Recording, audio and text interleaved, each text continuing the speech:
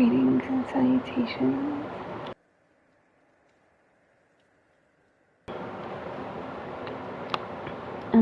Let's see.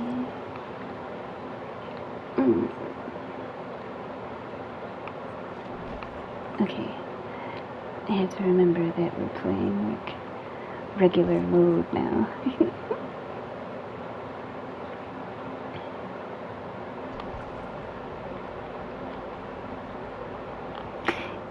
Oh, wait. Let me make sure that I post before I start.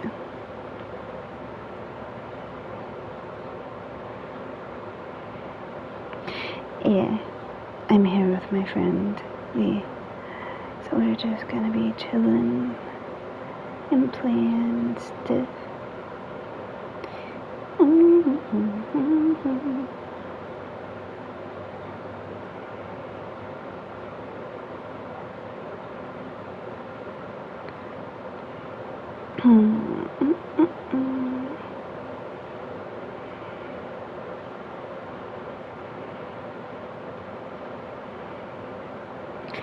There we go.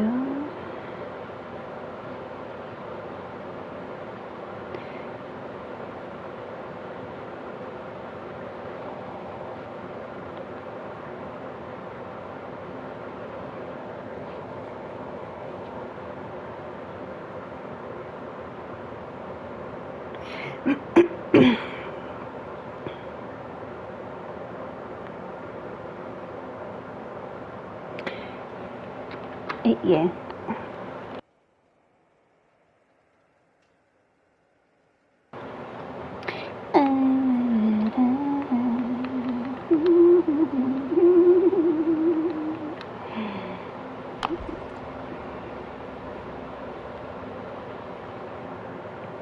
We shall see. I'm not sure, but we shall see. Do I have my waters? I have some waters.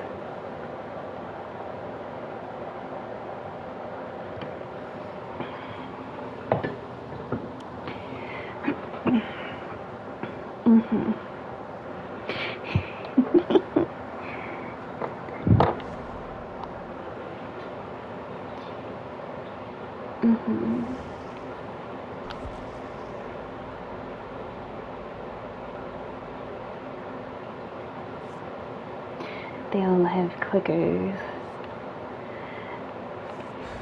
And we're all on console. Interesting.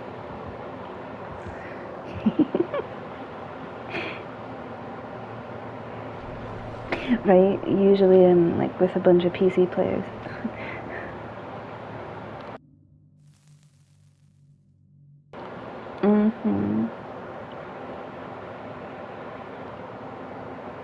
We shall see.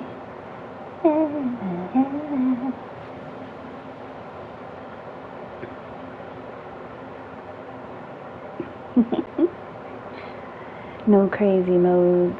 I didn't stream very much, so I didn't get to showcase like dark mode and all the modes the way that I wanted to. But that's okay.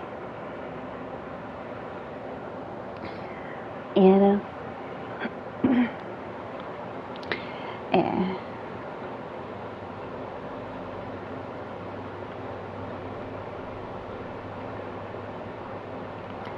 So it begins.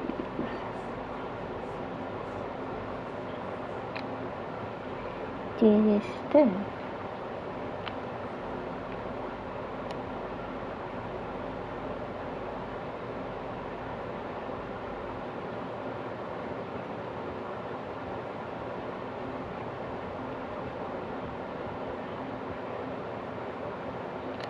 It's a doctor. Wait, is that a... I thought that was a thingy thing. This is a small map, so doctor is actually kind of OP.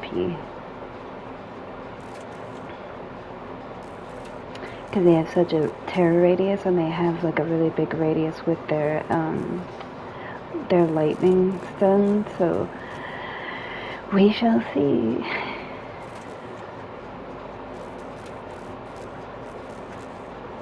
I feel like because they all have flashlights, I'm gonna let them run the killer the majority of the time, and it will give us a chance to kind of ease back into the game a little bit.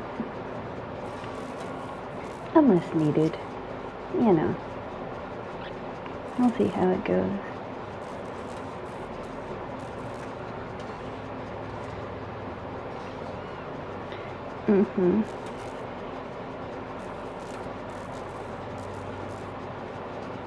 I don't know if he has a terror radius or not, though. We shall see about that, too.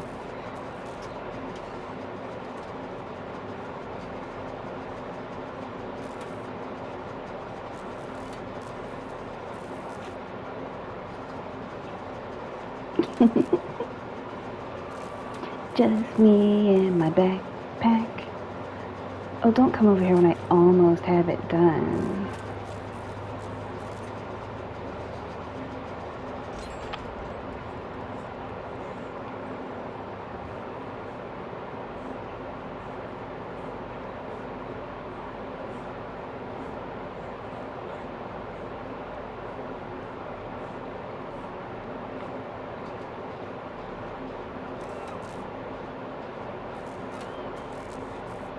It looks like he's just messing with them, but maybe they're just running him really well, I don't know. Oh, yeah, well.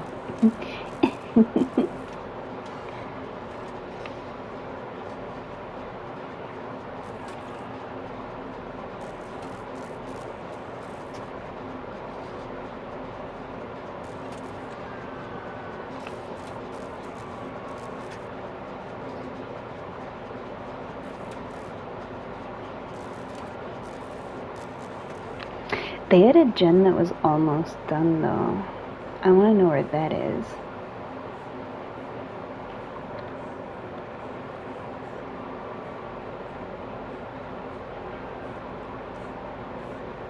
I'm pretty sure it's probably the one in Maine. Because she's kind of sitting in one spot.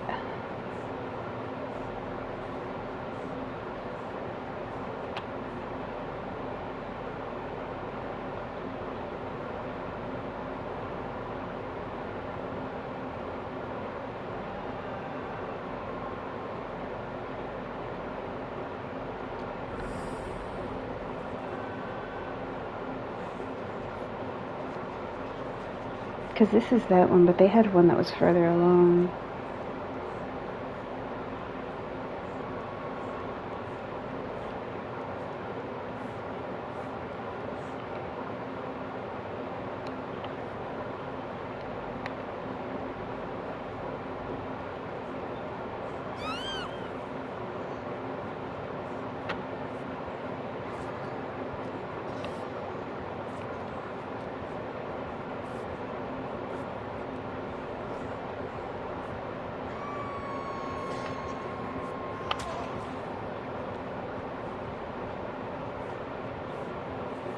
I tried, man.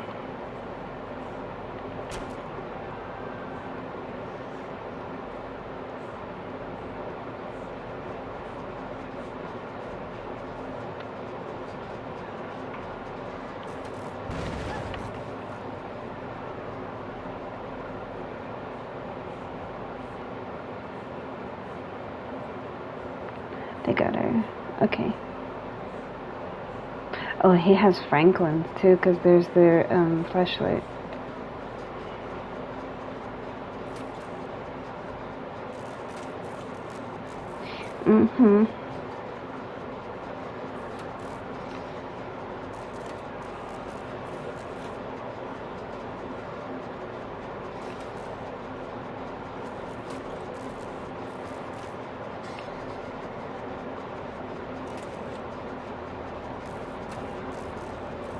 Well,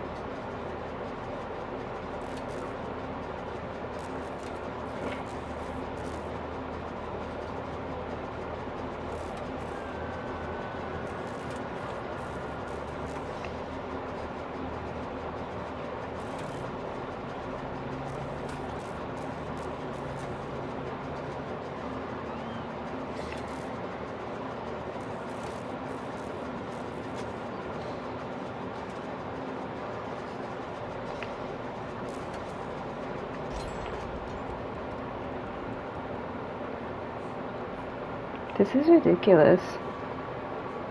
Because now he can just kind of go back and forth.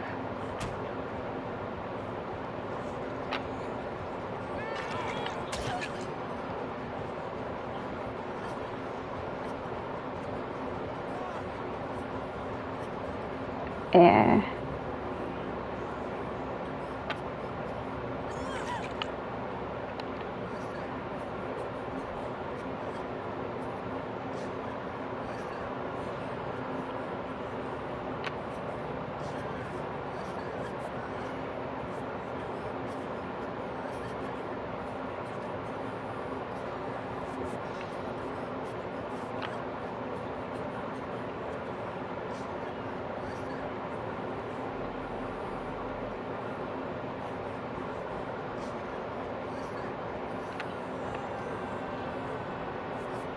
Yeah, this is kind of crazy.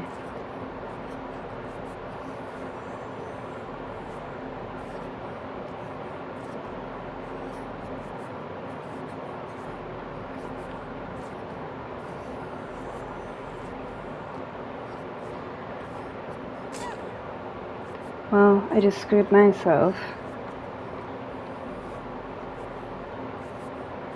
Mm-hmm.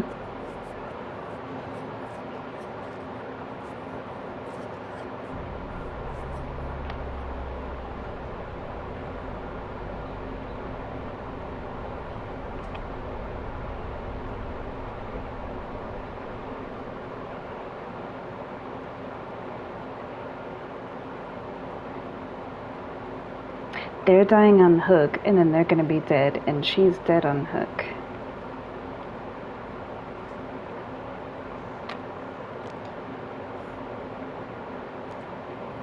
Yeah, it's like I soloed 2 gens. I could probably finish this one. I put up a totem.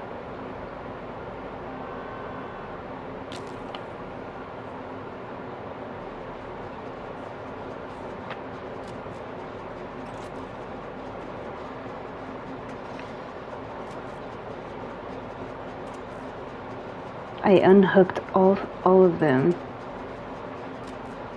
One person I unhooked twice. I healed another person. Like, I'm pretty much carrying this match. And they're just kind of running around, letting the killer hit them, you know?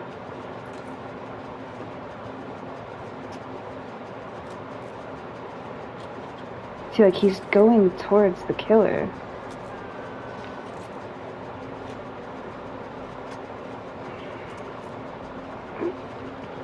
Mm-hmm.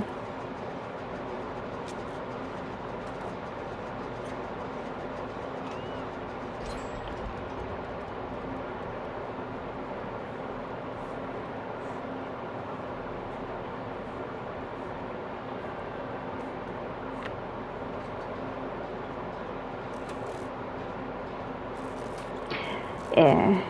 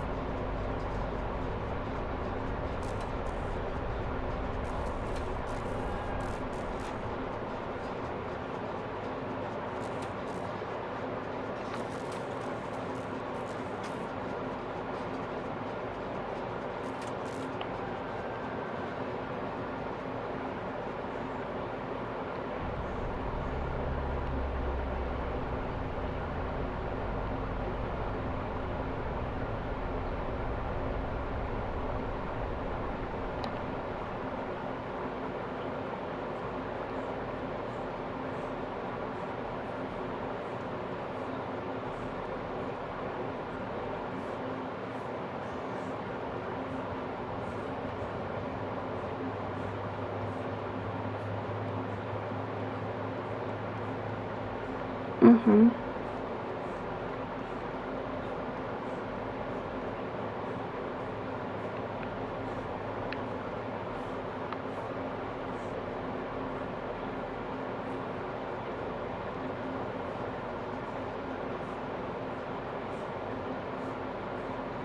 Nice.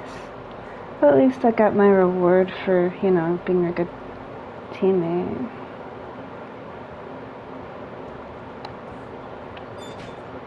I didn't want to take the chance of him like shocking me and then like not going in. Because if he would have electrocuted me, he possibly could have like prevented me from going in the hole. I was like, hey man, I did my stuff. Mhm.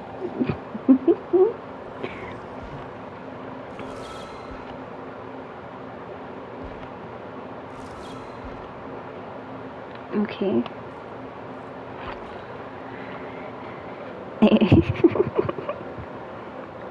He never even electrocuted me.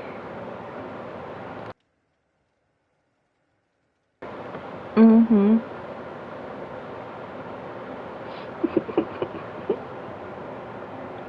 Crazy times, man. Yeah. I soloed 3 gens. I put up a totem. I unhooked 3 people. I healed a person. Like, you know. Yeah. We were down to 1 gen, and I was like almost a third of the way through it, and I was the only person that was doing gens the whole time. That's crazy.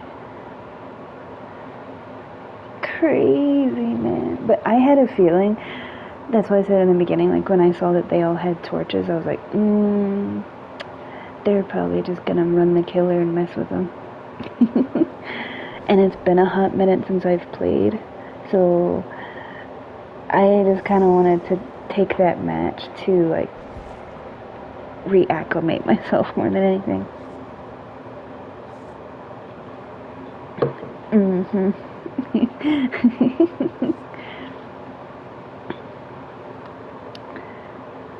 Yeah.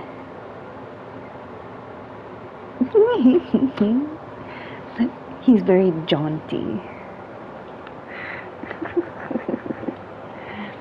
That mustache. Crazy. It reminds me of Doc Holliday's mustache in Tombstone, because he kind of had some flair, you know? Mm-hmm. Yeah.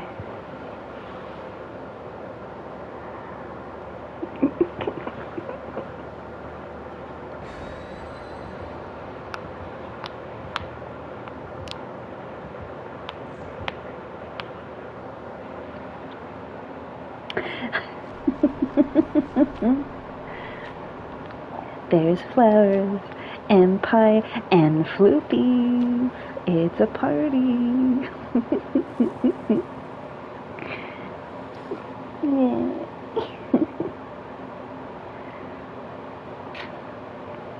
It's not a party without the floopies.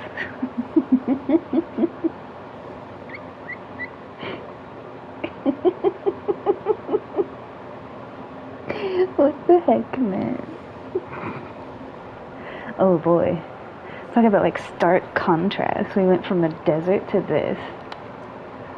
Oh, okay. Ooh, nice. Somebody made the great sacrifice.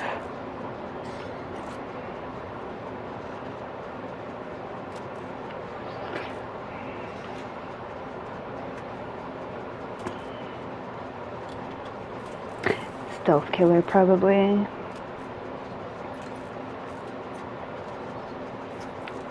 I'm thinking Ghostface. Because it seems like almost every time we have a Ghostface, it's this map that we get. Oh, it's a huntress.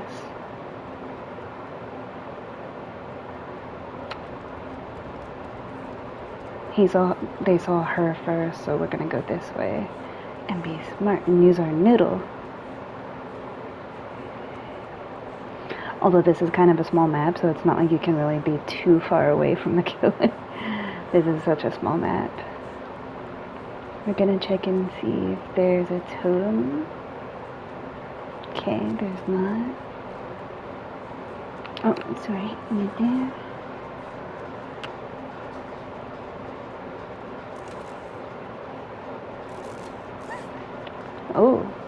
Okay.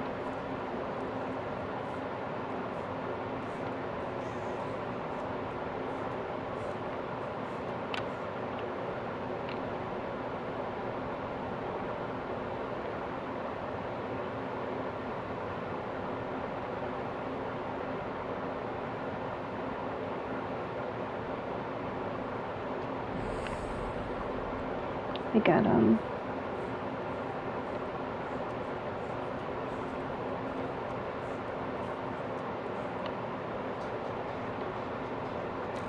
well, at least I'm in a good jungle gym. Because this is a crazy jungle gym. Mm-hmm.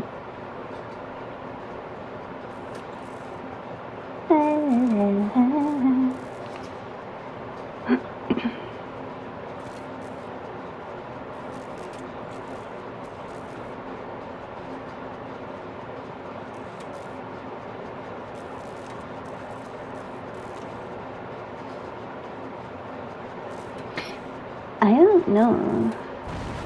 Well, luckily that happened right when that guy fell.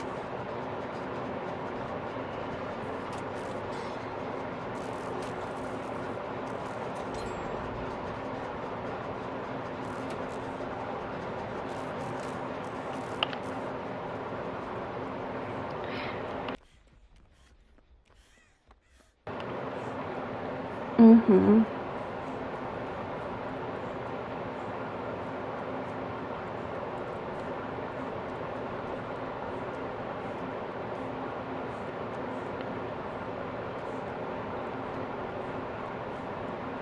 Eh.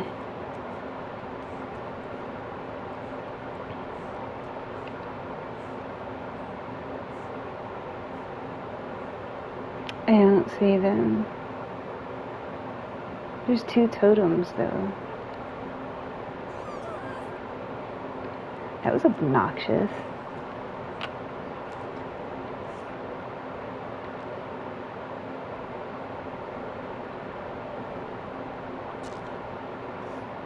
Yeah, it was like so much for just barely dropping.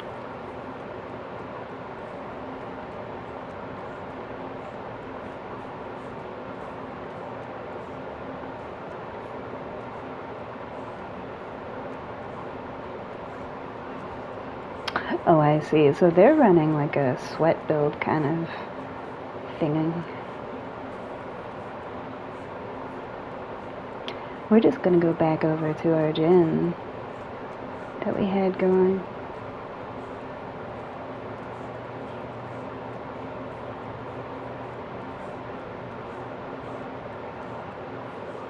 She did kick it, so. Eh.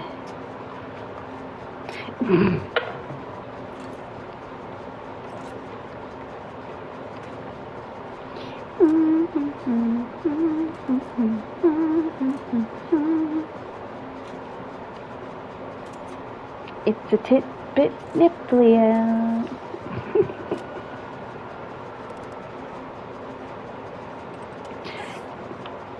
So it blocks the gyms whenever she gets a hook. It's the pattern that I'm noticing.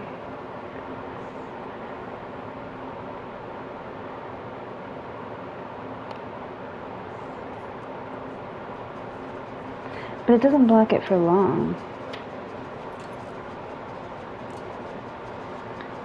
Yeah, it's like a couple of seconds. Mm-hmm.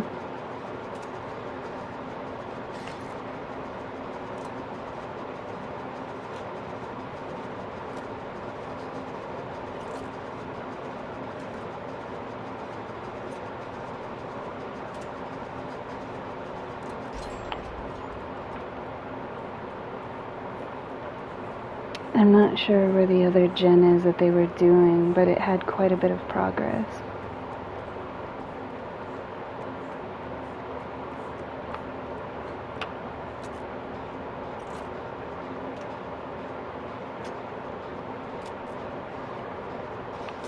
Well, even with that one that she's doing that's almost done, we're still gonna have to have another one. Because, yeah.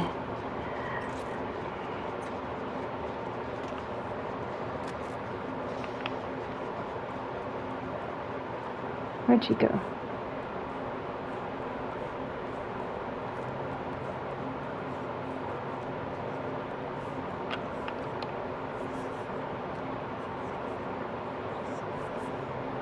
Mm-hmm.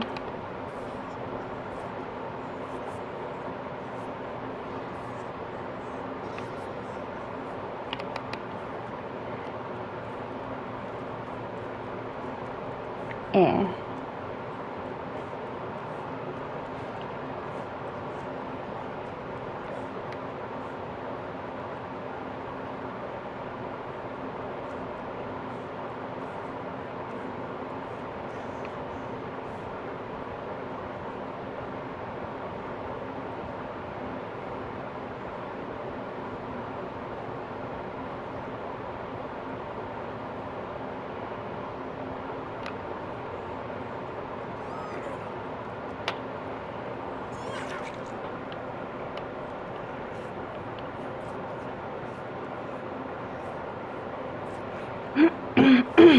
But see how the Meg that I healed is on that gen now, though? And this guy is healed up. So we're just...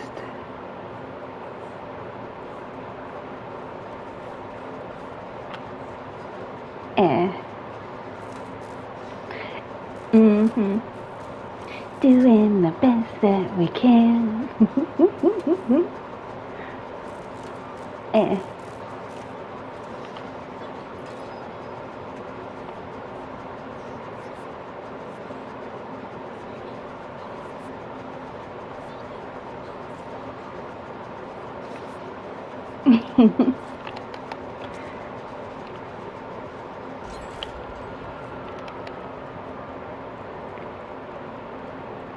And since I haven't been hooked, I'm gonna distract.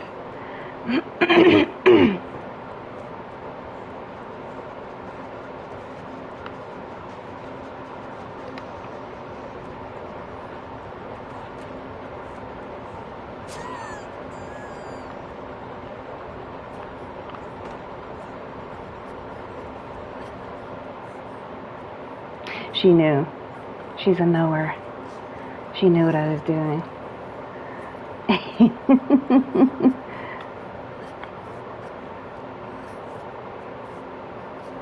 She knew I was distracting. Good for her. You know how much that tactic works?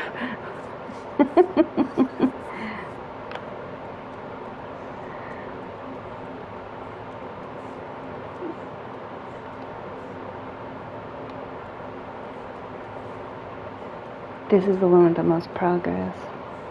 If she can get her away from it.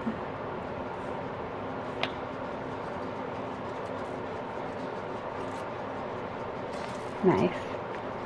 Ooh, look at it go.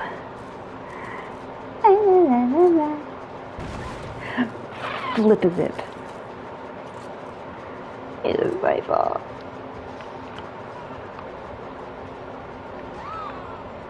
Nope.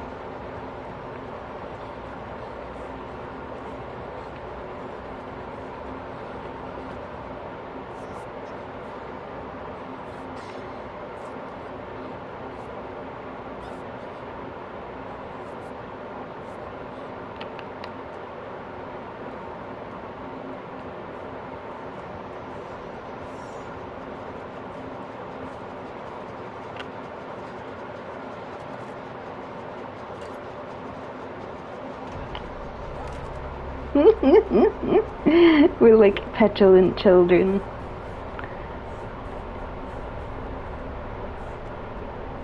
Mm-hmm. Come on.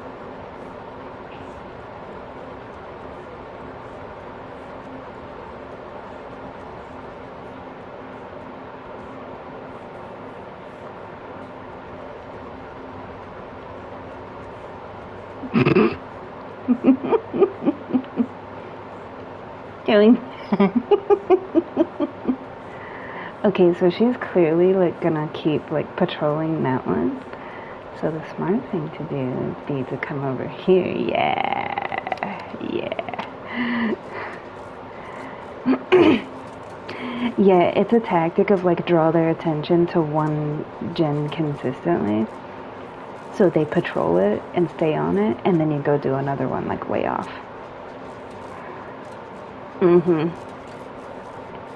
The problem is he's dead on hook. Technically, I should be running her. But it seems like with me, she kind of runs, she'll look at me and then go the other way. Because there was so many times that you just saw where she clearly saw me and then just like didn't chase me. She kept chasing them. So I don't know. But it gives us this opportunity to do this gen, so.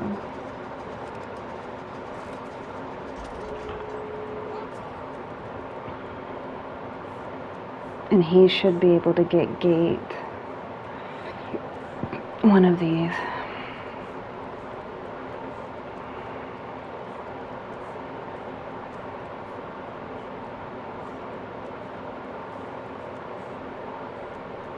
Yeah. Yeah. She's all the way over there, though.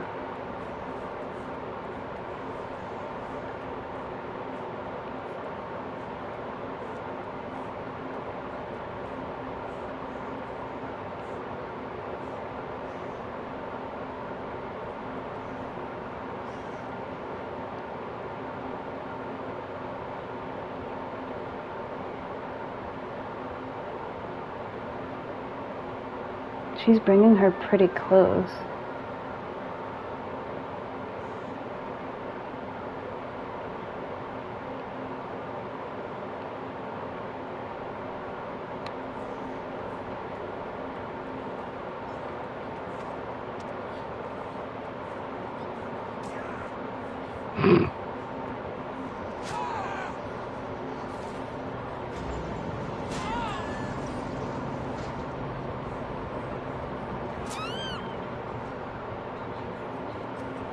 Wow. She didn't touch me like the whole time.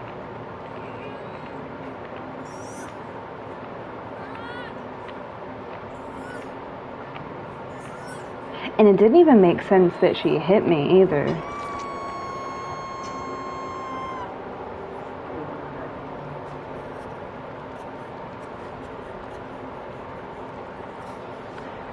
So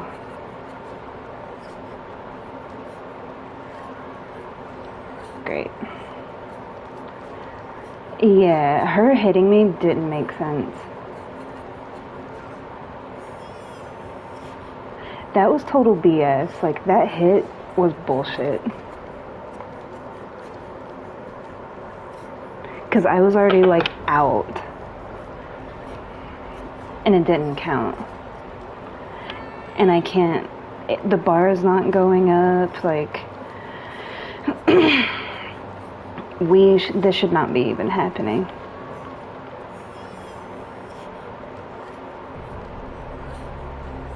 Yeah. Literally, like, my character got stuck on something, and then, like, when I was out, it didn't count it. Yeah. Because I was right there on the edge. That was complete BS that hit counted.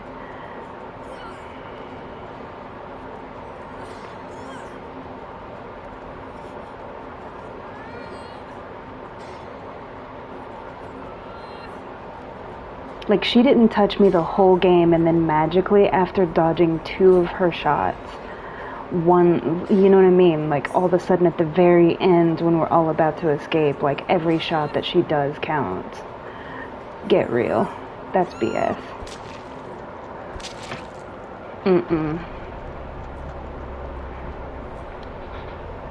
She couldn't even find me half the time.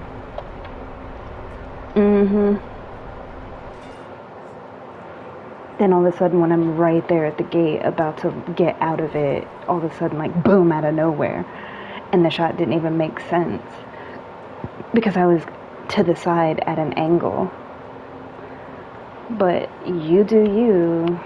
Oh, of course you're on PC where it's easy to cheat. Yeah, no. Only touched me like one time the whole match, and then at the very end, right before I'm about to escape, magically hits me 2 times in a row, even though there was other people between me and her. You can miss me with that cheating crap. Yeah. Exactly. Which is probably why she ignored me when I was like right there, because she knew that she was gonna cheat to win it. Because you saw how we were all dodging her shots, like, easily.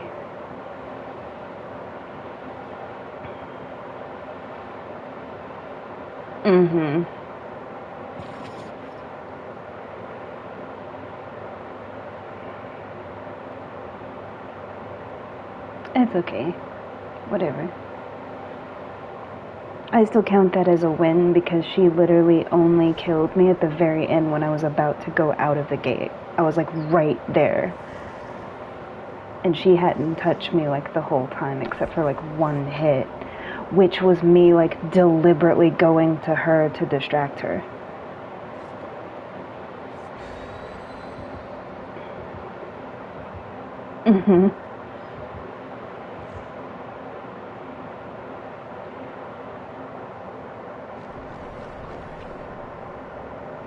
Flowers and cake.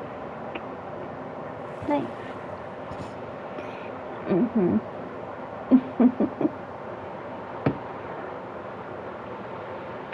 Yeah.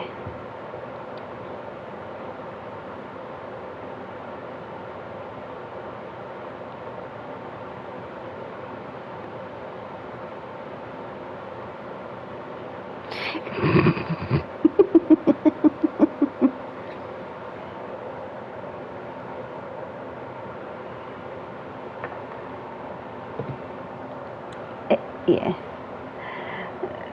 I look at it like if that's how you have to get your wins, let them have it. You know what I mean? Like, if you have to be unethical about it, like, it's fine. It's just like life. Like, if you have to do things, like, unhonestly, like, dishonestly, to get your wins, like, the karma of that will be reflective. Well, they're gonna hear that locker. The locker is so loud when it opens and closes.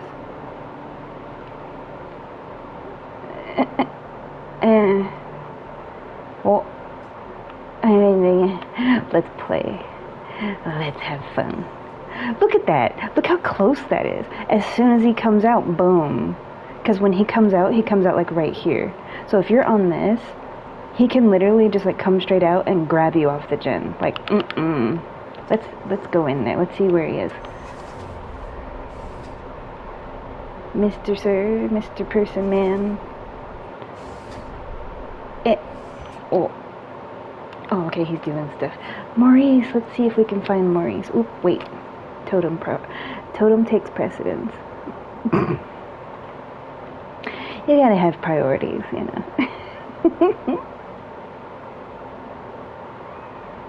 Oh. I like that person's name. Their name is Pink Pop-Tarts, and you want to know why I like that? Because the ones with the pink frosting are the cherry flavored. Because the strawberry ones have the white frosting with the red sprinkles. The pink frosting is the cherry. Oh, say less. Hex Ruin, you say?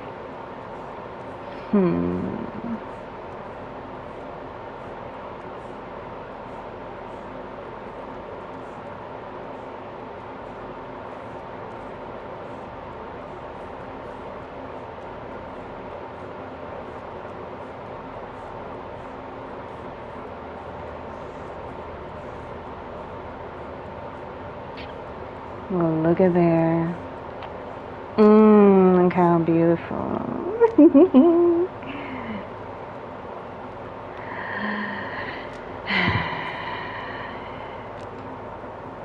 It's been a while.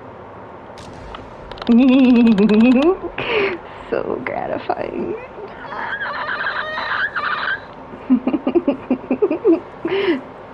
No X for you. Oh, okay. Nobody's doing gens. It's not just me. Oh, it's not just me. Like, nobody's touching gens.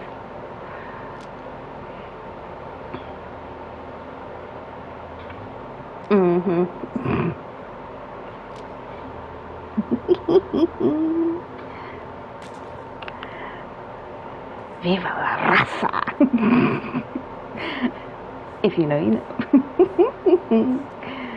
What you doing all the way over there? Just hanging out? There she was. Hot dog in one hand and a cold beer in the other. Leaning against the Ferris wheel, making it tilt.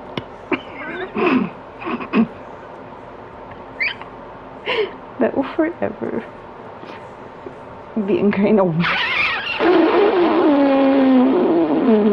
my brain. My friend sent me like a clip of, I don't even know what his name is, but he was like a comedian from like back in the day, you know? Not even back in the day, it was like, I don't know, a few years back. And that was I have no idea. They just sent me that clip and I was like, wow.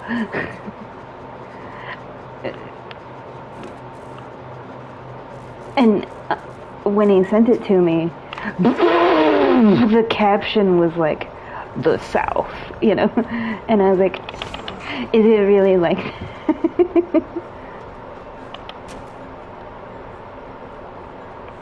I don't know what I'm doing. La la la la la la. You coming back now? Bring it back now, y'all. Cha-cha real smooth. Slide to the left. Slide to the right. One hop this time. Two hops this time. Oh, I brought it back. That backflip.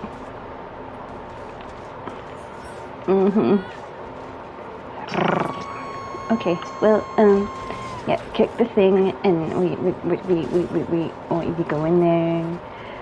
Do you ever notice that his ears are taller than the door? And even though they're made of metal, somehow they just bend, you know?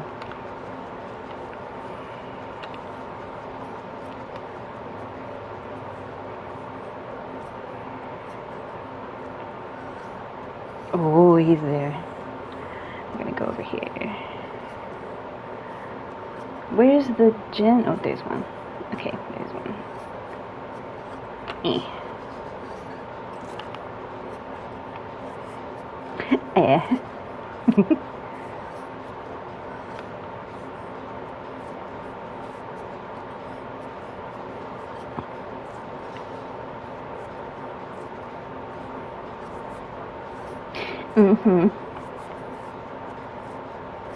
I see this person crouching. I want to heal them.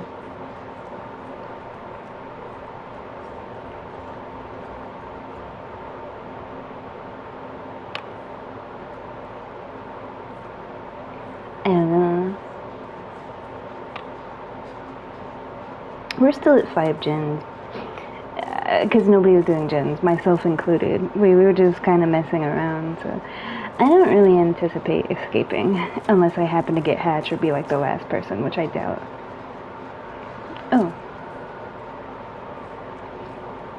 It's like if they teabag at it long enough, it will summon a person. Which it did.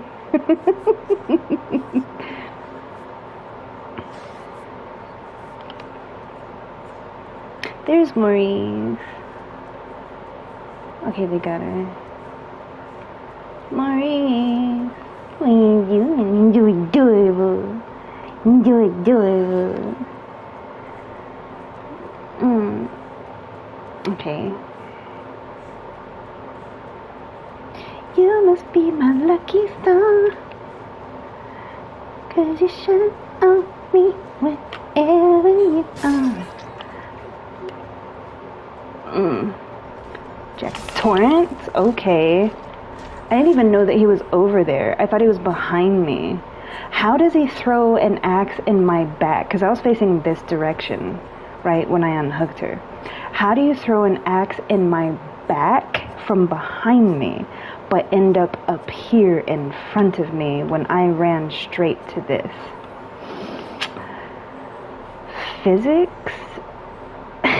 Like, make that make sense? Thank you.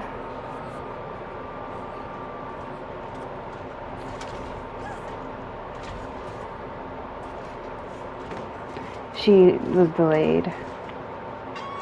Yeah. I feel like if I had stayed like right under the pallet, that might have worked, but we're not escaping this, so it doesn't matter. I'm content with the fact that I broke his totem. I don't have to escape. I broke your totem. And there's nothing you can do about it. It's all mine. Woo! What you doing?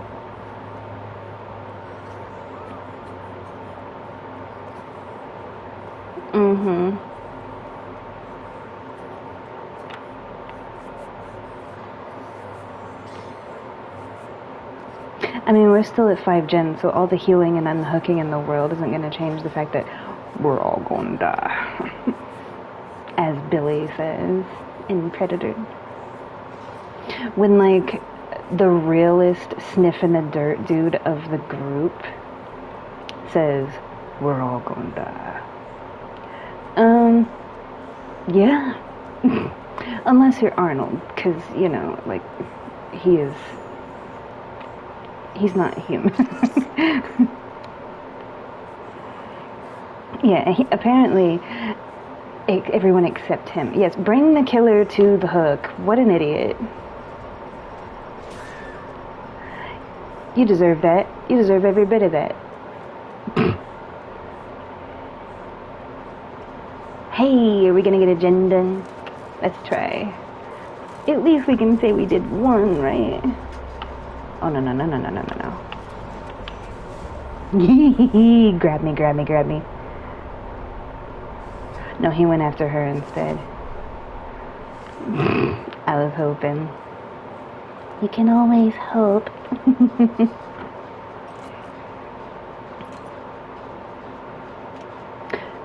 There's something about these people bringing the killer to whatever gen or hook is being done. I feel like that's the pattern.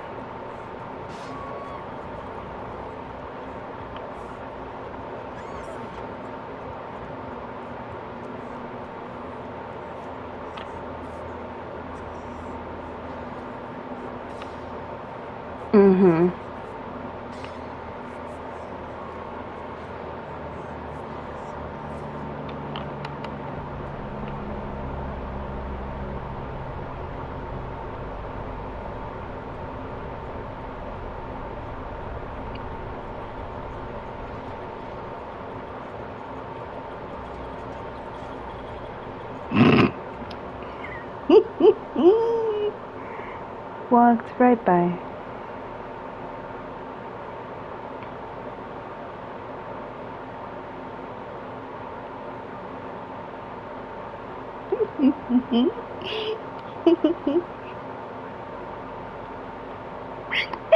I hear him rumbling around up there.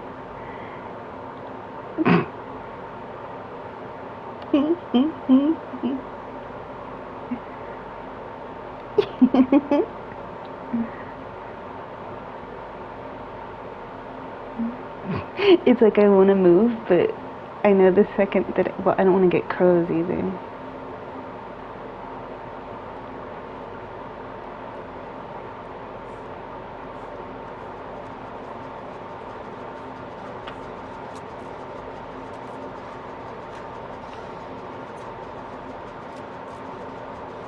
It doesn't matter. I still got your totem. Nah, nah, nah, nah, nah.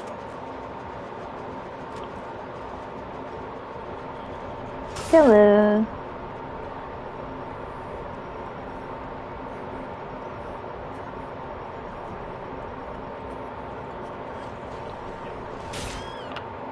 Yeah, sure, buddy.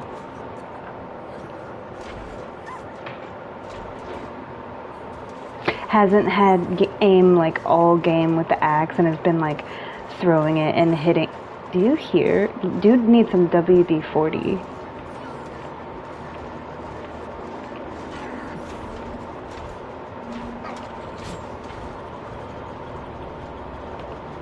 Oh, okay, I see. Or maybe not.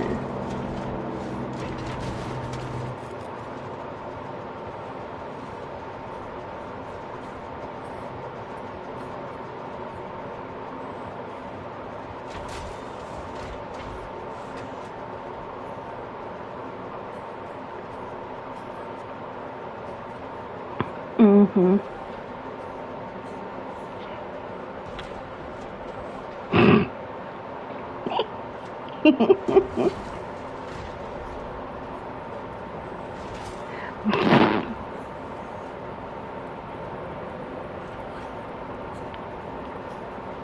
What you doing?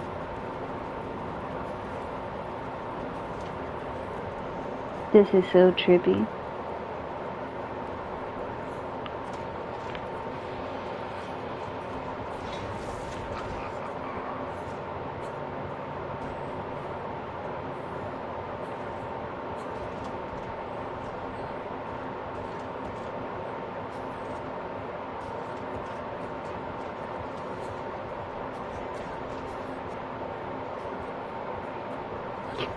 We'll see if he figures it out, though.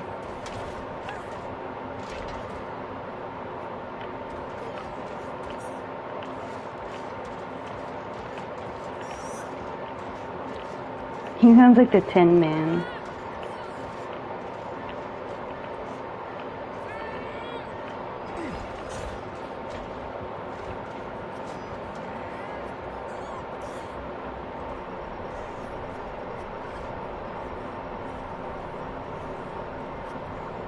Where'd she go? Where'd she go? Oh, wait. She was over here somewhere.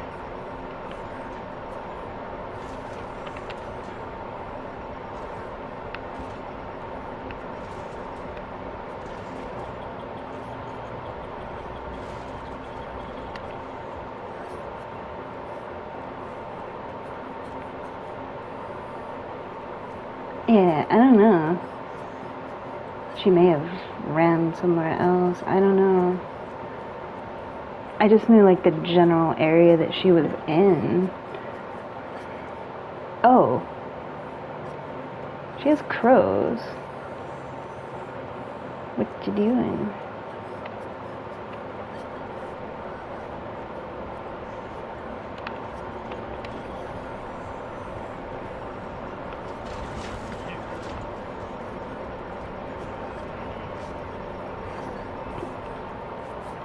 Yeah, normally I don't give people away, but she kind of was the one that was like hiding all the time and like in lockers and stuff, to the point of having crows. When you have 3 crows, that means you've pretty much just been hanging out, like not even trying, you know? Yeah. It takes a while to accumulate that many crows on yourself.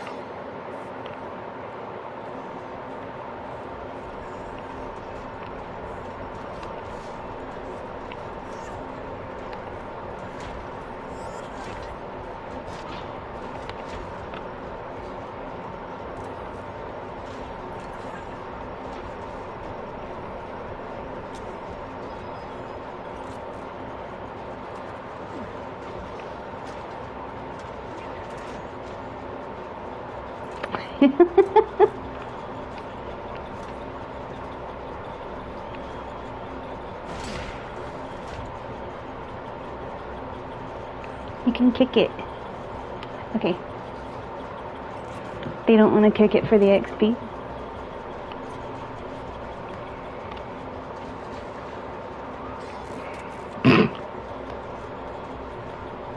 You didn't get it?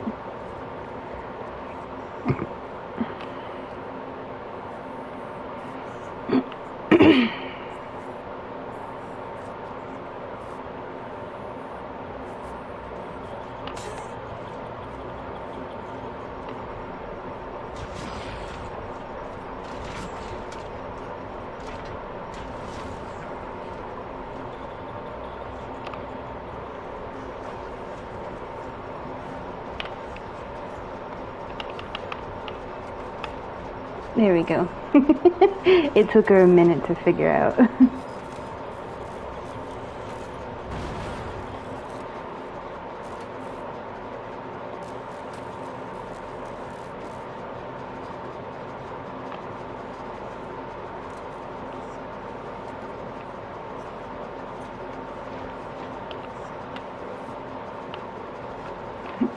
We weren't doing anything.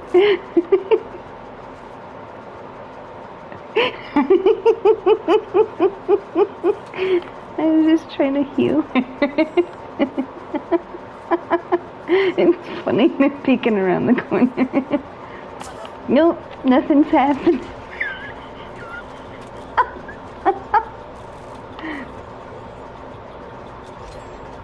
Here we go. Yeah. Okay. Oh. Stop moving. Okay.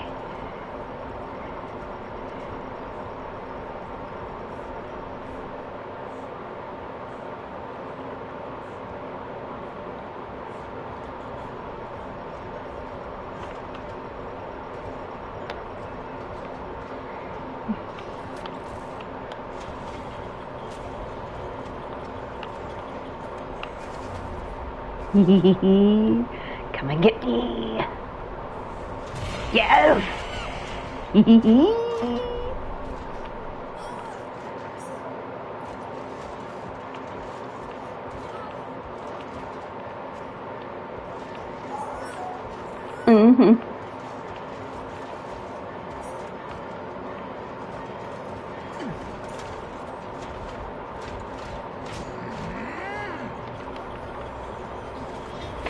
Because they get points for that.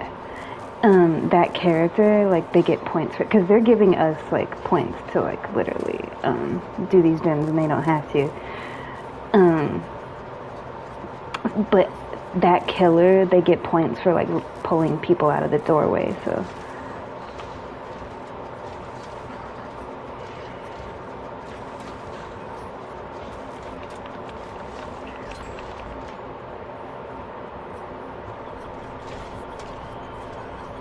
Mhm. Oh. Nande.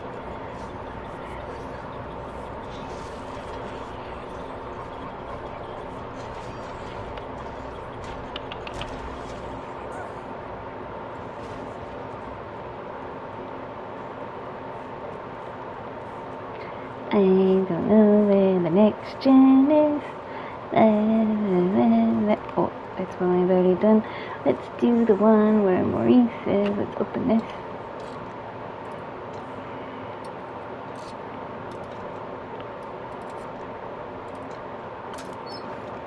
Ah.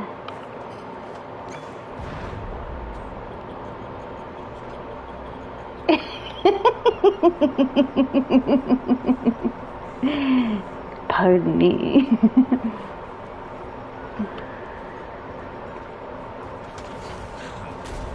There's Maurice.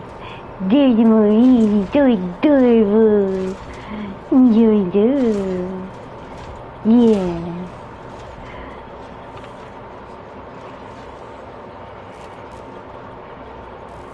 Don't be mean to Maurice. No. Maurice will kick your butt. Maurice has literally been through hell, so I don't really think there's anything you can do to him that hasn't already been done. Maurice representing Detroit. So there's not really anything you can do. Exactly. Like the epitome of Detroit.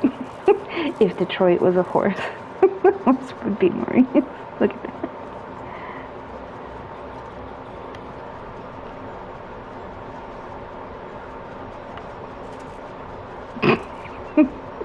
He's like, where'd you go?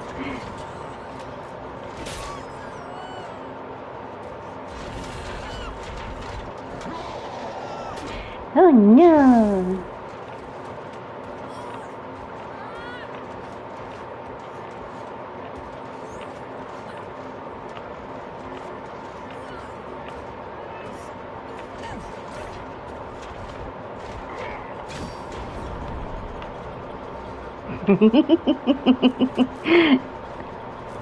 You know, like you scare somebody, they make them fart. That's basically what I was. Like, oh yeah, okay.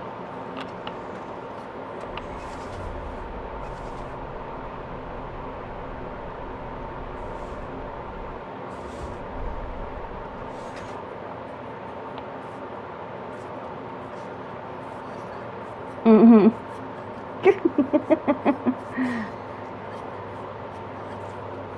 When all your stuff is maxed out.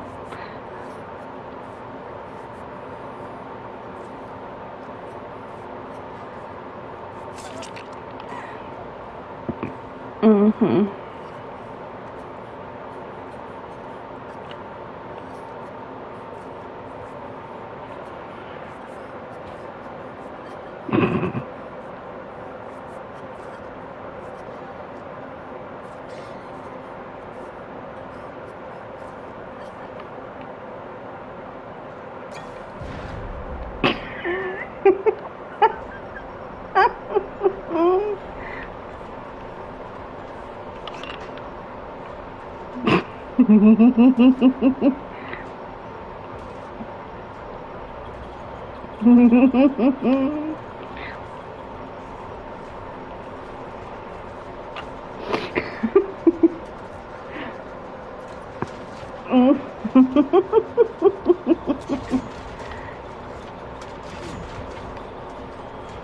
Oh, he wants me to do the palette.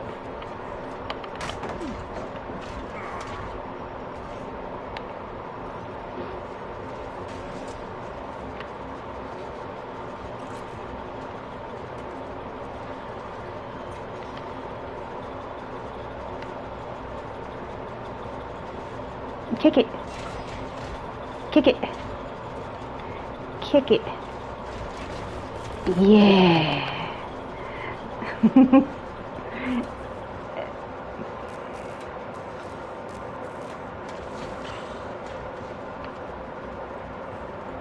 Is there a pallet over here? Or are they just messing around?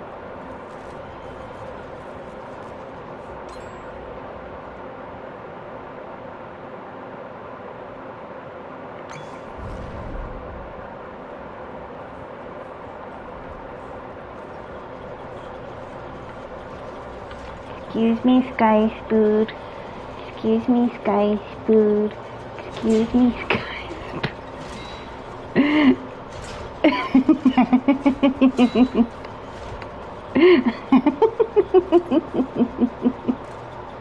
We were both trying to get it off. It was funny. Hey.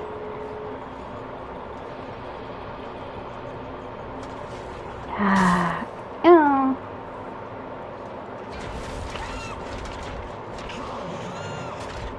Oh no. Ew.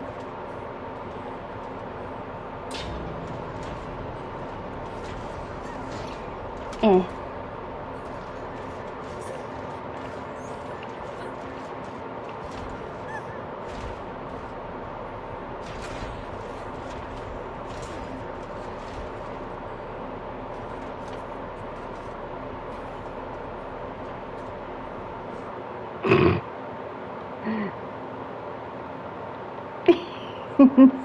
The spin, they're a knower. Mm-hmm. Yeah. And even though the Meg didn't do anything, like, They were kind of just waiting for me to die. They at least like figured it out. The only thing that sucks about matches like that is it's like if they were gonna be nice at the end, you know,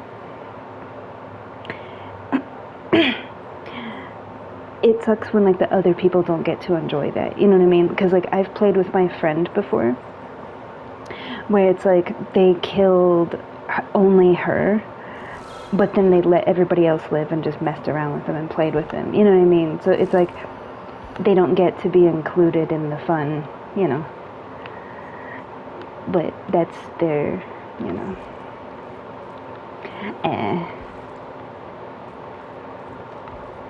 Okay, so we have the dailies done. We still need to play as killer. Oh, I need to fully deplete a med kit. I didn't know that. Dying state is when they're slugged.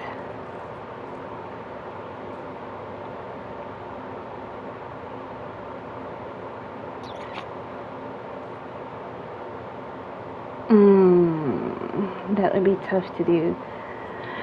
Because the only way to really interrupt a killer while they're carrying a survivor is to pallet stun them or to blind them with a flashlight. And since I don't use flashlights, pretty much I'm gonna have to pallet stun a killer when they're carrying somebody twice. The likelihood of that exact scenario taking place, but we do need to play some killer. Interrupt. I used to do this all the time. It's like you pop up randomly and then you grab them off the gen. That's interrupting them. Or if they're healing and they don't notice you, like, but it's usually when they're on the gen and you just like, whoop. That used to happen a lot with me. I would interrupt them, but not so much as of late. What's the other survivor one? Okay, so mostly like using the med kits, I'm seeing.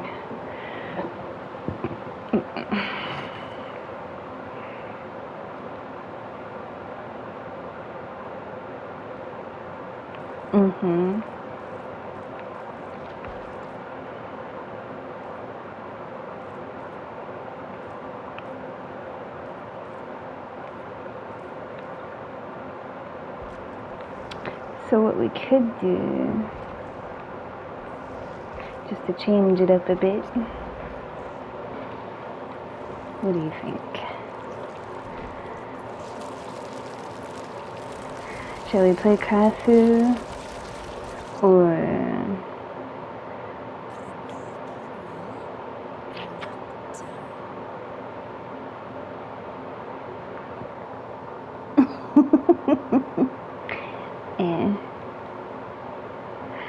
Well, we need to kick a lot of gens.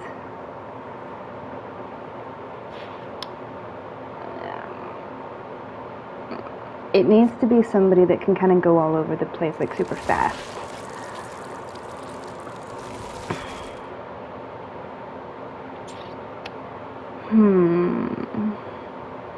Technically, this would be smart to play because the doors are always like right next to the gen. So if you just stay on the doors and keep rotating the doors, that would kind of be the killer to play.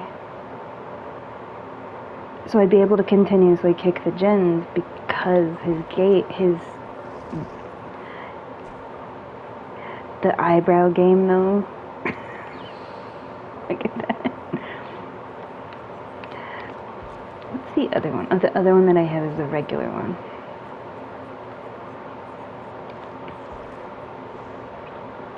I got all my bunnels. Look at the buns. You're so adorable. He has a rut. Don't take his rut. Okay. And what builds do we have? Floopies. Oh, this is the Screamer build that I had. So you just mind your neck. Which clearly you need to do because you're kind of cockeyed. There you go. You look over there. Okay. What is it? I'll know it when I see it. Wait, is it green? Oh, there it is. Okay. And let's do this just in case. You never know. Because his Mori's kind of interesting. It was glitched out for a while.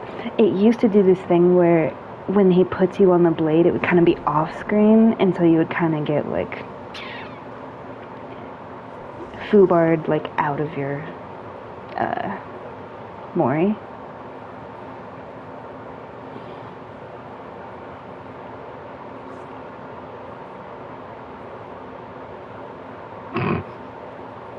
I like this stuff. The face is like so close. It's like right there. What? Jeff Dunham? What are you talking about? Oh, that's the person. Yeah. That was kind of before my time, but my friend like sent me a clip, and yeah, that was like the whole.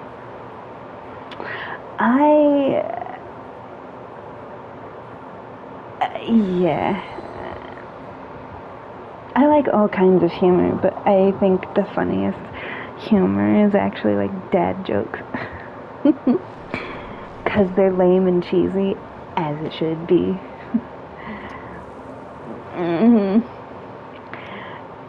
As much as I love like dry humor, you know, like Monty Python, like British dry humor, and like other kinds of dry humor, dad jokes for me has a place in my heart, and it will always make me smile.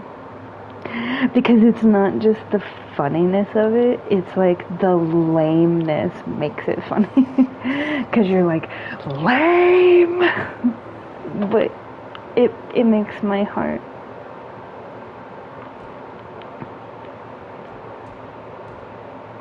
What are we doing?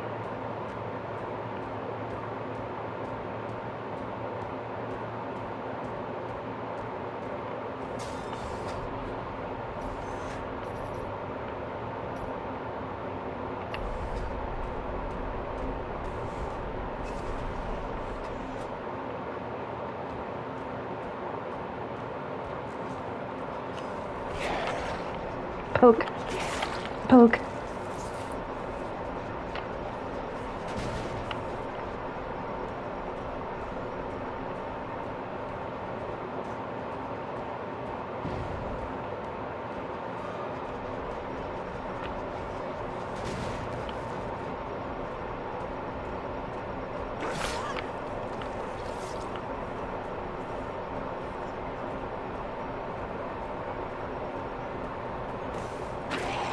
Yeah, no.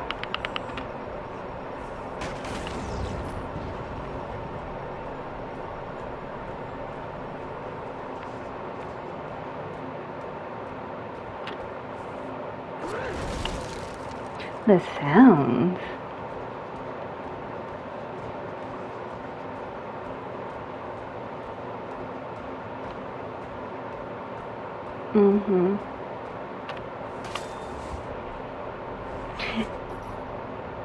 What do you think? This? That's not it. That's not what I wanted.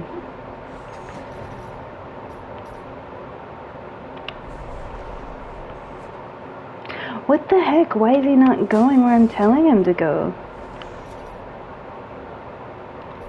That's why. Because I'm an ignoramus.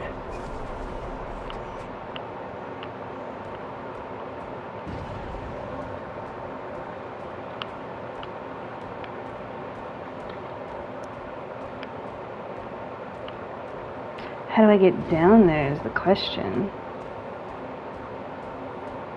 Yeah, because it's downstairs. I have to go this way just to get down there.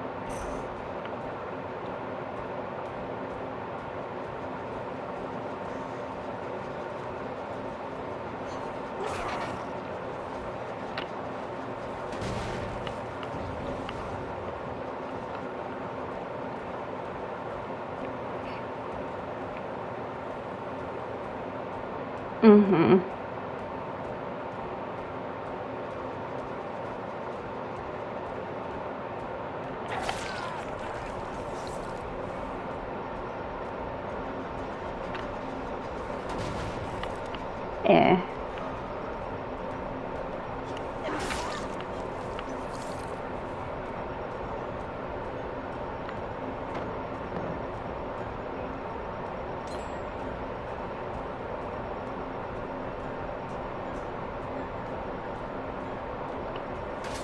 Mm-hmm.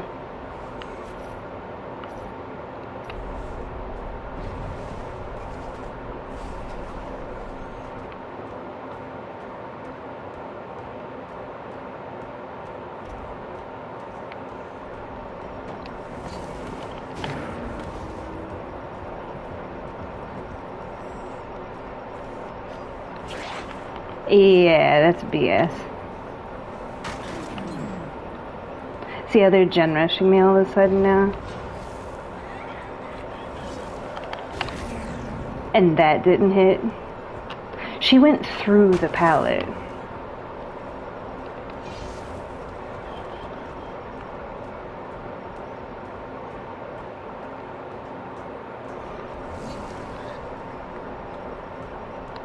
And the whole point of this was to kick as many gens as possible.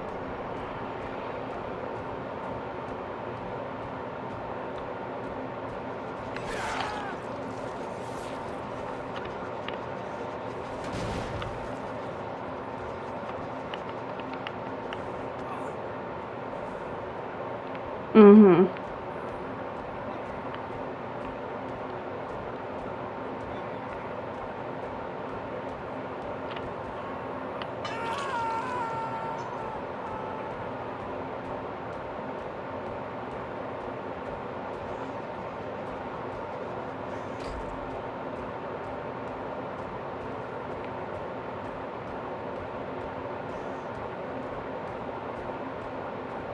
See how long this hallway is? It's crazy. You need to go like all the way over here too.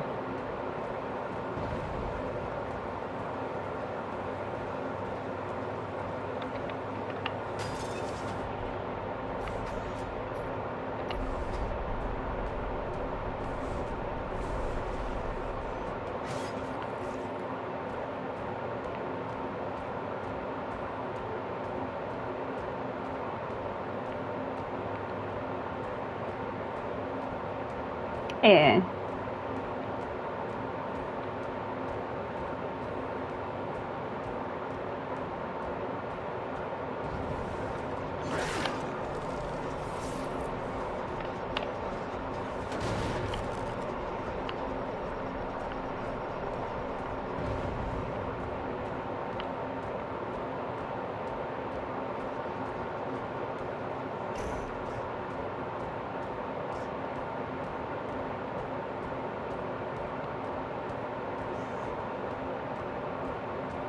Mm-hmm.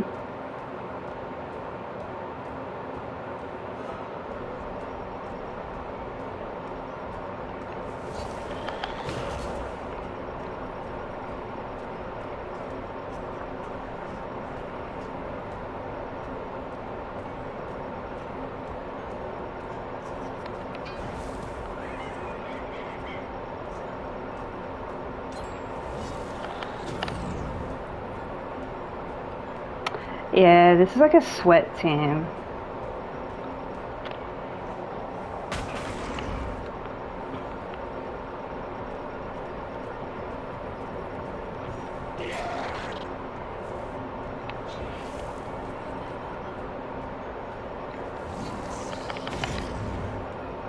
Why is he so slow at throwing that?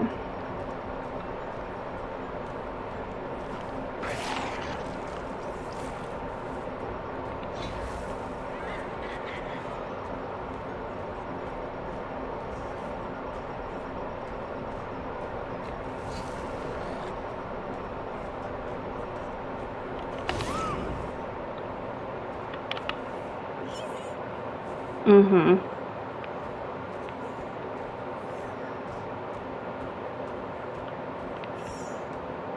Yeah, I mean, they're gonna get the gens done, but it was like the whole point was to kick all the gens, you know?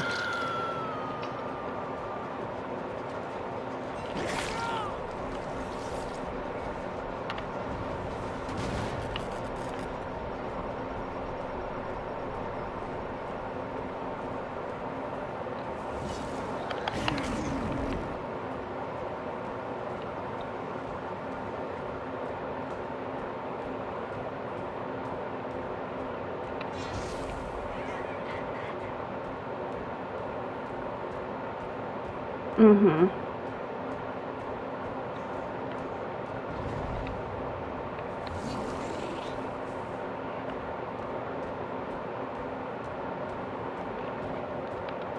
Eh.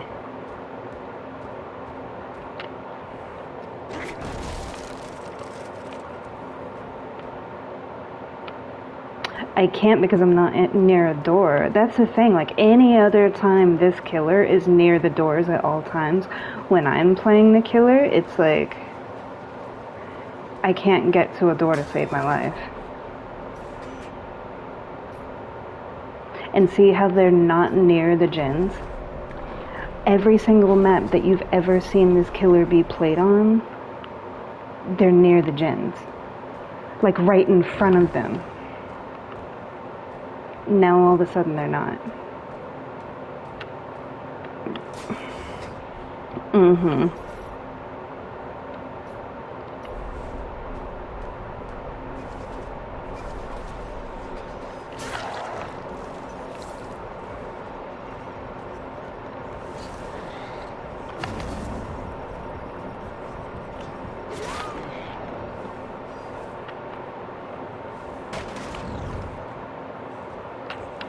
Mm-hmm.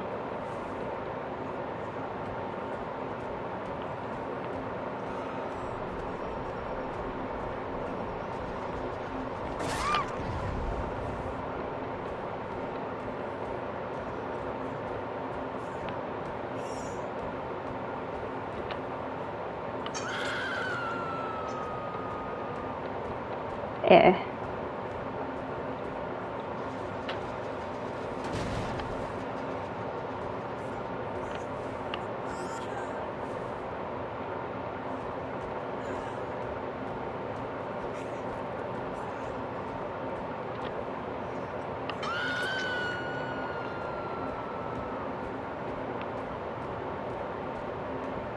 It's crazy, man.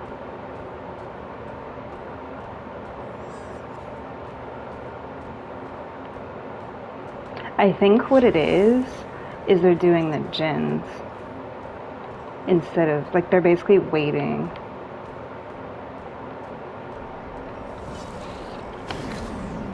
See how that's, like, so close?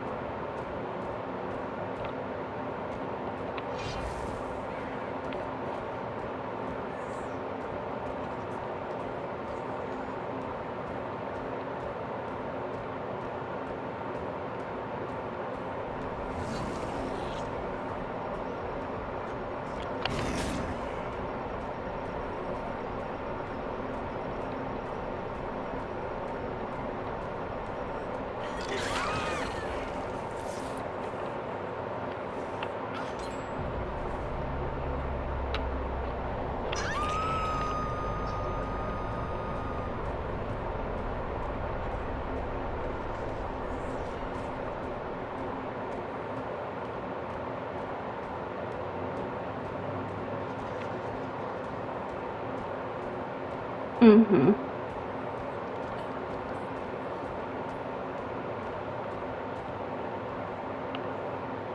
I don't know. I have to stay near this one, though, because this one has the most progress. Because I feel like the second that I leave this area... Let's check this one.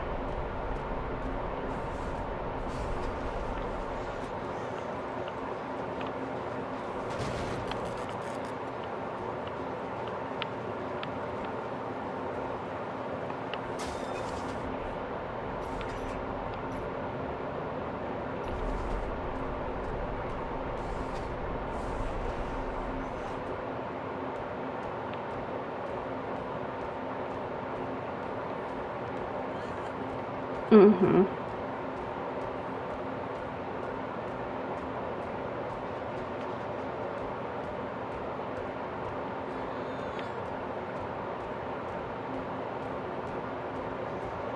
I feel like they're doubling up on another gen. Like, probably, like, way over there somewhere.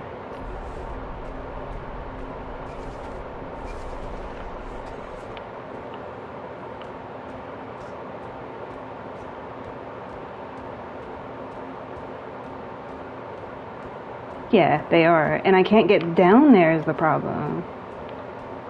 There we go.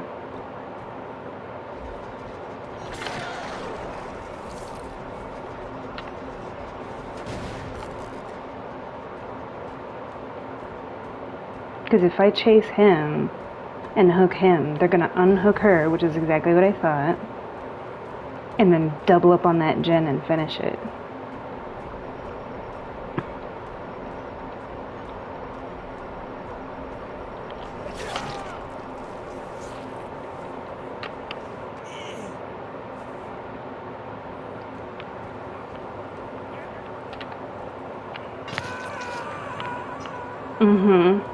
We need to go here.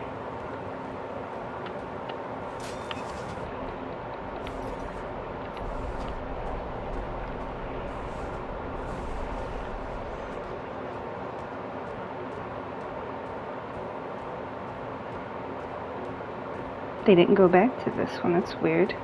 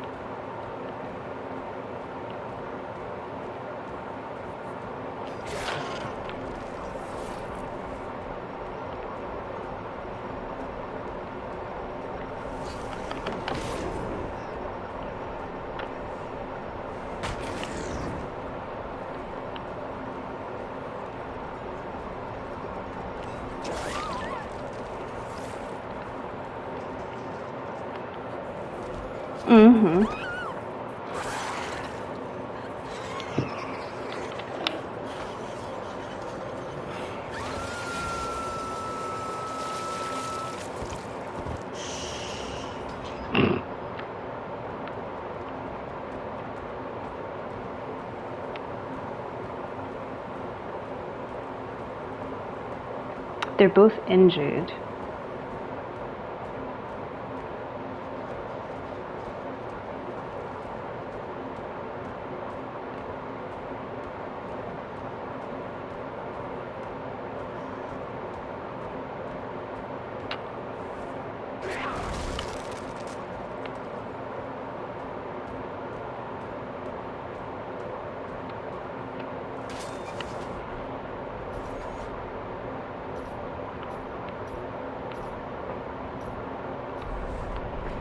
We shall see.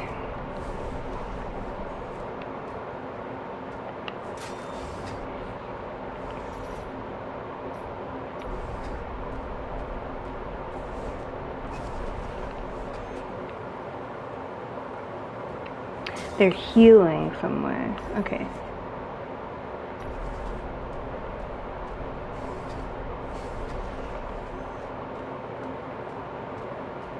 I need to get down here.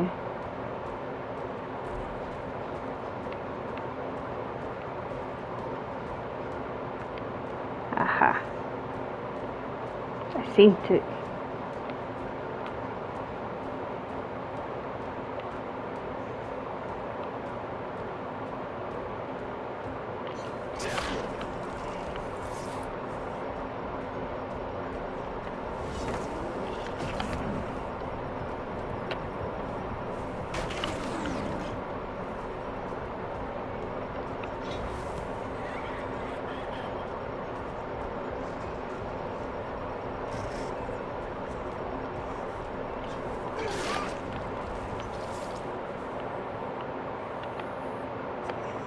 Yeah.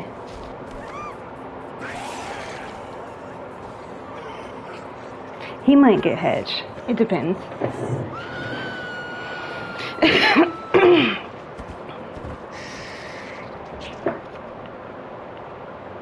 Ooh.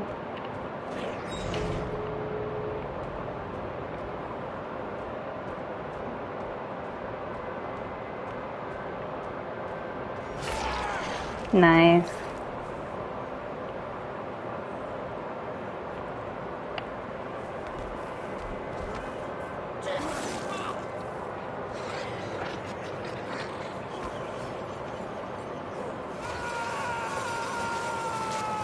It was kind of like a long, slow burn. I feel like this match was.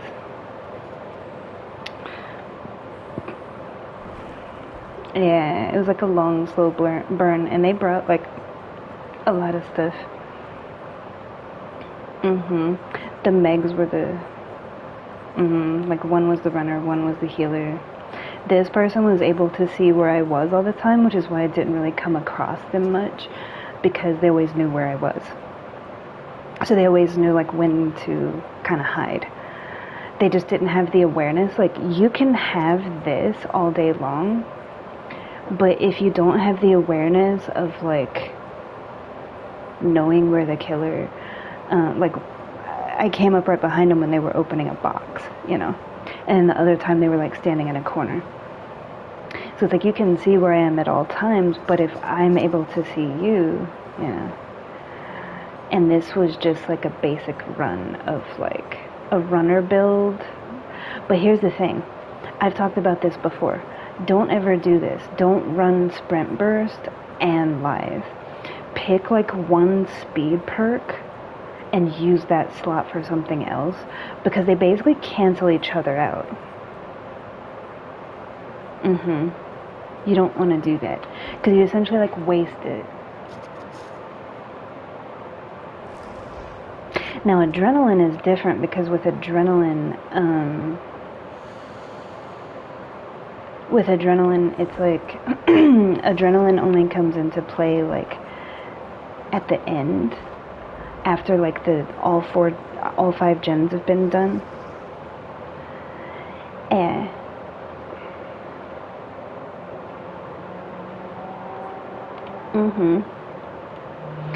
I'm gonna sit outside for a little bit.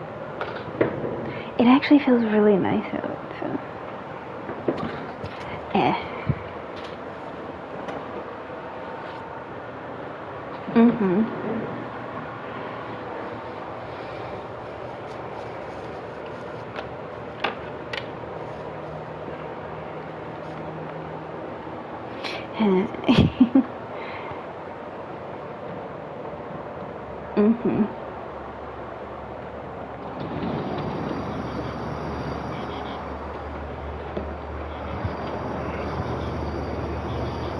A little bit cooler, yeah. It's nice.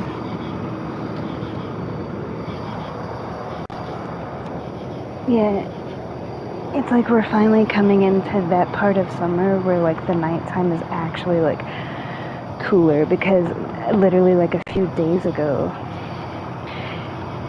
the nighttime felt just as warm as like the daytime. It was crazy.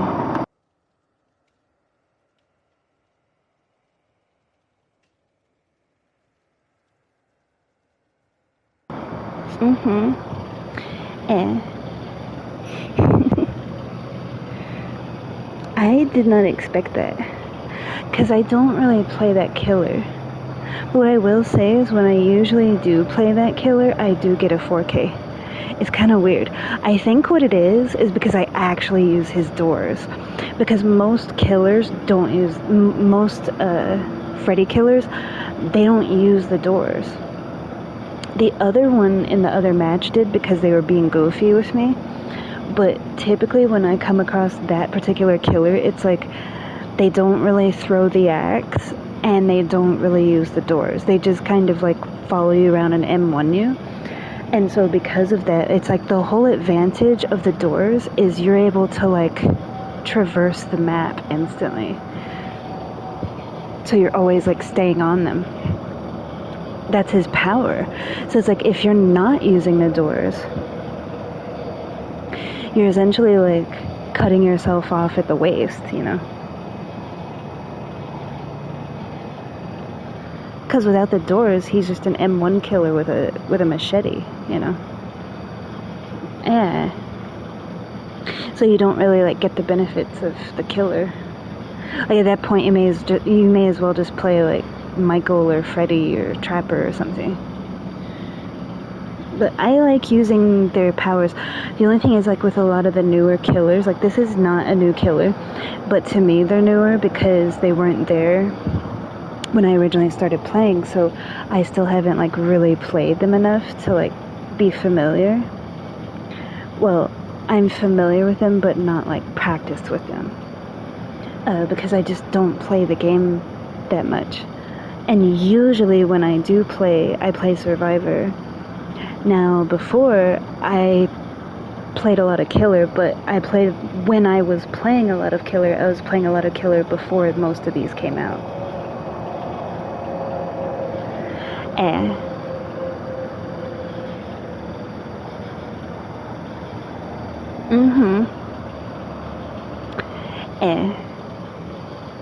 That's okay. It's okay.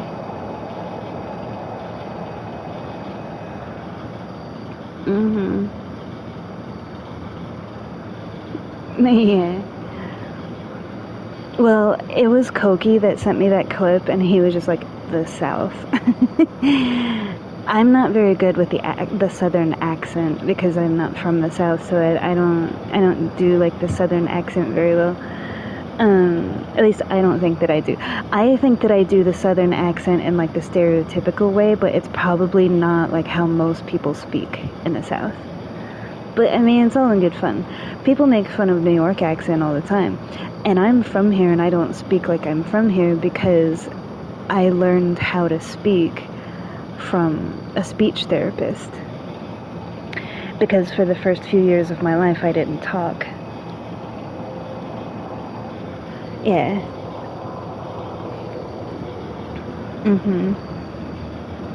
Yeah, I didn't start speaking until practically I was like 5 years old. Almost. I understood. Like, I understood when people would speak to me, I just didn't speak. So, I had a speech therapist.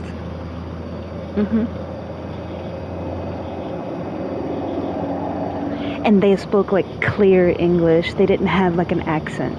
Because speech therapists are trained to speak like what they call like clean English, which is devoid of like any type of accent.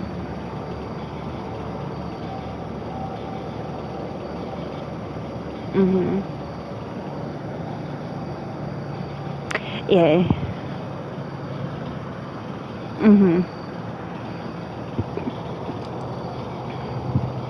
Yeah, like most of my accent references come from like movies and shows and stuff like that I've seen in my life.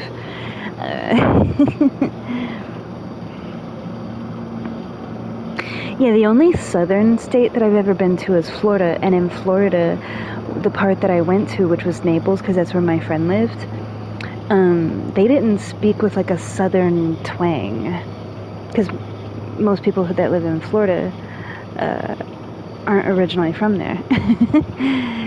Yeah.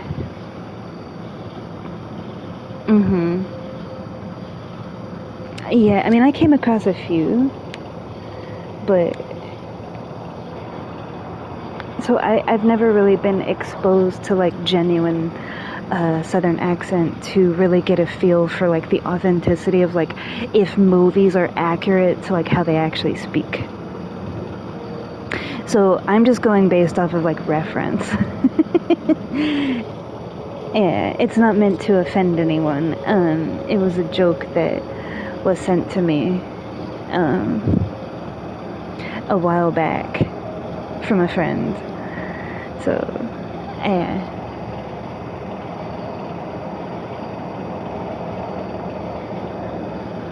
Yeah. It's funny when people try to do the New York accent and they get it so wrong. It's funny. Like, it's funny that they're doing the accent anyway because I don't get offended. But what makes it funnier for me is when they're trying to sound like it and do it terribly. Like, it makes it that much worse and it's that much funnier because it's just like, it's so wrong. It's so not accurate. Yeah. Because there's like Philly accent, Jersey accent, New York accent. Different boroughs of New York have different accents. Then you have the Boston accent, the Chicago accent. Like, depending on what city, depends on the variation. And I think that's interesting. Just like anywhere else. Like, there's places all over the world that it's like, you're in the same country, but depending on what part of the country you're in, there's like a different dialect, you know? Like, you all speak the same language, but the dialect is different. And the accent is different, and I think that's interesting.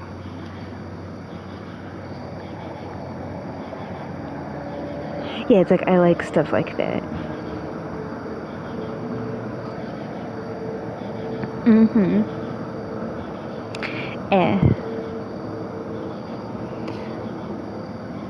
You're welcome. I had planned, because last year I didn't really do Instagram a lot. Like, I pretty much just like posted the reels. I didn't really post on my page on Instagram, like on the grid. I just would do the reels that disappear in 24 hours. Like, I call it the circles. So I pretty much only just like posted like posts that I liked. I didn't really post content for my actual page on the grid. Most of the content that I posted for myself was like on my threads. So I had planned already to like take what I've already posted on threads and move it over to Instagram. So when you asked me earlier, like, hey, like, can you post some of like your artwork and stuff?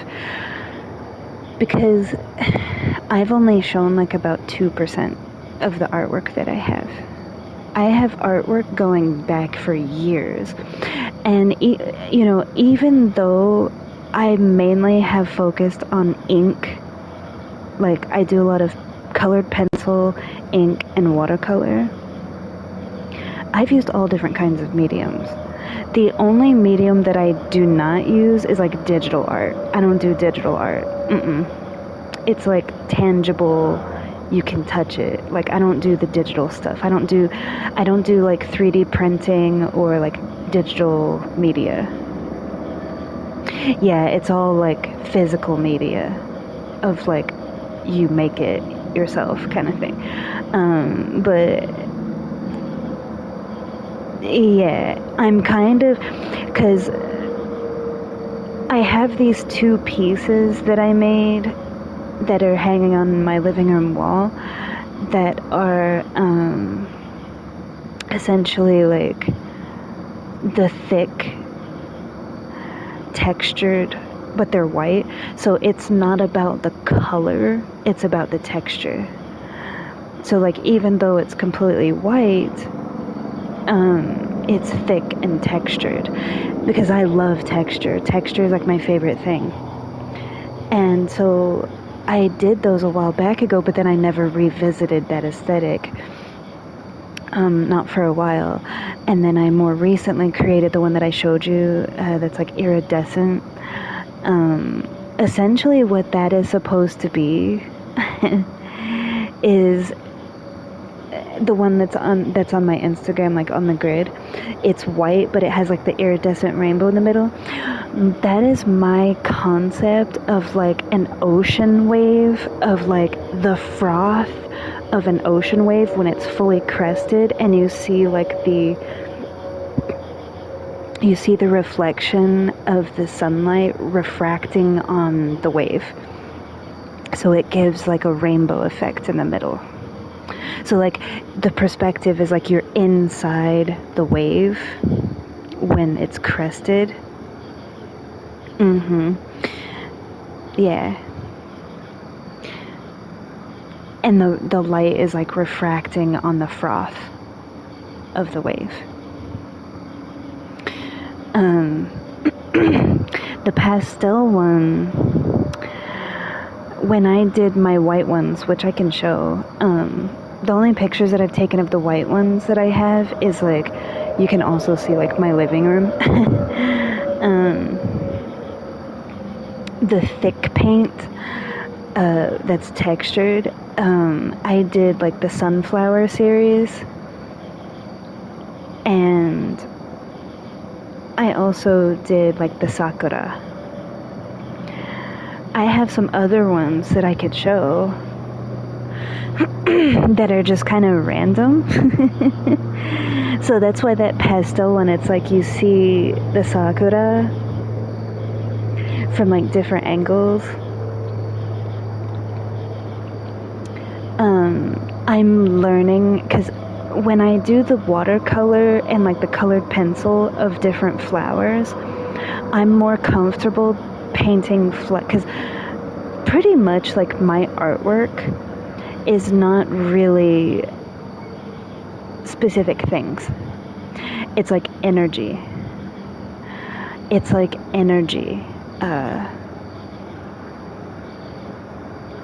So the only like physical thing that I typically like do is flowers or water, or both. So yeah, because I love flowers. I love plants and I love flowers. So usually if it's not like raw energy, it's flowers or plants of some kind. So most of my stuff is like energy. And the ink ones that I do, that's just ink, that are in my tiny little notebook, those are like my doodles. Like it's very detailed and it's very like like there's a lot of layers and stuff. Those are like what I do when I'm lost in thought. You know how like you sit on the phone and you're talking to somebody and you just kind of doodle? That's kind of like how that is. It's like those little doodles with like just the black ink, and there's like multiple layers within the drawing with all these lines and circles and all this stuff, and like the stippling and like the cross hatching and and all that stuff. That is like the equivalent of a fidget spinner for me. So I have this little notebook that I keep that I use like a pin, and instead of spinning a fidget spinner or like playing with my phone like most people do, I do that. I can post some of those. I posted a lot of those last year on my threads,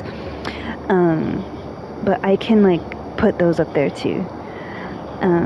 So yeah, like I had a ink series that I did that was like black and red last year.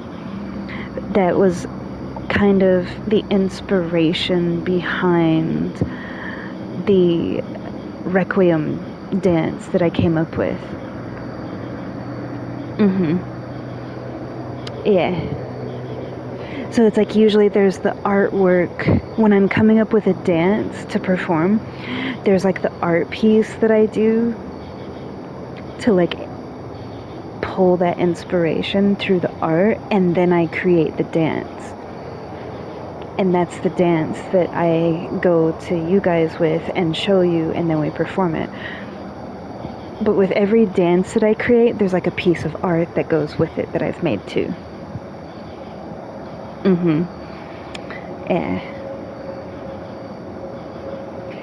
Yeah. But I use all kinds of mediums. Like, for example, when I was in school, I had this whole thing about like melting. I would burn holes and stuff, which you've seen some of. There's another little group of pieces that I did last year that I posted on my threads that was like burning and melting, and I need to put those on my Instagram as well. So there's like burning, like physically burning something. But there's also like this aesthetic that I had, that I did a lot when I was in school, of like making things look like they're dripping. Whether it's dripping like ash or just like dripping fluid. Which like metastasized into energy. So my stuff is like evolved over time. And I don't really stake a claim to like one type of art. You know how some people have like one signature style? I kind of do, because I do like the energy and stuff with like the watercolor and the ink. That kind of is like my mainstay. But I have so much art that's like other stuff, you know. Like last year I went to the park and I just took like these long sheets of paper and took a really big like calligraphy brush and dipped it in like the ink and like made those like swishing movements, because I was doing a water dance, and that was like supposed to be like the black and white one that you saw on my grid. It's like the equivalent of like the movement of a water dance, basically. Yeah. The pastel one, where it's just like, that's just knife work. I basically took a knife and just like dragged it in multiple directions, and then like took like the opposite end of it, like the end of the stick itself, and just kind of like and just made like random little things in it. So that's why you see like the swiping motions, but then you see like the, and I was basically just playing with the paint and like playing with like blending colors and that kind of stuff. And then you have like the swatches. The swatches was I bought like all the iridescent colors, because with the one that looks like an ocean wave, where it's like really thick and textured, but then it has like the color, that's from the same kit of like iridescent colors, but I picked like the bright colors to use to basically make like the refraction of light. And I used like just sheets of paper to just kind of see what the other ones look like, is all that is. So it's like swatches of like the other colors that were a part of that same kit, because you have like the bright colors, which is what I used, and then there was other colors in that kit that were also iridescent, and I wanted to see what they look like. Sorry. So a lot of that is just messing around. So it's not just the artwork, but sometimes it's just playing with like the medium itself. Yeah. Like the big brush where I'm swishing it, you know, like that's literally just playing with that medium. Where I was like burning holes and stuff, that was like playing with different ways to burn stuff. The black and white, where it's like random, I basically like painted black watercolor and then bleached them out. So it's like you take black watercolor and you make like your design, and then you take bleach and just like drop it into it, and you watch the two kind of like meld together. That's all it is. So it's just like experimentations is all it is. So not everything that I create is necessarily like a finished piece. I have a lot of unfinished stuff, because when I do art, like sometimes I'm focused on one piece and I do it in totality, but then other times, like the pieces that I did where I was like burning, that I'll post on there as well. Those pieces, literally, like I had all of them laid out, and I would go from one to the, like I was just basically like laying naked on my floor, and I would spread them all out and then just kind of go from one to the other randomly. So sometimes my process is very focused because I have one focused idea, and then sometimes I have a series that I'm doing with like multiples, and I kind of just go from one to the other. The orange and yellow ones, like the red, orange, and yellow ones that are like partial watercolor and partial ink, that I did earlier this year for like the year of the horse, basically, because that's like the fire, you know. I posted those on my threads as well. I can put those on my Instagram. So basically, like I had planned on taking everything that was on my threads and moving it over to my Instagram. I just haven't got around to it, is the thing. It's something that you basically just had to sit down and do and like transfer. And I just haven't done, I've done some, but I haven't done all of them yet. So that is something that I want to do, because that is my page, like that's my main page.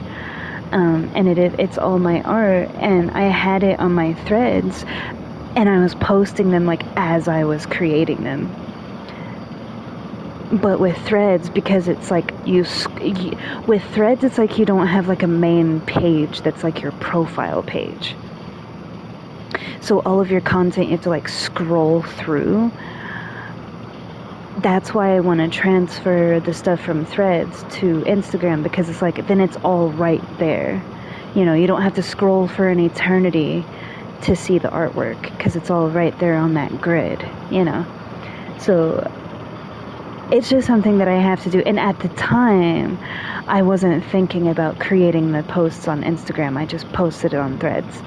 So it was kind of one of those things where it was like, in hindsight, I would have like posted in both places, but I just didn't at the time, because I really wasn't on Instagram like that. I would just kind of like post reels that I liked, and you know, things for the day and stuff like that, but I didn't really post to like my page.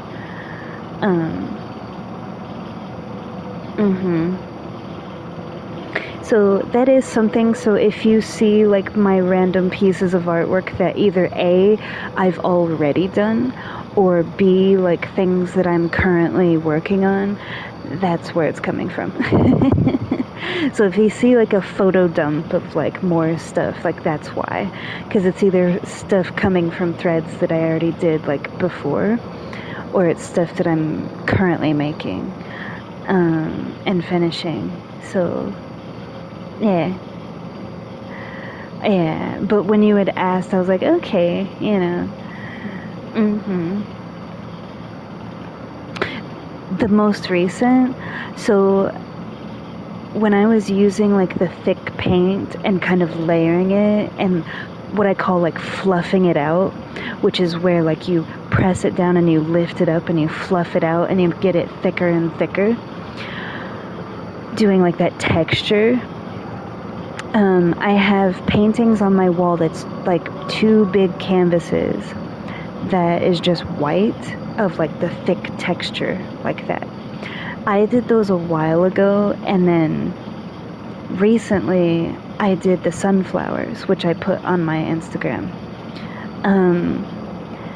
The texturing of those was easy, but there's one that has like the actual like sunflower seeds.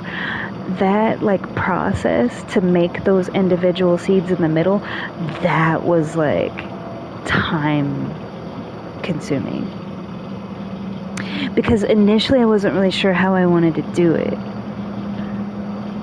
Yeah, it's like I had already like slathered the thick layers to make the flower, and I was like, well, I really want to put like, you know, to make that one different than the others, you know. And so there was a point where I literally spent most of the time just sitting there like boop, boop, boop, boop.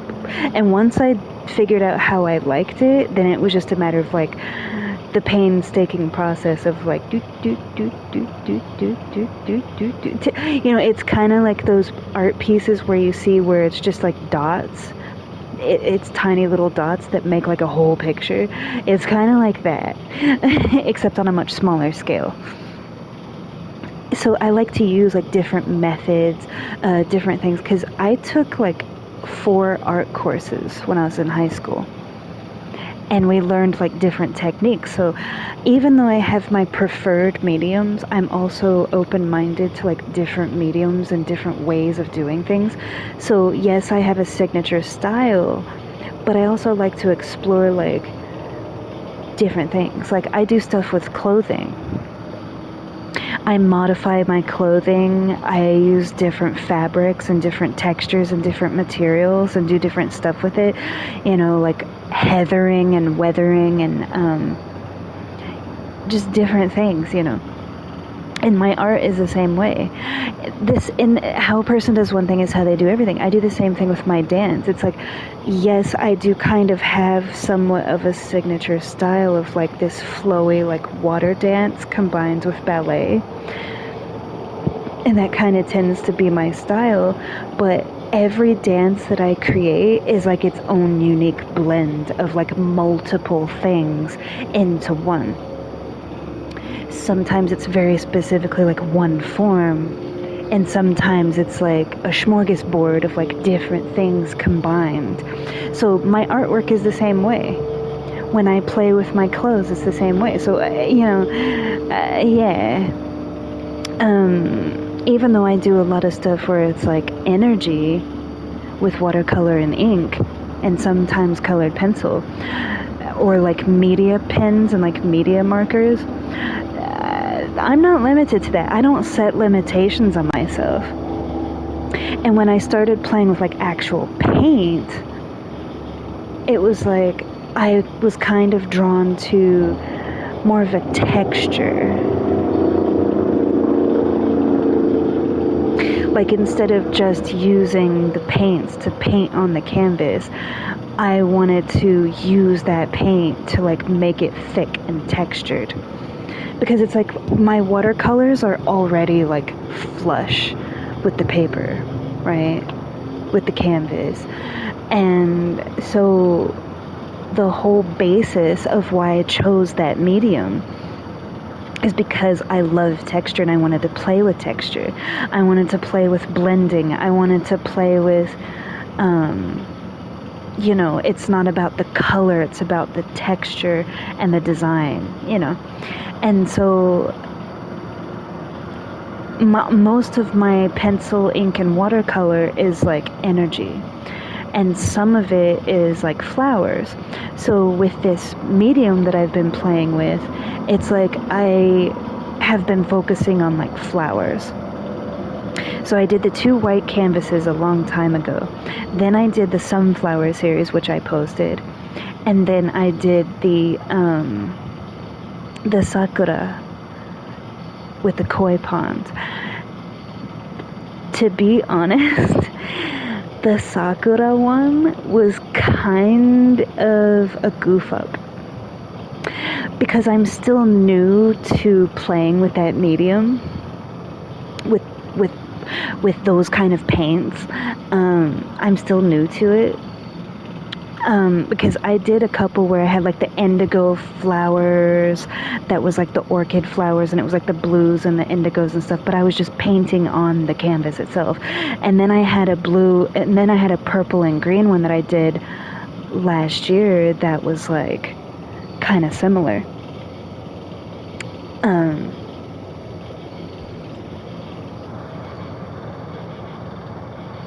Yeah, and it was kind of similar. But outside of those 2 paintings, I noticed that whenever I use this medium, like this kind of paint, it's like I always gravitate towards my flowers, and I'm starting to come into painting more of that type of thing. But I enjoy this technique that I'm playing with, and I call it fluffing. Like with my roommate, when I'm on the floor and I'm creating it, she's like, "Oh, you're over there fluffing again," and I'm like, "Yeah, that's what it is. I'm fluffing." Because I told her once before, because like she was like, "What are you doing?" Because it was like I was making it really thick. And I was like, "I'm fluffing." And she's like, "What is fluffing?" And I was like, that's my own terminology. There's an official terminology for that style. I'm sure there's other people that do the same thing, but it's like, that's what I call my fluffing. And I like the thickness and the heaviness and the texture and the weight of it, And I will show you. I will post them on my Instagram. I have some that, I kid you not, it's like just thick masses. Yeah.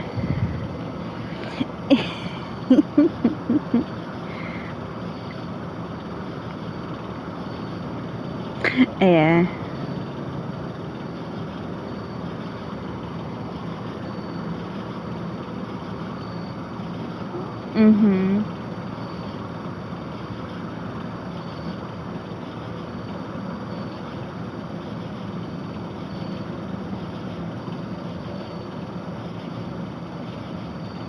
Yeah.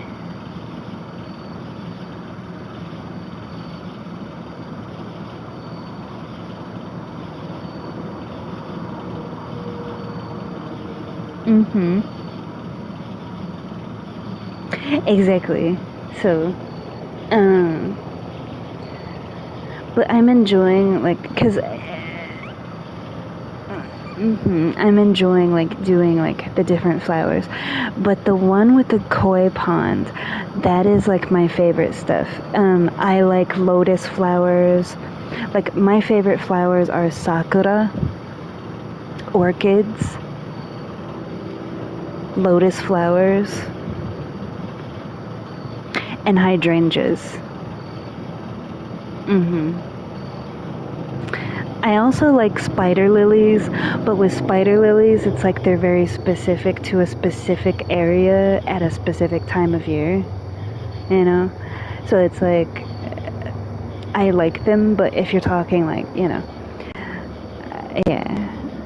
Sakura is the same way, like it's only in the springtime, but cherry trees are everywhere, it's not just in Japan.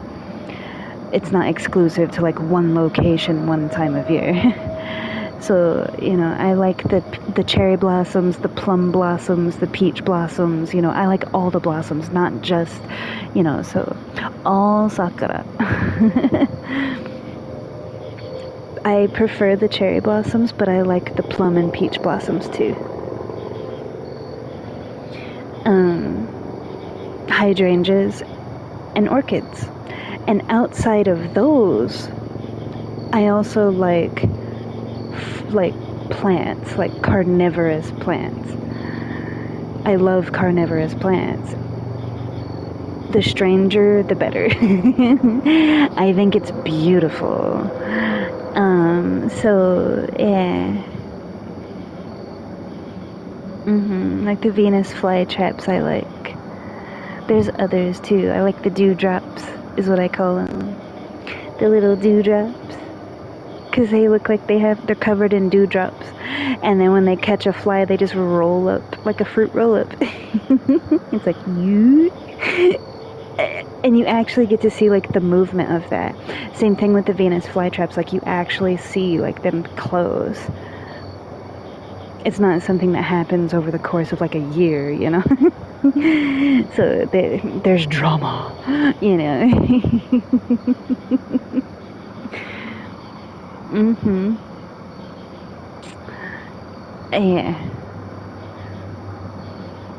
But I like flora and fauna, not just flora. I like both. I like plants and flowers. I like all things like that. Trees, plants, flowers. So if I ever have a house, I will have my herb garden, and I will have my citrus trees, and I will have my garden to grow like fresh fruits, fresh vegetables, like, because I can grow anything. I have a massive green thumb, and I know how to do it. So it's like, essentially all it is I just don't have the space to do it in. So like here at my apartment, I have like a little herb garden which sits like in my window, that has like, some herbs and stuff that I use to like cut up to add to my food. And I grow like my plants and my carnivorous plants, and I have some like live plants that are in like my axolotls like tanks and stuff, and my betta fish tanks. And I have a bonsai tree. I have a bamboo, like some bamboo shoots that have grown.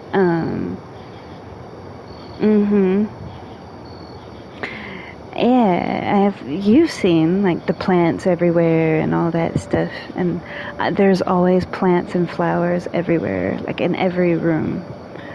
Yeah, you can't get away from it. But like, for example, the bouquets that I get, when I get the bouquets of flowers, instead of just throwing them away, sometimes, like if it's the roses, I will grind up the rose petals with my mortar and pestle into a powder and combine that with my oils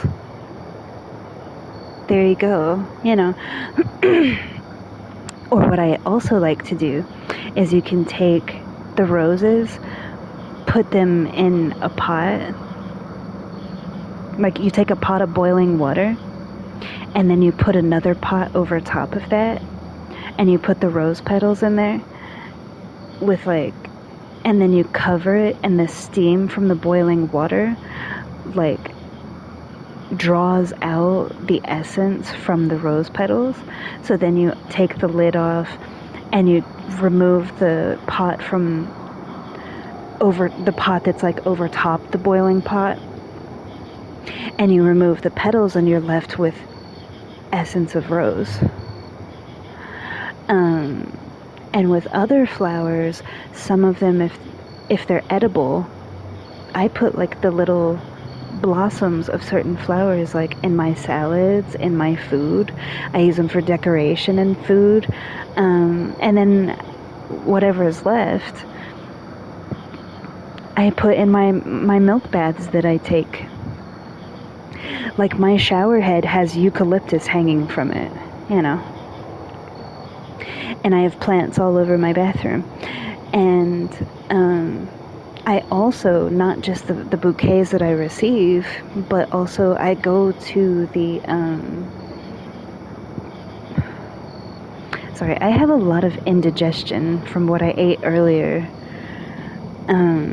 I ate something I shouldn't have. I had like ramen, and for some reason it's causing a lot of indigestion, which I'm not used to having. Yeah, it's really weird. But yeah. I also go to like the florist. They know me like by first name because I go there and I get different plants and I get different flowers, like, because I will buy myself flowers, I don't care. So it's like if I don't have any flowers from like my performances, I'll go there and just get bouquets for myself. But I also ask them, I'm like, do you have any scrappies?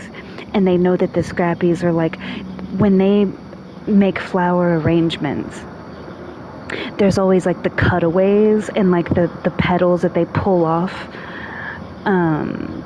You know, they pull petals off the flowers and they only leave like the good petals, and they trim the stems and the stalks, and like the plants that they have, they'll like pull some of the rungs on the plants, so you're left with like this pile of stuff. They let me like take that and they put it in a bag for me. I bring it home, I wash it, and then I literally like put it in my bath water. Yeah, because I mean, when they trim it, it's usually like on their table that they're working on, or it's like on the floor underneath or whatever, so you don't want the dirtiness. But yeah, when I have my hot milk baths, it's like, sometimes it's like palm fronds, you know, or stems from flowers that they've cut. The petals that were not perfect that they pulled off of like the flowers before they finished their bouquets, you know, so that way all the petals are like fresh. So I use all that stuff. I've talked about it before, but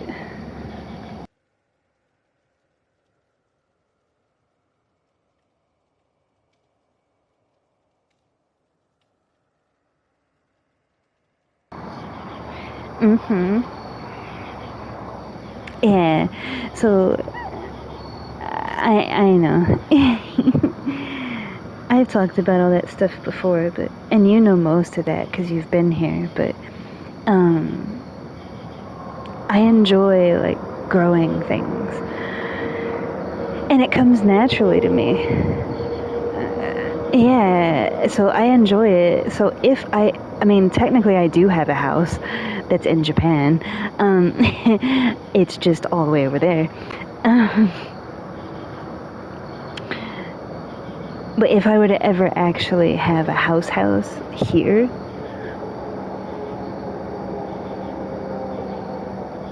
well, because technically I could ask permission to use the rooftop, because there's a lot of places that allow you to like kind of use the rooftop for like, you can put some chairs up there, you can play some music, you can like put some plants up there, but you have to like go through the protocol, you know? Like you can have a garden up there, but you have to like, basically like, they carve out a designated area that you're responsible for, and it's like it's like a written agreement of like, you will maintain it, you will not use certain pesticides, you will not, because like I've looked into it. Yeah. So, and I also like the vertical gardens, the ones where it's like a slat against the wall and you put your stuff in there. So there's a lot of stuff that I've thought about, but it's just like, I've looked into it, but not like fully yet. So I'm not there with it yet. But, you know, it's kind of like, if and when that time comes, before I actually have a house, I'll show that. I'm just not there yet with it, you know. Yeah, like I'm still maintaining my job, and I'm about to start college, and my dance stuff, you know, coming up with the ideas that I do. And I've really been, as you can see, a lot of what I posted today is like stuff I've already made. Like the one post was all stuff from last year, and the other post was stuff that I recently made, like more recent. But I do have things that I'm actively working on right now as well. Like when I did the sunflowers, I did them as a series together.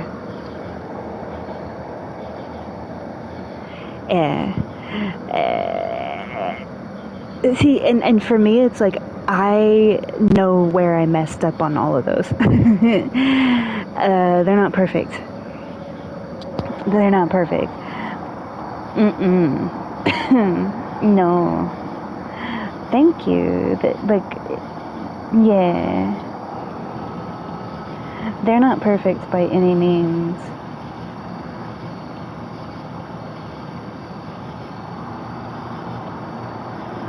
Because, like, the first picture, which is, like, the darker blue, I kind of, like, drip-dropped a little bit and kind of had to, like, go back with the blue. And then, yeah, there's a lot of drip-droppiness. And then, like, the second one,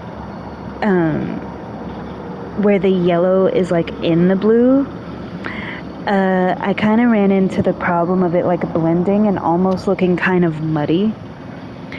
And then the third one, kind of the same problem. Is like I got a little carried away.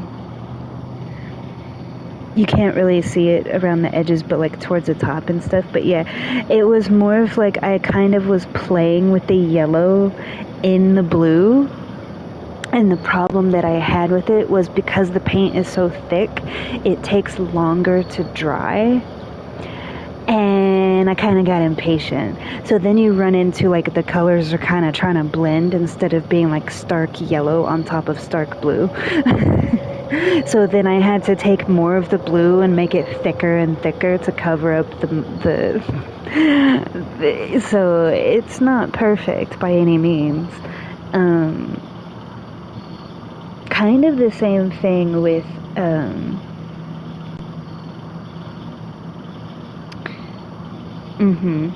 with the Sakura one.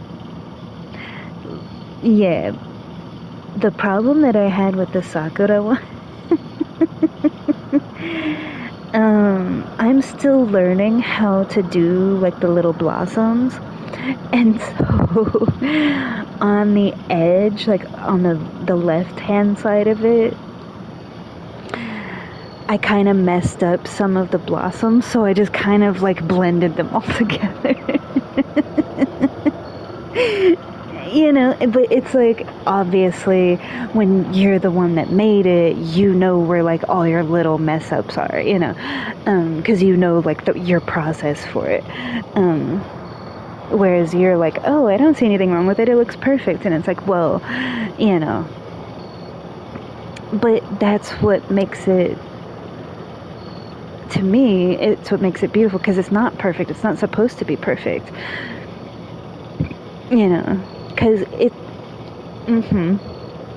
because when it comes to my watercolor and like my ink doodles and like all of that, it's very like precise. And with this medium, it's like I want to have fun and be more carefree and just kind of let it just be messy a little bit. Like it's not supposed to be precise and exact and perfect like that, you know? Because even with my watercolor stuff, it's like the black lining is precise, combined with like the free-flowing color. That's the whole point. All of my watercolor that also has ink is always a balance of like the chaos of color flowing combined with like the precision of the ink. That's the whole point. It's meant to be a balance of the two. And with this, it's like, yeah, you can see that there's flowers there, but they're not perfect. They're not supposed to be like just so. They're supposed to be like the essence of it, but not like, yeah. It's supposed to have more of like a watery feel to it. Of like, you don't see it clearly and perfectly as if you're taking a picture. Like if you were to go over to a sakura tree and take a picture, it's not realism. It's kind of a blend of like surrealism and like a little bit more of like Monet style. But I am not Monet. By any means, and I'm not trying to be. I want, you know, like, but that's kind of how his was, kind of like watery and like not necessarily perfect. Yeah, it's kind of like that, but by no means. Yeah, it's like I create my own aesthetic. Because with the sunflowers, I will tell you, it was literally just like, you know. And like trying to get that curvature. And you know something? Because like with the sunflowers again, that first picture was just me, like I created like the leaves and stuff, and then I got carried away. But like the whole reason why like the third picture and the second picture are the way that they are is because of what happened with the first picture. So then it's like, you know, I kind of had the same issue with all of them. So then you get it's like you get the contrast of like the yellow blossom with the blue, but then within the blue of each picture you still get like little streaks and bits of the yellow.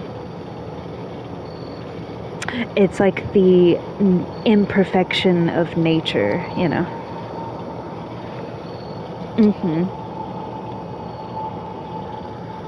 Yeah. And it's essentially like the stages of the sunflower, from like when it's closed to opening to really opening with the seeds and stuff. And if you notice, like the main thing that I wanted to capture was like how wild it is, because sunflowers, like when they're fully blossomed, like the yellow petals are not perfectly straight. They are at first, but the longer that they're open, it's like they kind of have this like woo. So I wanted them to be wild and free. Yeah.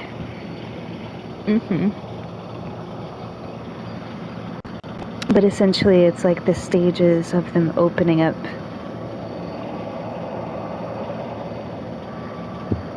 Yeah.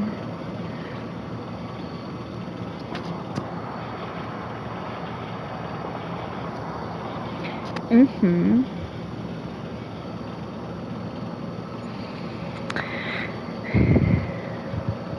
I just like to experiment with different things. It's like I have my signature way with certain mediums. Like obviously with this medium, clearly flowers are kind of what I'm gravitating towards, or like nothingness. Like the wave that I did with the iridescence, like that was just kind of, mm-hmm. But, yeah, and like with the one with the black watercolor with like the bleach, like there's no rhyme or reason to that. When I posted that last year, one of my friends asked me like, what is all that supposed to be? And I was like, nothing. It's just messing around with the concept. So like essentially that's what it is just playing with the different material and like mediums and stuff. There's no rhyme or reason to that. Same thing with like the strips of paper with the bleaching and the colorization and like the burning, and it's like that was just me like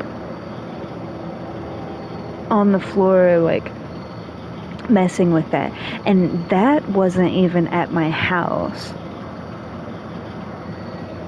Yeah, that was when I was at Zilla's.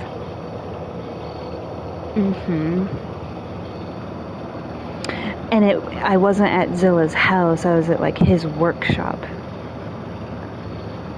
Yeah, because at that time I was doing some modeling for him, and I literally just like sat on the floor and like messed around. Yeah. And he has like stuff everywhere, so yeah.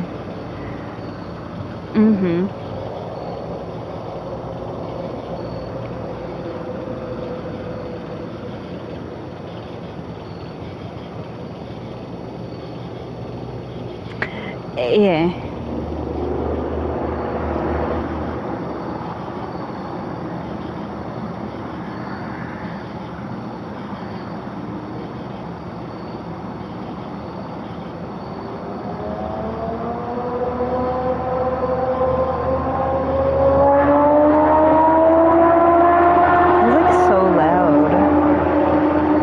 Don't you know it's like Sunday?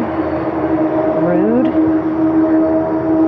People are so inconsiderate, man.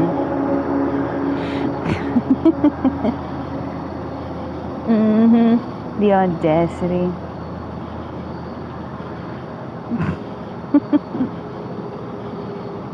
Right? The audiocity.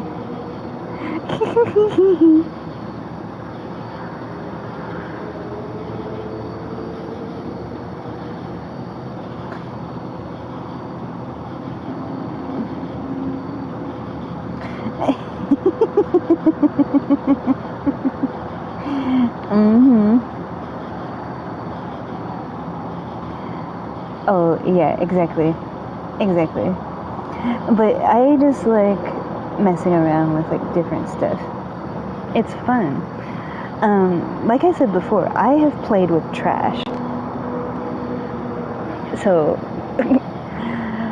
but I've also only shown like 2% of all of my art that I've created in my lifetime. I've given a lot of it away, and I've also like given a lot of it to my mom. And then there's a lot that is like at her house, stored away. And then there's stuff that I have here that it's like, it's just kind of there, you know?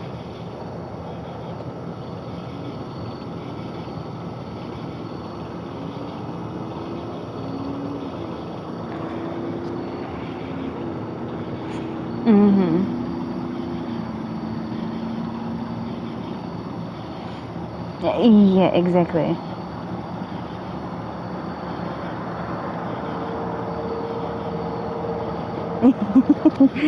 It's all over the place.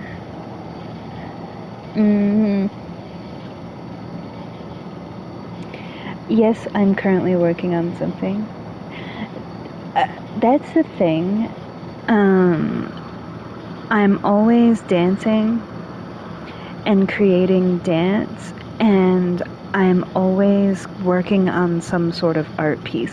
I just don't usually talk about it or share it, is the thing. Yeah.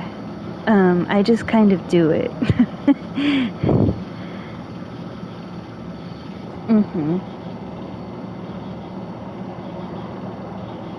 Yeah, exactly. So, it's kind of like, well, you know.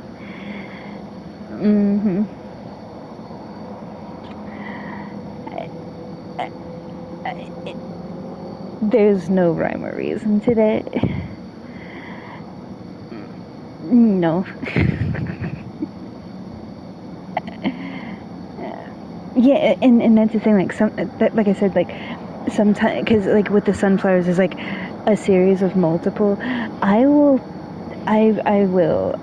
because it's something I've been needing to do, like, all the stuff on my threads that I posted, like, between, like, last year up to now, some of it I've already moved over there, but some of it I need to, like, put the rest. So, like, I had an art series that I did last year that was basically, like, I call it, like, Burning the Night Oil, where literally I burned material. I have unfinished works that I want to post, because it's, like, unfinished but not forgotten. A lot of my ink doodles, because, like I said, the little ink doodles that I do that have, like, the multiple layers and all the lines and all the craziness, and it's just like blah, blah, blah, blah, blah. That's the equivalent of a fidget spinner for me. So where most people, like, doom scroll on their phone, or, like, have a fidget spinner, or they're always, like, messing with something to keep their hands busy, I do my ink doodles. So I can post this too.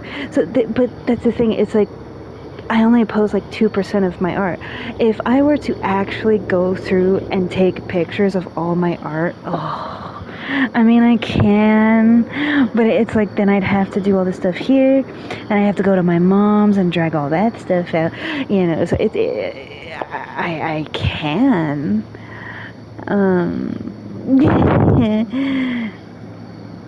I've given away a lot of my art. I don't know, I just kind of do. But I still have a lot of it.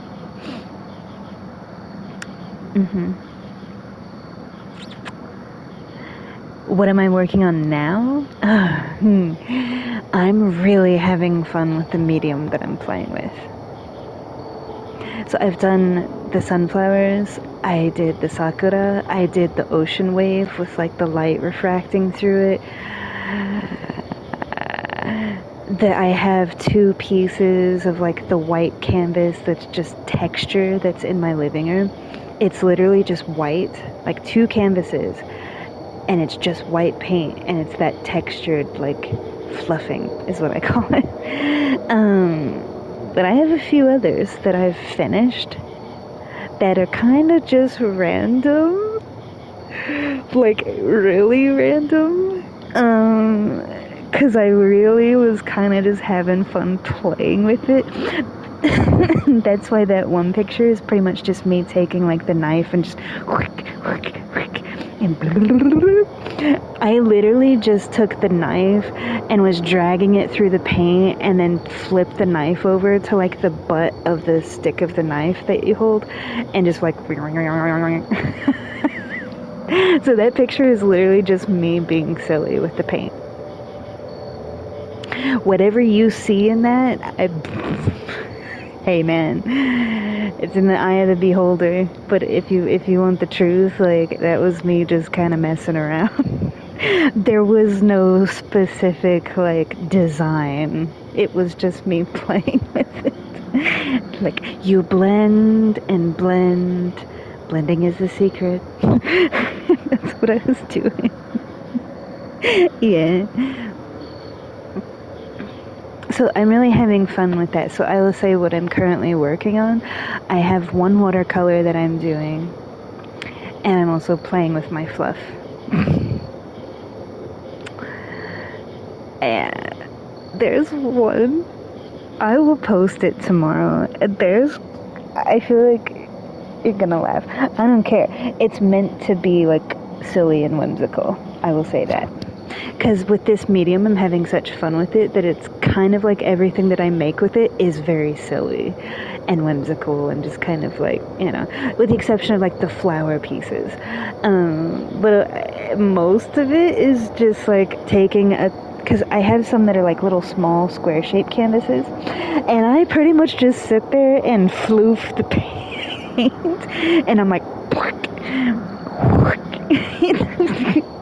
look. Yeah, so I have like 2 or 3 like square canvases. It's literally just like, it looks like colored marshmallow frosting, but it's not. It's so much fun. And then I experimented with like, okay, so you have like the colored paint, right?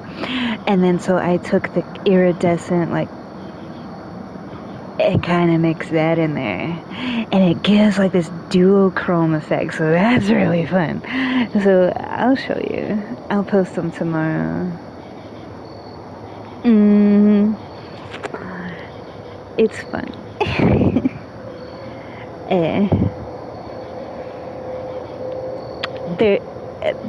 There's a couple.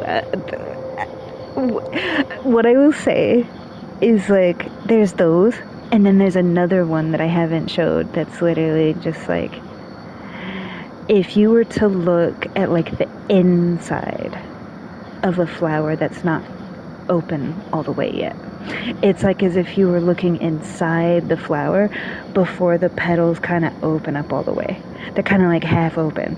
So it's like the perspective of like a zoomed in of the flower. Because, yeah, so, but the way that I did it, I'll show you tomorrow. I'll post them on my Instagram. But the way that I did it insists upon itself. Not intentionally, but when you look at it, it's like, well.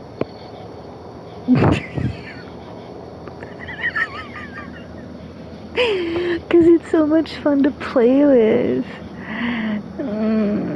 I like it. Because I always do watercolor and ink and colored pencil and like all this stuff. No. It's not that I'm against it. It's not that I'm not into like woodworking. It's not that I'm against pottery. It's just not for me. That pottery is something that like I would try because it's fun to play with the clay. Like I would be playing with the clay like it's Play-Doh. You know what I mean? Like it's like, well, that's a something. What is that? Well, it's avant-garde is what it is. That's what it is. You just can't see it. You don't know what it is. Like, well, then you just don't get it. That's what it is. It's abstract when really it's just nothing. I saw a video where a person, as opposed to what? I don't know. A person actually sold nothing as a piece of artwork. You know how it's on like the little like pedestal when you go to like a showing? And you have like it's like on a square cube shaped like vertical pedestal, and then you have like the pottery that stands on it or whatever. He was moving his hand in certain formations to give the illusion that there was something there, but it was invisible and you just couldn't see it. Someone actually purchased it, and it was literally nothing. I'm sure you could find the video. And I'm like, basically this person just made a couple mil on nothing. Literally modern art. What's that video where it's like you tape a banana to the wall, you know, and somebody walks by and it's like, you're eating my art. It's a toilet seat. I don't know, they went to the bathroom and they felt like an artist afterwards. They felt like, you know, hey man, if it's that good when you go to the bathroom that you feel like you've created a work of art, you know, so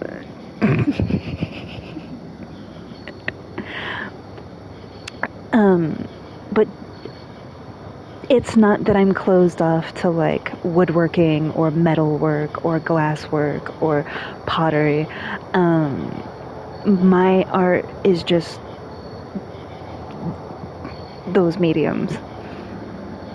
The melting, the weathering, burning, the watercolor, the ink, the colored pencils, you know, the thick paints. And I like fluffing the thick paints to make such a thick texture, you know. It's like punches you in the face. Texture is a thing for me. It always has been. Even the point of like food texture. Like that's how important texture is. Texture of fabrics. Like texture, period. So yeah, for me it's not just about color. It's about texture. And like the feel of stuff. Yeah, and like perspective, you know. Yeah. That's why a lot of the pictures that I take, like when I'm walking throughout the city, or like pictures that I take of myself cooking, or like whatever, and it's like, it's from my perspective. Instead of just taking a basic bitch selfie. Like, do I have those? Yes. Have I posted them? Yes. But also it's like, basically the world from my perspective, I feel like is much more interesting than like, let me take a selfie of me just standing there giving a peace sign 1,000,000 times. You know, it's like, this is what I'm doing, this is where I am, like this is from my perspective. And seeing it through my perspective, you can kind of have your own perspective from my perspective. And I feel like that's more substance than a basic selfie. Even though I've taken those too. Yeah, it's like, yes. But at the same time, I like stuff like that. Like, when I was in art class, it was like different types of media. And even though I'm not big on like digital art, I don't, you know, there's something to be said about it. It's nice and stuff, where they get the tablet and they do the drawings and all this stuff. That's fine. It's its own art form. But we did this like photography series, and they basically were like, take a camera or your phone or whatever, and go around and take pictures. That's it. Mine were really strange. Yeah. It's because there was a lot of like, here's this building, here's this tree. Mine are like getting on the ground and going up underneath it and looking at like a graffiti wall, like upside down from the perspective of the ground, looking up the wall at it. You know, stuff like that. I hung upside down on a fire escape, zoomed it in, and adjusted the settings to where it looked like it was coming right at you, and it was like blurred. Yeah. I took a picture. Yeah, and so it's like different angles, different perspectives. So like you can take something like, yeah, like I could walk out to the park right now, and I could walk around and just take pictures of stuff, right? Like normal pictures. What I like to do is take pictures of stuff from a different way of looking at it. Because that's my whole thing, is like a different perspective. Because that's my whole philosophy, is like looking at something from a different perspective, not just what's right in front of you as it is. You can appreciate it for what it is as it is, but I like to think about things in a different light. Like open your mind to a different way of thinking, a different perspective. And so through that artistry, it's like, it's the same thing, but from a different way of looking at it. And what's interesting is when you initially look at it, that's not what it looks like it is. You know? Like there was a picture that I took where it was like the cathedral, and I walked everybody was looking at me like I was, you know, cuckoo for Cocoa Puffs. I walked up, because you know, like St. Patrick's Cathedral, the doors, when you walk up to the doors, you see like the ornateness of it. I walked up to the door, like nose to door, and just like, bro,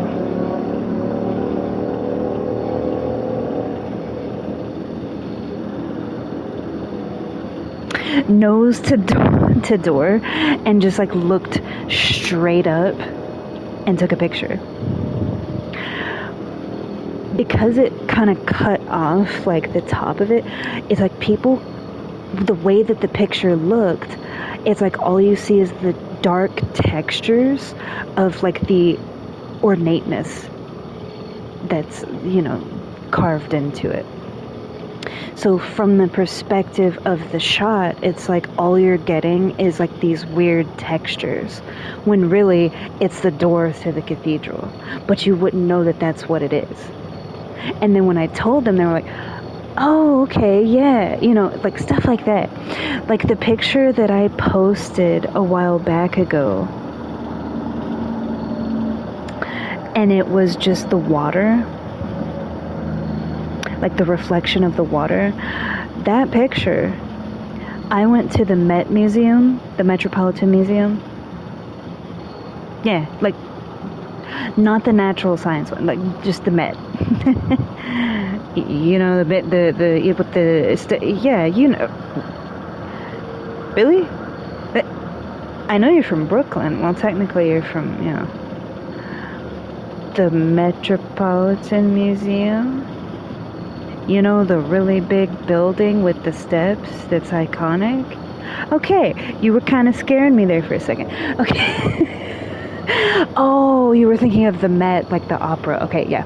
So there's the Met, and the Mets.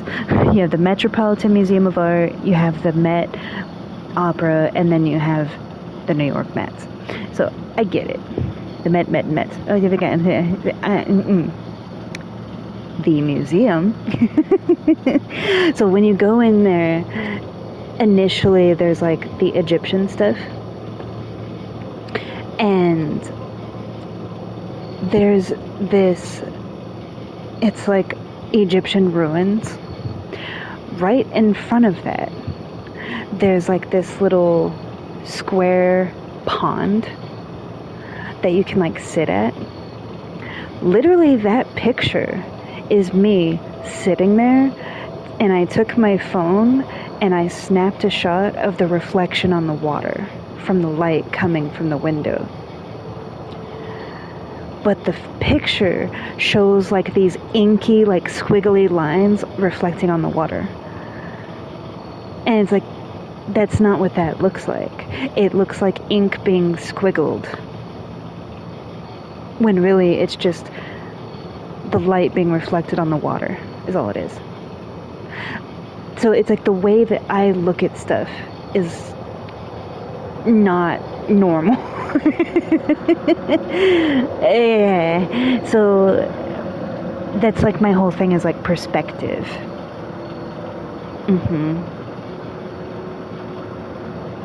Because perspective inserts humanity into what you're perceiving. Because what you're perceiving is just what it is. to perceive it is to apply your own way of looking at it and your own way of thinking. So perspective to me, it's all about how you see it. And that can be different for each person. So I like looking at things in a different perspective the way I do in life, And so a lot of my art is reflective of that. So it's like, it's not just the thing itself.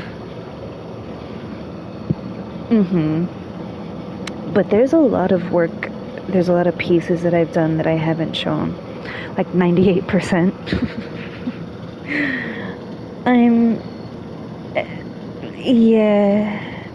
I could post a piece like each day and still not get through it in like half a year. It would probably take me like a year to go through, and I would have to post like multiples with some, because it's a lifetime's worth. I've been creating art my whole life, with the exception of like when I was an infant, obviously.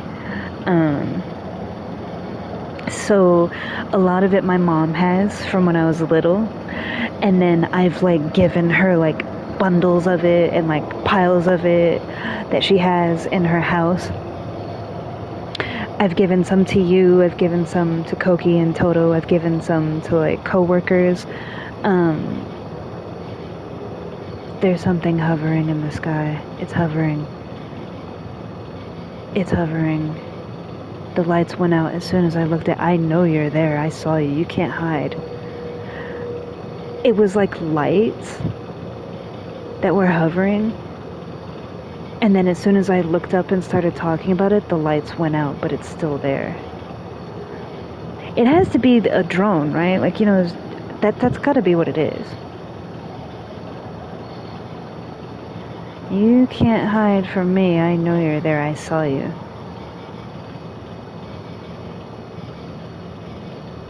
And the fact that the lights went out when I looked at it, it's more sus. Like, what are you doing?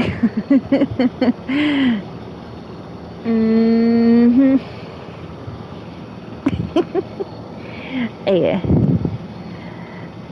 Exactly. So,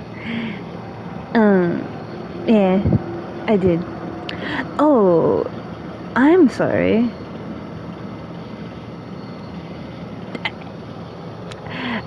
It's not that I'm against pottery. How do I explain this without being, like, mean? I think all art forms are beautiful. And I am fascinated with a lot of different forms of art. Pottery, to me, though, I like looking at, like, pottery that other people have made, and I'm like, wow, that's beautiful, like, it's gorgeous. But to make it myself is the equivalent like, the process of it is like the equivalent of playing Minecraft. It feels like dry and just like anxiety, and just like your legs going a million miles a minute, and you're just like, I don't know. It's the equivalent of like when you're on Diablo and you're on like the desert levels, and you can actually feel like the dryness. It's like sandpaper, and you get anxious because you're like, I just want to get through this level, because looking at it is all bland and it's all beige, and my eyes are burning, and I actually feel like I'm there, and I feel like the sand is in my eyes, and I'm going insane, and everything looks the same. Like, there's something about pottery that gives me that same feeling. I've made stuff before, and it was fun to make it.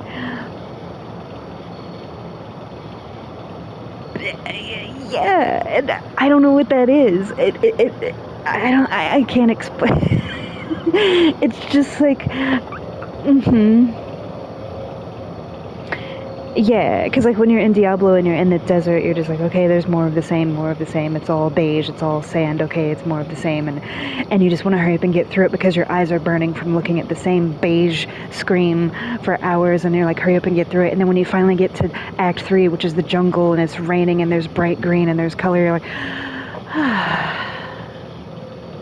it's the equivalent of putting like eye drops in your eyes, you know, like.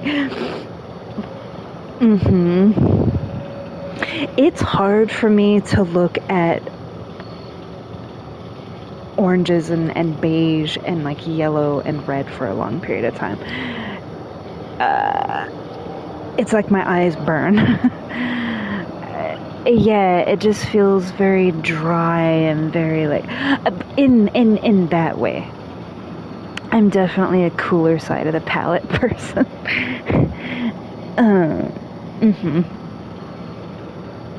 Yeah. Maps, like games that have maps that are in the like in person, it's totally different because beautiful, you know, like the plateaus, the canyons, like all that stuff, it's beautiful because you're in person and it's beautiful. But to look at it on a video game, you're just like,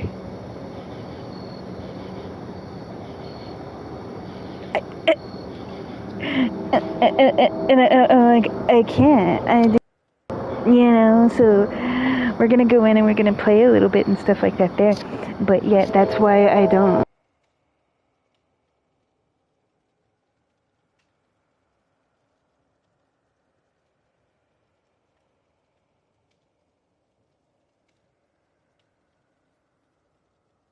Sorry about that. I picked up my controller, and when I picked up my controller, I picked it up in the middle. So I hit the mute button.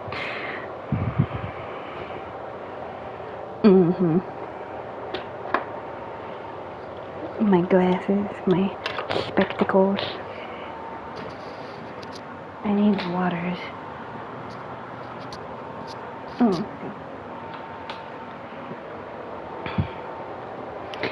Yeah, that's true.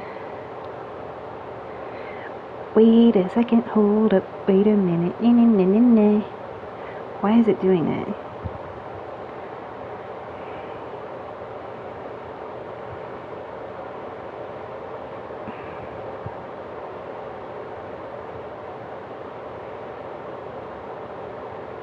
There we go.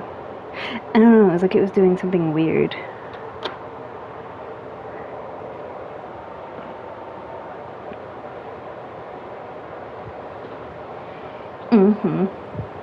Hang on a second. Maybe it's better if I just kind of...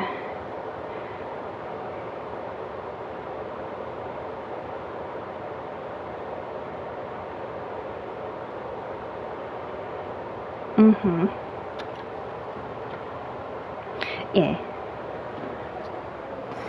It's being weird.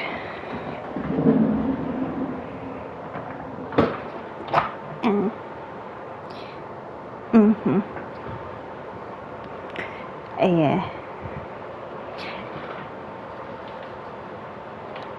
I tried to. I tried to, but this other crap keeps popping up.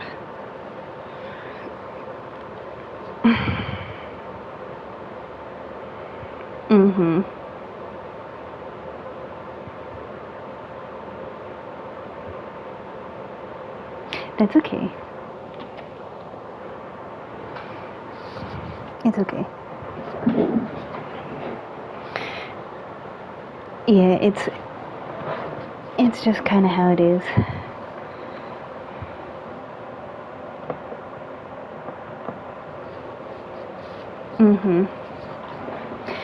Yeah, like people come and go. Like there's people that will watch me when I'm just sitting there talking, but then when I start to play, they disappear. And then there's people that will only watch me when I play, and when I go out there and talk, they disappear. So it's like there's no rhyme or reason. I don't really look at like the views. I just make my video. So I'm not really... I know that you always like try to bring my attention to it. I don't really care.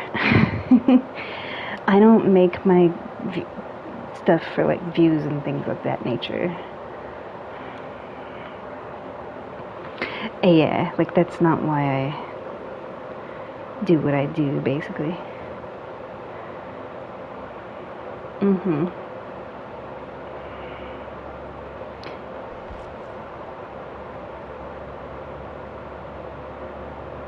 Mhm.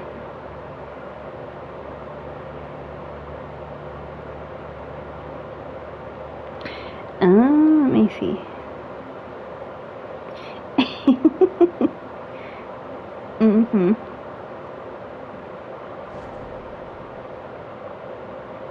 True. Yeah. Oh.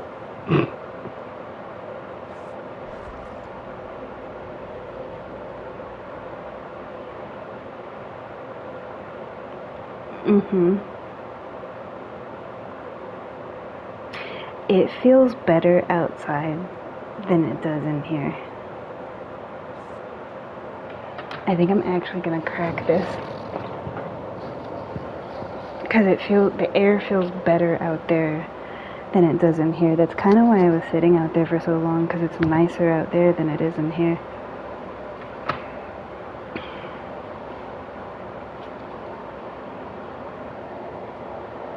Mhm. I need to get one of those like little things that like grabs them. Mhm. I don't know what they're called because it's not a bug zapper, but it's like the little things that like it's like the, you know.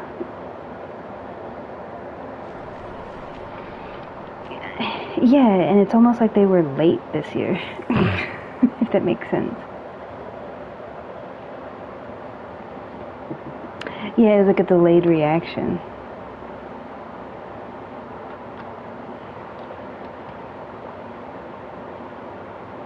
Mhm. Ooh, Return of the Mac. Return of the Mac. Thank you for telling the killer where we are. It's lovely.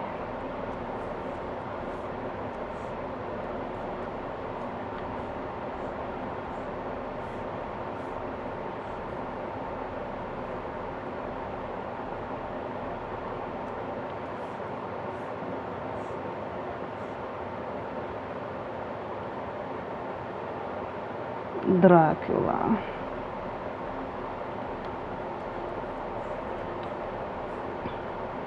Nice. Anytime that Dracula is the killer, you can always see his castle somewhere in the distance on the map.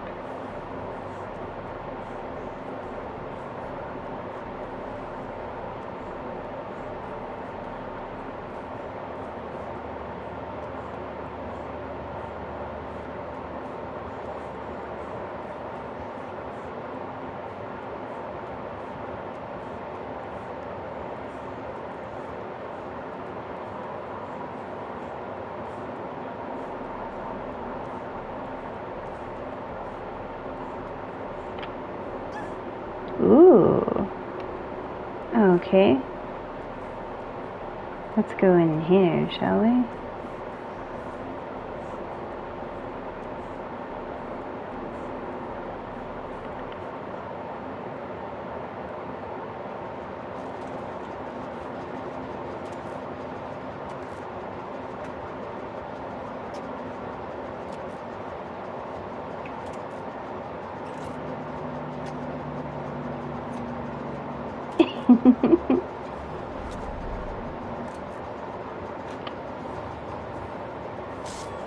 Mm-hmm.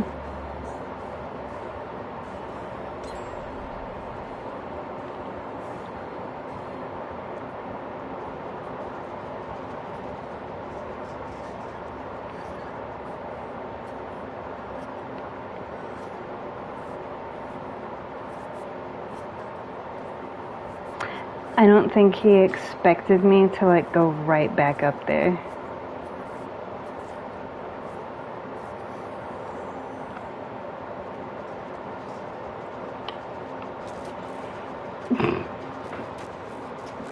Eh.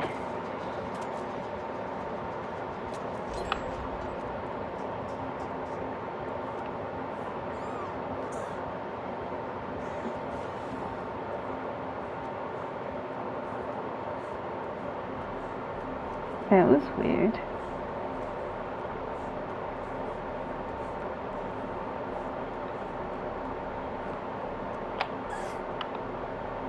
So you can't do chests and you can't do totems.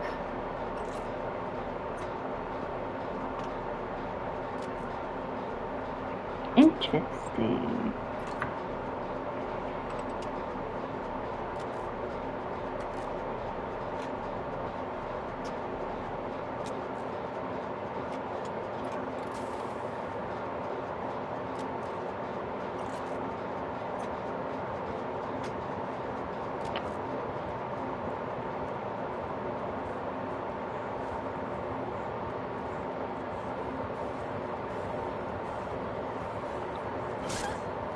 Sure, buddy.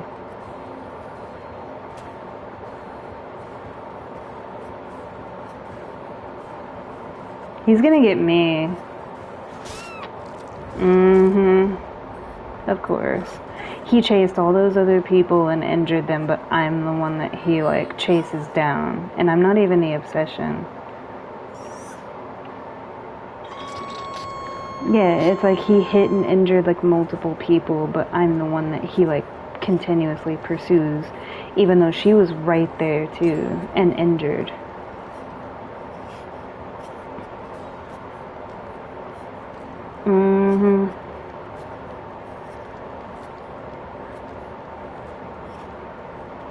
Way to go, genius.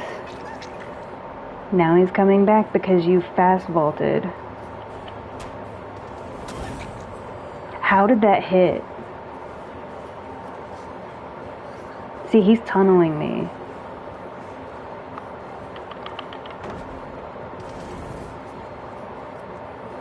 Yeah, I don't know why he's tunneling me out and being a jerk. Like, he's not going after anybody else but me. Why are you being a cunt?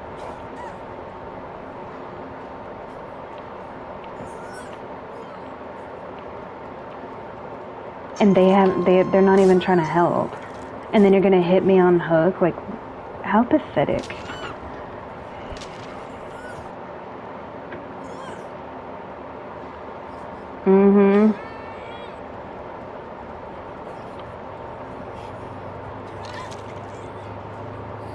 Like, get away from me.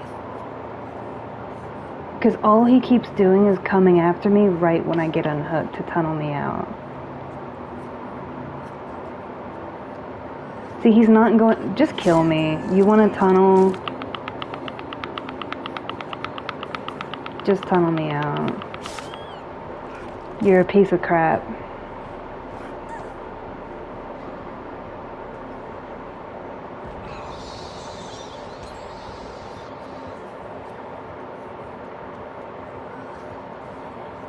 And instead of going after her, he's still coming after me.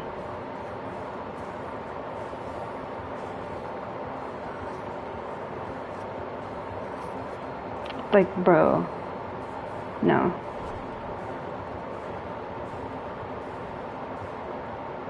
You're a jerk.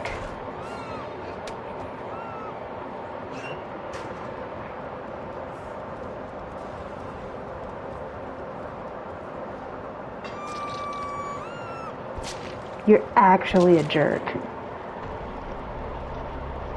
What a literal piece of human crap. He bypassed like everybody else the whole match to tunnel one person out. To the point of losing because they're gonna finish those two gens.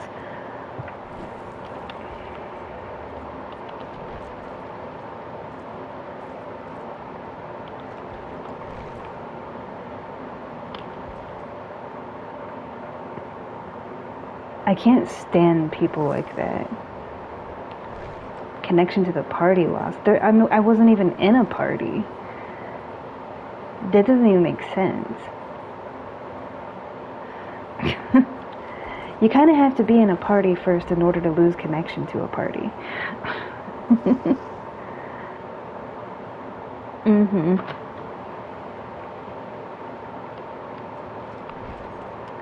No, I'm good.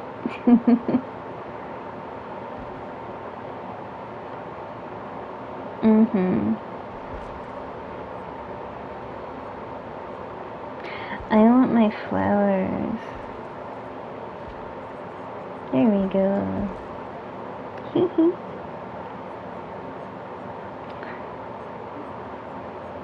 Mm-hmm. They don't really have a lot of sunshiny stuff because it's not meant to be a sunshiny kind of game. Yeah.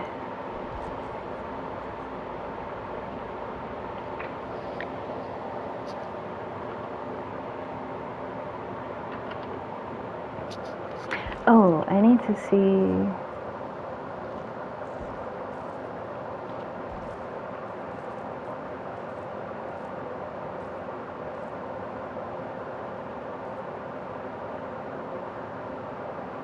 Oh, I need to fully deplete a medkit, so let's use the brown one. It'd be easier to deplete that.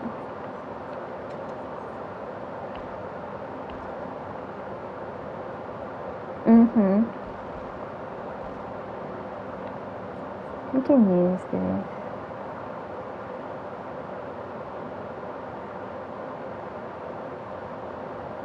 Pretty much you can only use this for like the blood points, but you get 110% instead of just 100.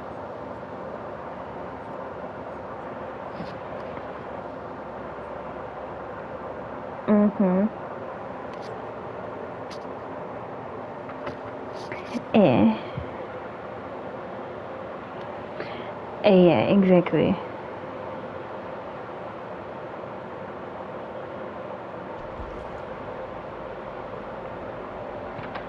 Oh, I remember what I was gonna do. I'm sorry. What is this for? Stun or blind the killer. 12 times. That's crazy. Essentially, the only way that would happen is if I pallet stun them. Like if I'm being chased and I pallet stun them, because I don't use the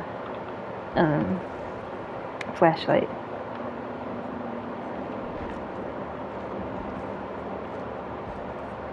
I don't know why I have that selected.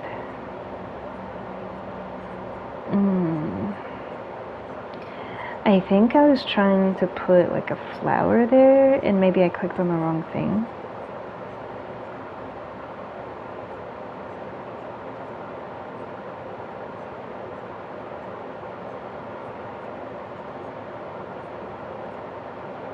Yeah, because I was trying to put that and I clicked on the bird. Let's swap these. Let's put the plant on the outside and put the flower in the middle. Because this one's big. It's like really tall. So it matches better. Leave me alone.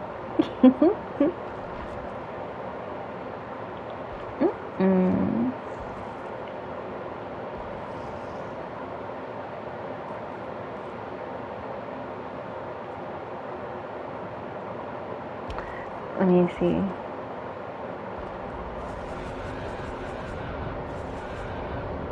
We're in the 6th page.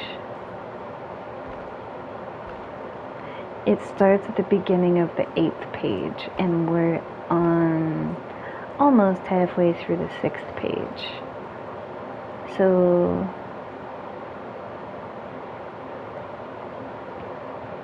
we're getting there. Like we still have this much time. So I won't get it tonight, but maybe like the next time that I play. Because then I have to go through the whole page before I even get to this, like the actual outfit. So it's a process.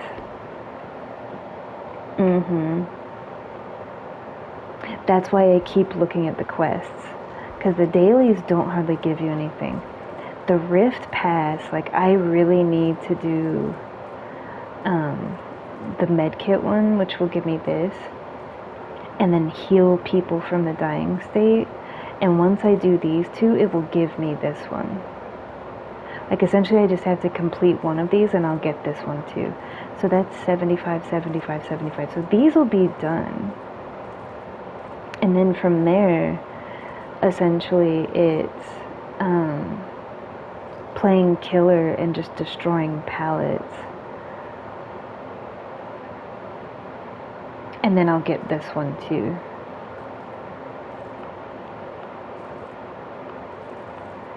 Yeah. So I know it's gonna sound silly to do what I'm gonna do to get them, but I really want to get her skin. Because and then you have your milestone stuff that you get, like, these for.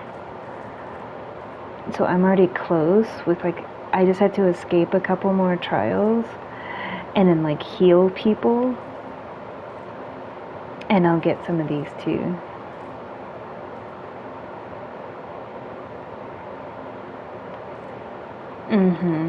So basically, just by doing stuff, I can get the points, because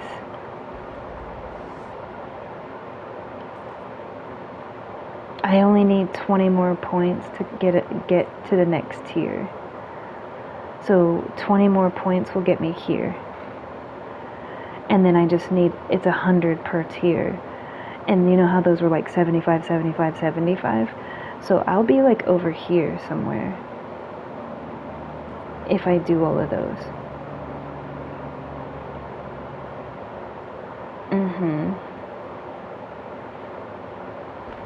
Yeah, and then I just have like one more to go through, which is basically just trial and error, you know. And so, yeah, it'll take time, but I really want to get it. And I don't want to waste, you know, I might actually, because I have nothing else that I want to buy. Oh, I looked at the featured stuff, but I didn't look at the bundles. Let's see. I don't want any of that. Here's a little spoon. And I already have all this stuff. So yeah, there's nothing that I want.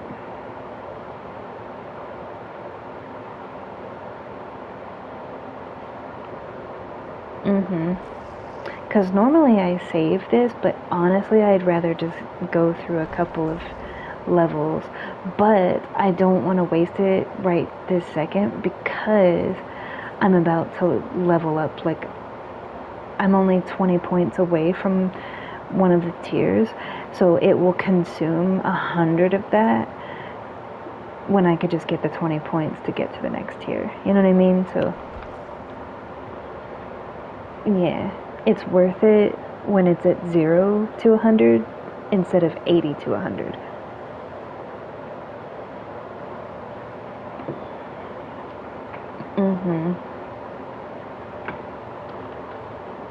Because I really want her skin, and technically, if I had been playing this game on a normal basis, I would have already had it.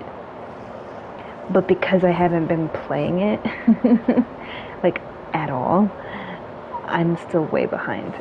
I'm actually surprised I'm as far along as I am, considering that I haven't played it. But it's like, when I do, I get all the things, because I do a lot. Yeah. Yeah, so, because I can count on one hand how many times I've played this game since the new Rift Pass came out. Technically I shouldn't be as far along as I am, but because I do the gens, and I heal, and I do totems, and I unhook people, and I do all the things in a match, I'm getting the credit for all those actions. Whereas most people just kind of stick to one thing. Yes! And with my pretty outfit too. I'm so excited.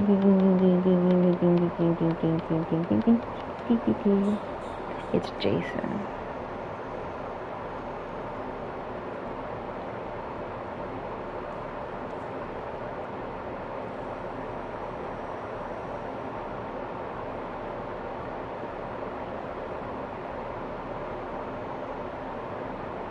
With him, you basically have to hide while he's in this mode.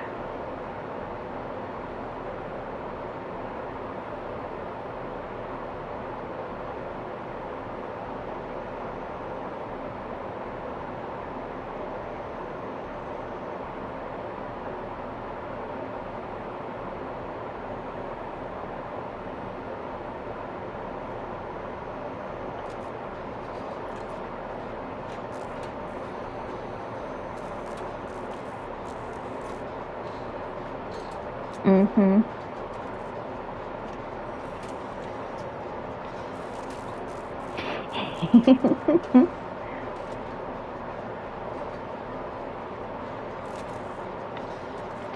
It's so beautiful. I'm right underneath my Venus flytrap. It's so beautiful. Oh, we should still get this. If she doesn't get off the gin, it's like if she stays, we should still get it.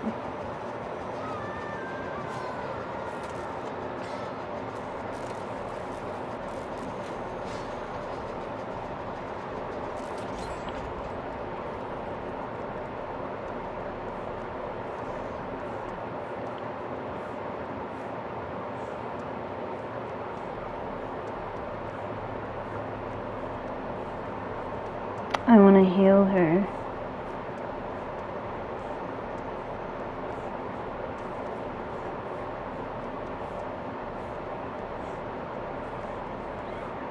Why are you going to like Guam? Bro, chill, chill, chill.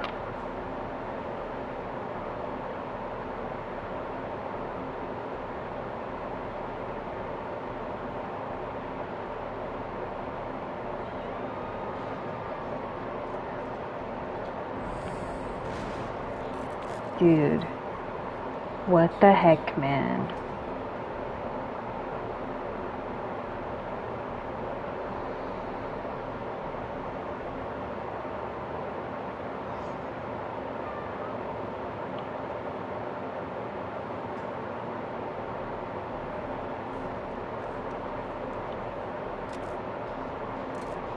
Oh, I forgot that somebody else was on Hug. Why can't I see them?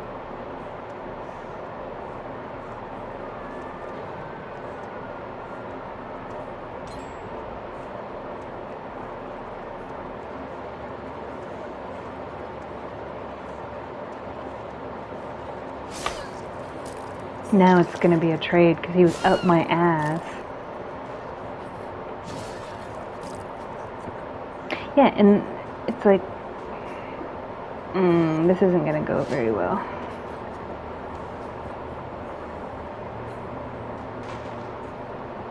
Well, and we also have to remember, like, Jason, even after his they didn't rework him, but like even after they did what they did, he's still OP.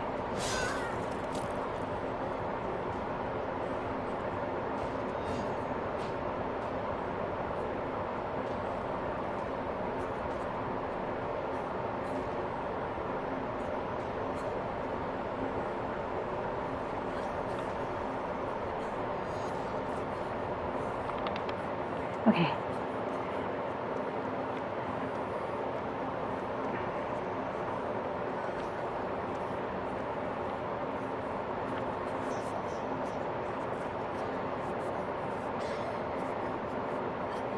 I thought that I'm not with it apparently because I genuinely thought that he hooked me. I thought I was on the hook.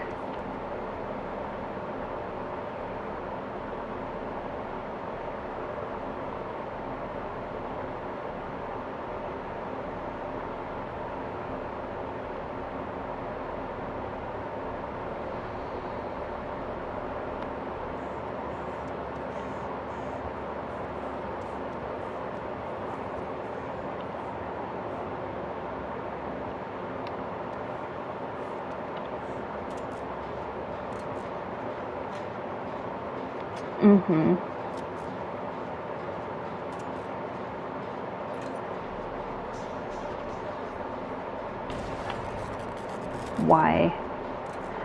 Why did you do that, Jen? Why?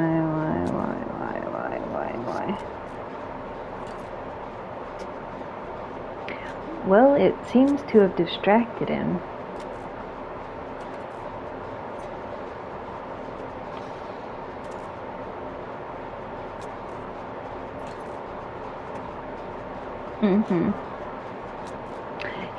He's kind of tunneling that person out the way that I was tunneled out in the previous match. I'm noticing.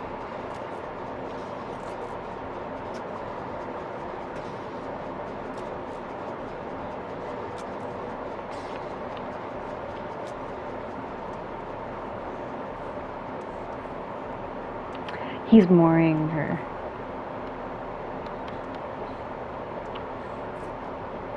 Yeah.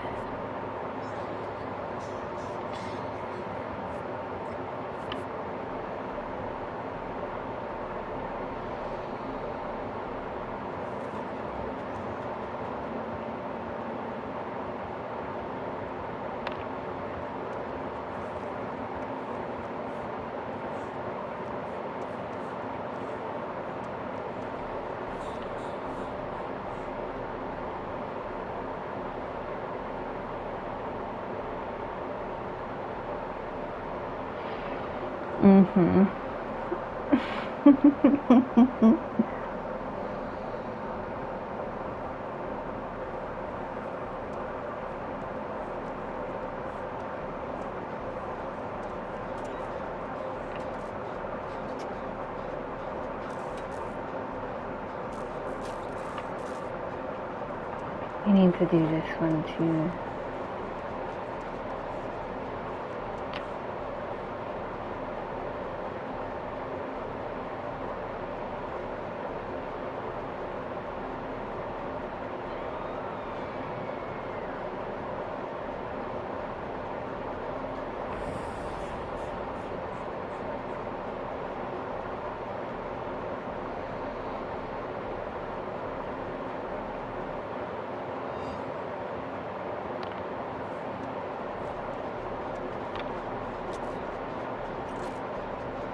I think she's going for pull.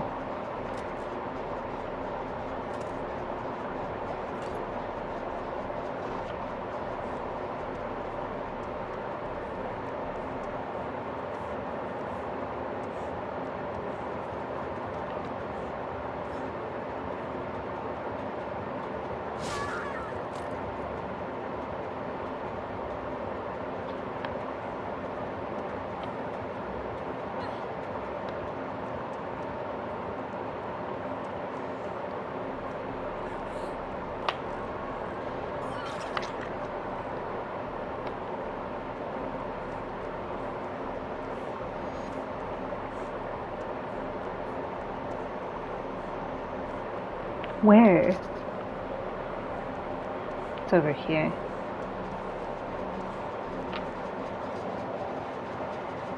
Because she had it almost done.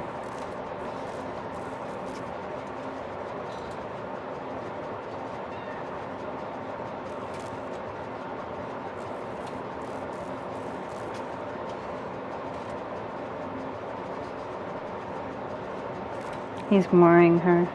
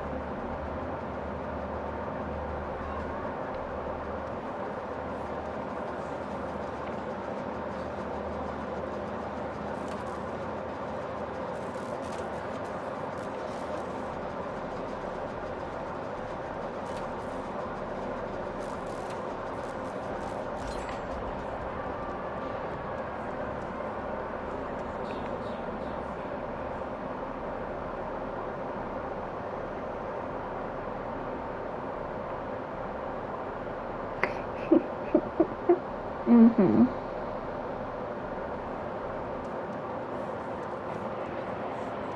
He found me. It's okay.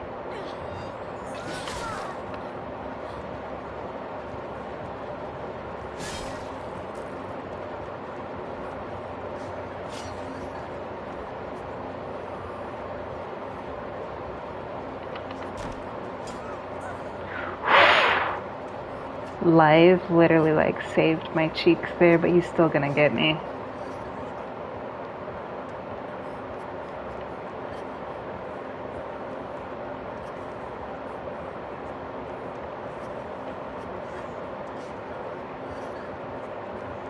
Yeah.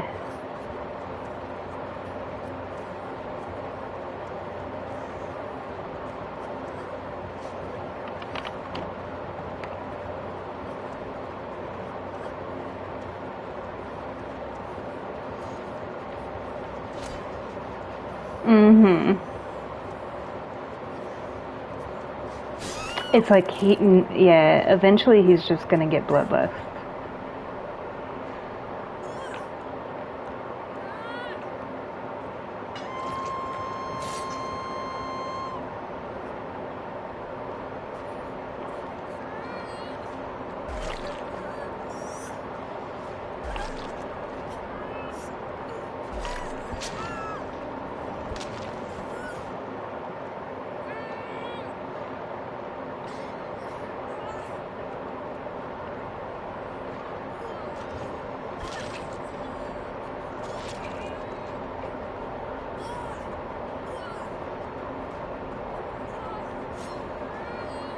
Yeah.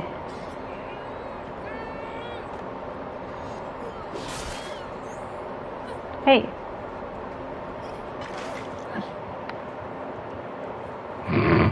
That was funny.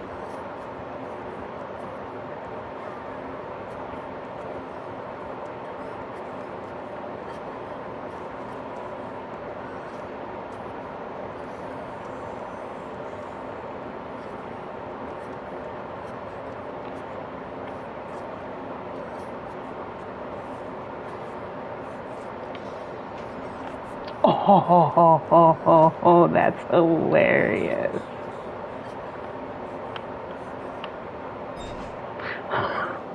That was so hilarious. It popped up right next to me. That was funny. Wow. They were actually like trying to be helpful. Mm-hmm. Yeah. Well, she just died early because she got tunneled out. That's the thing. But she was doing this business, so that's probably why. She was probably one of those like clicking your flashlight at them and like instigating them. So they tend to tunnel you out when you do that. Mm-hmm. Yeah.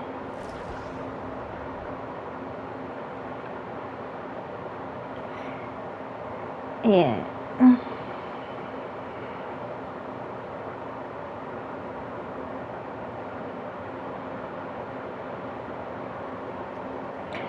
I don't think I fully depleted it because I saw the hatch and I just ran for it instead of depleting the med kit like my plan was. Mm-hmm. Yeah, so I had to do another match and actually deplete the med kit.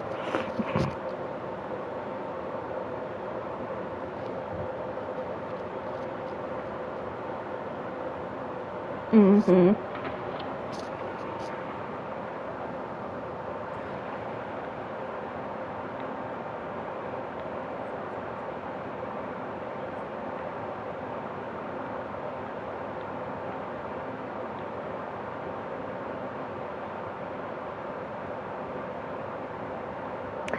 Because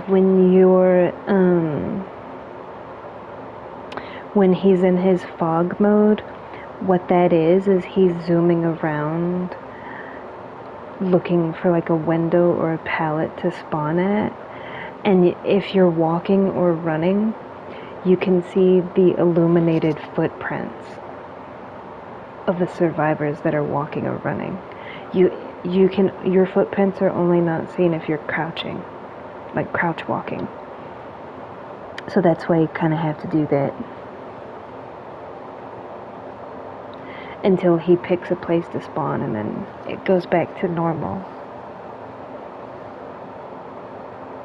Yeah. So that's why.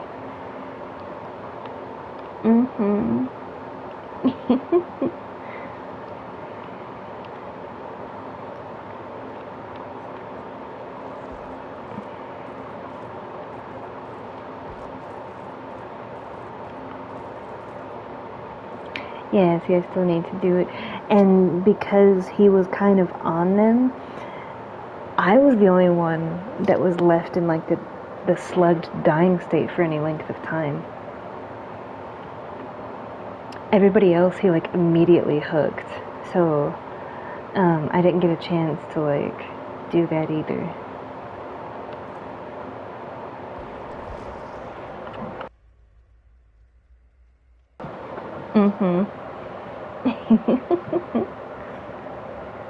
Yeah.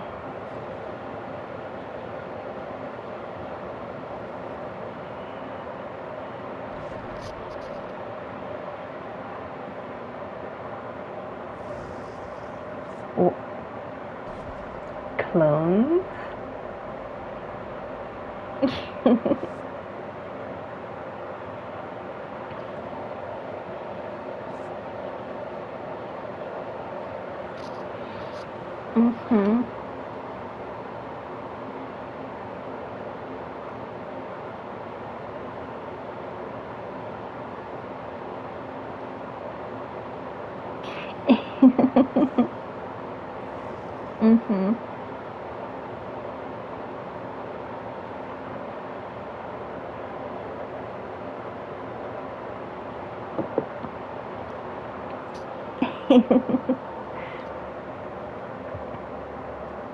Technically I could, because I have the shards to do so.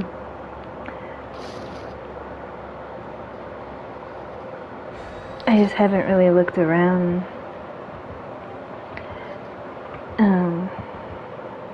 I need to get Plague's weapon for her mariposa skin that I have, the purple mariposa skin. It's basically like the lantern, but it has like the little moths and butterflies flying around it. I just have a regular lantern, so that's probably what I will put it on.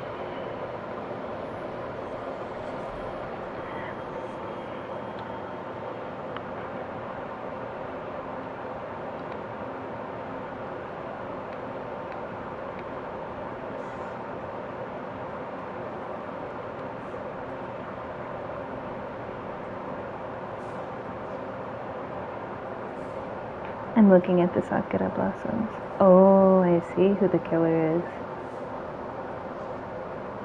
It's a trickster.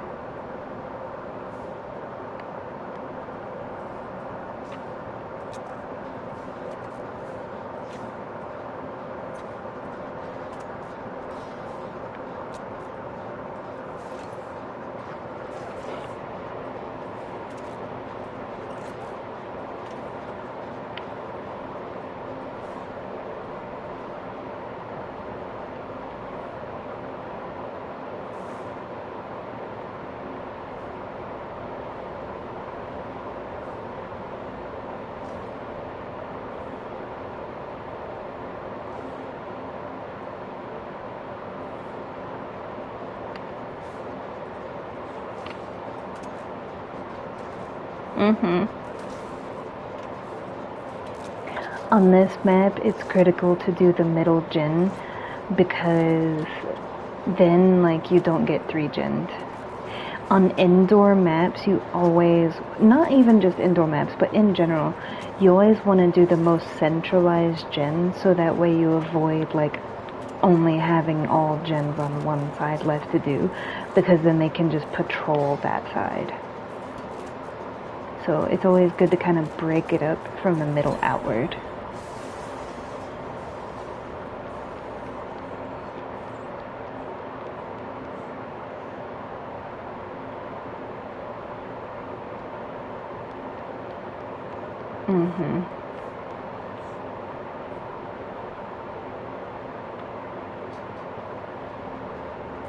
I'm actually doing all of the most difficult ones. All the ones in the middle. Because this is the middle, but the other side of the middle.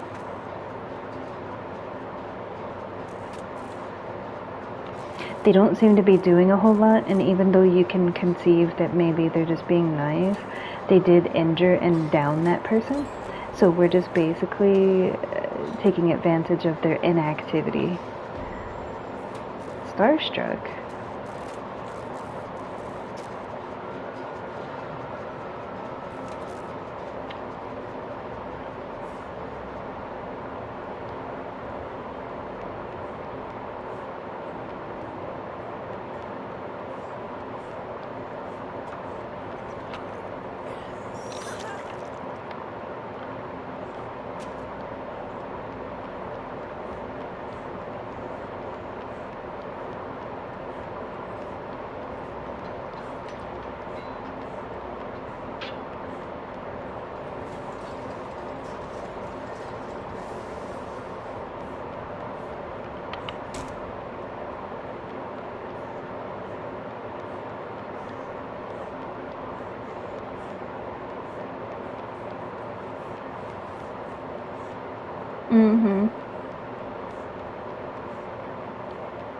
If he's gonna keep chasing me down, I can just run him the map while they do everything.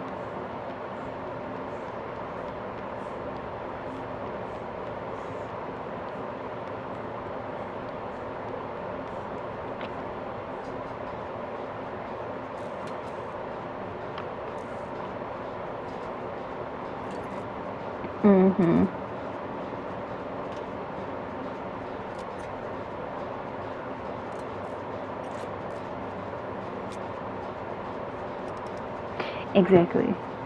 So.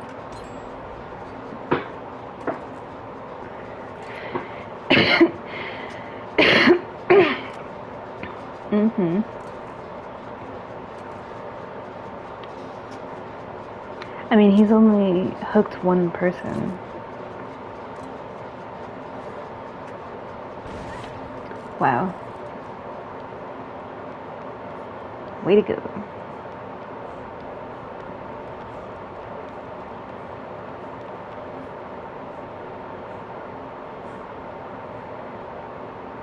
Let me see if there's a... This used to be a spot for totems.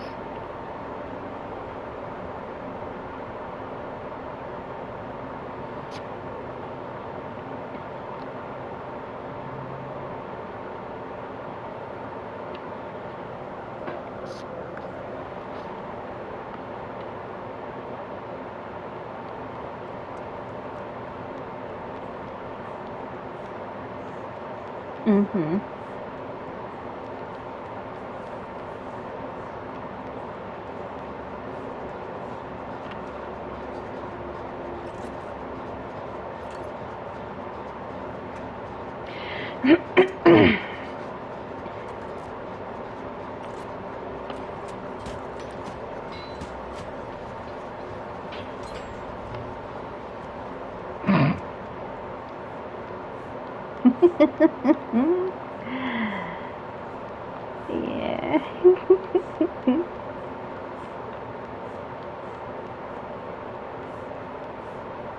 Go back to my gym that I was on in here.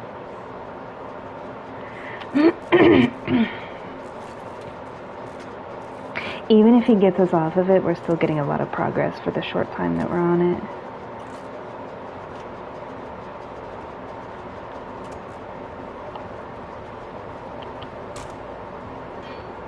Oh yeah.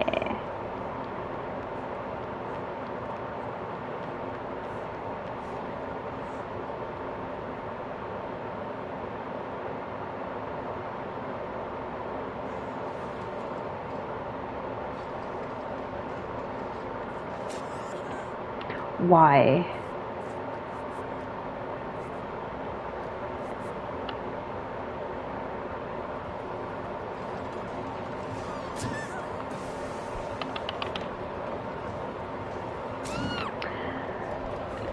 Yeah, that didn't make sense, but sure.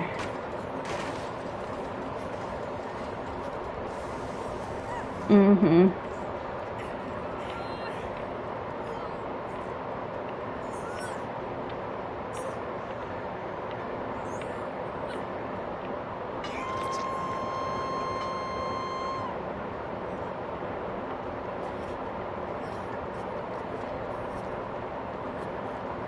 Mm-hmm.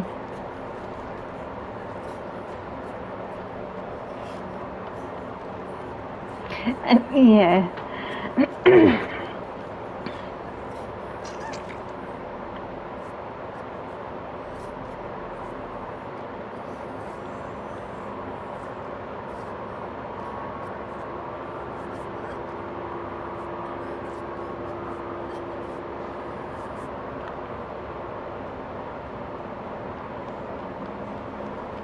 How does he keep running directly into my face?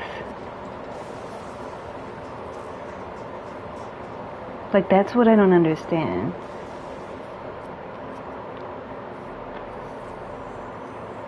I have to deplete this med kit.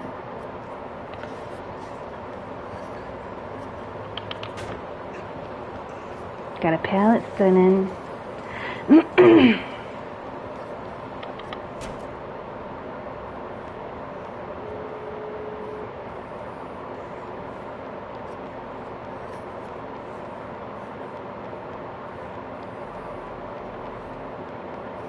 Now it's like, are you going to prioritize gates or are you going to keep chasing me down? You know, that's the big question. Are you going to sacrifice 3 people getting out just to chase 1 person? He's still coming after me. You gotta break line of sight. Nice. This is the gate too.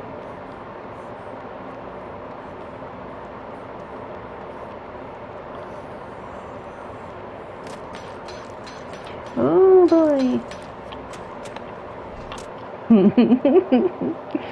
Aw, poor fella.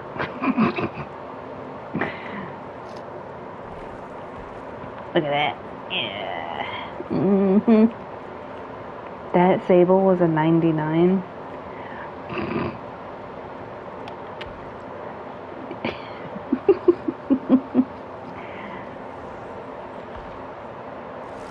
Yes. Yes.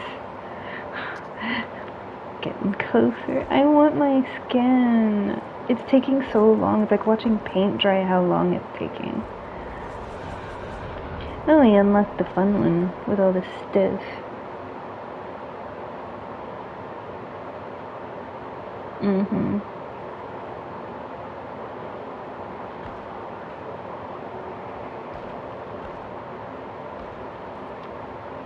Yeah. Mm-hmm. I want my skin. She never gets good skin. Like, it's very rare.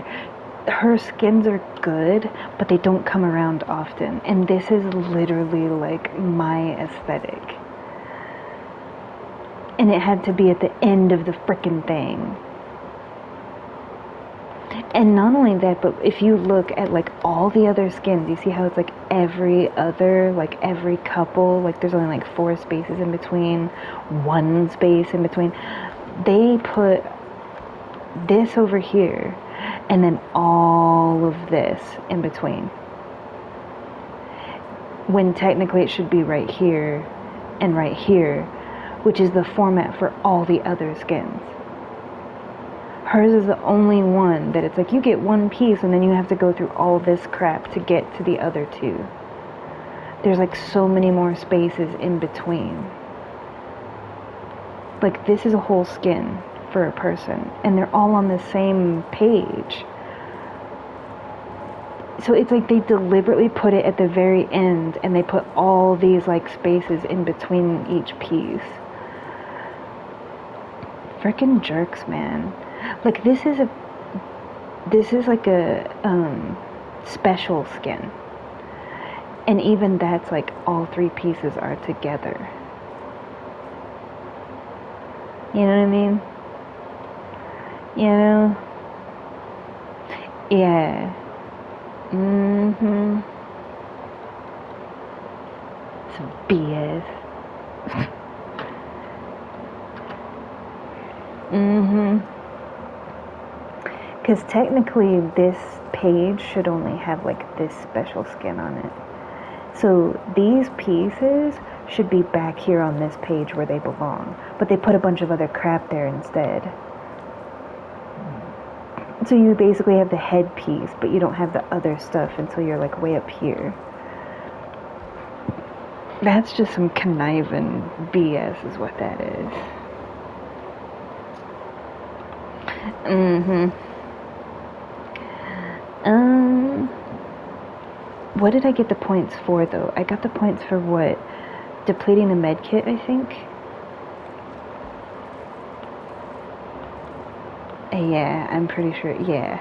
So we are left with pallets. Which if we do the pallets, it will give us this one. And then we still need to heal people from a dying state.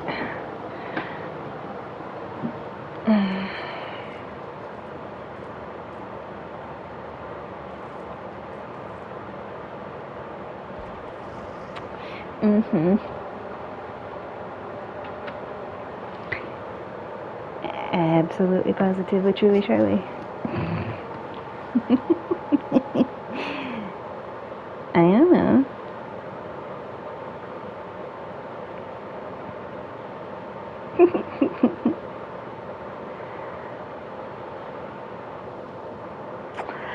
Well, I mean,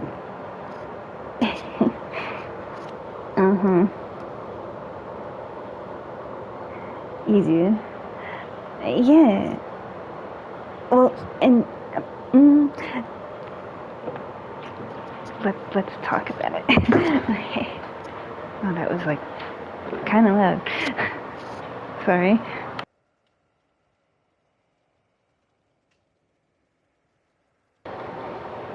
Yeah, it was just kind of like abrupt.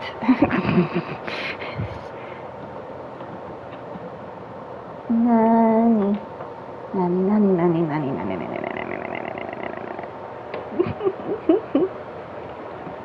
and take my passion tea with me. Oh yeah.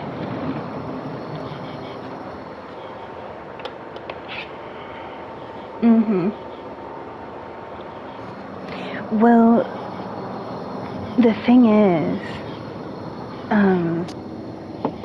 I worked this week. I just didn't talk about it. Like, because usually I stream more. So usually I'm able to like talk about on stream like, you know, working tomorrow or I just worked today or whatever. So I worked this week. I just wasn't streaming to like conversate about working. Yeah. No, I was off this weekend though.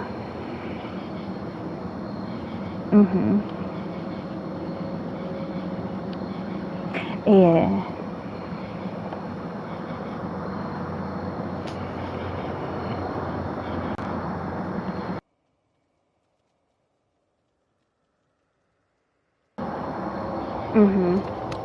Yeah, I was off for the weekend.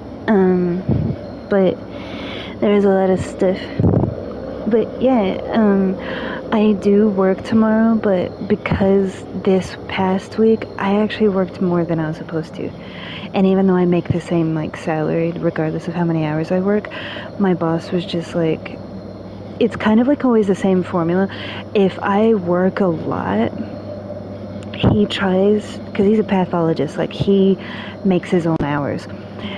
And just like how I was at the hospital, like, because when I worked at the hospital, I was always the one doing like 80 hours a week, 90 hours a week. I'm kind of doing that here. And so the same way that, yeah, exactly.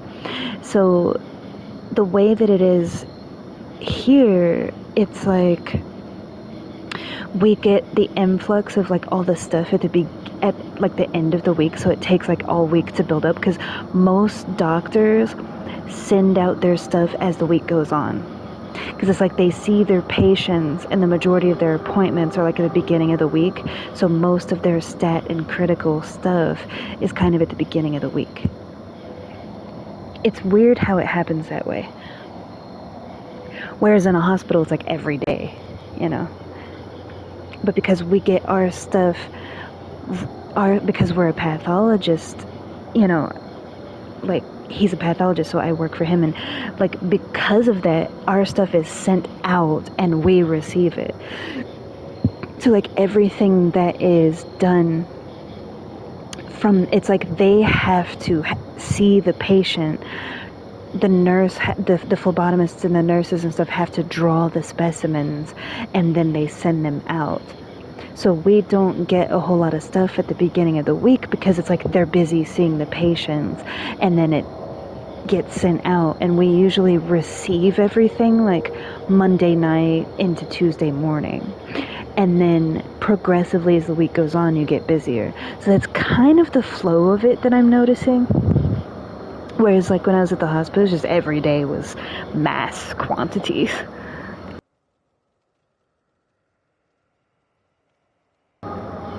Yeah. So usually even though I'm off on the weekends, I'm technically on call. Because there's been some times where I've gone in on like Saturdays, and like I work Friday all morning and all day, and then I go home, and a couple of hours later he's calling me back in, you know. So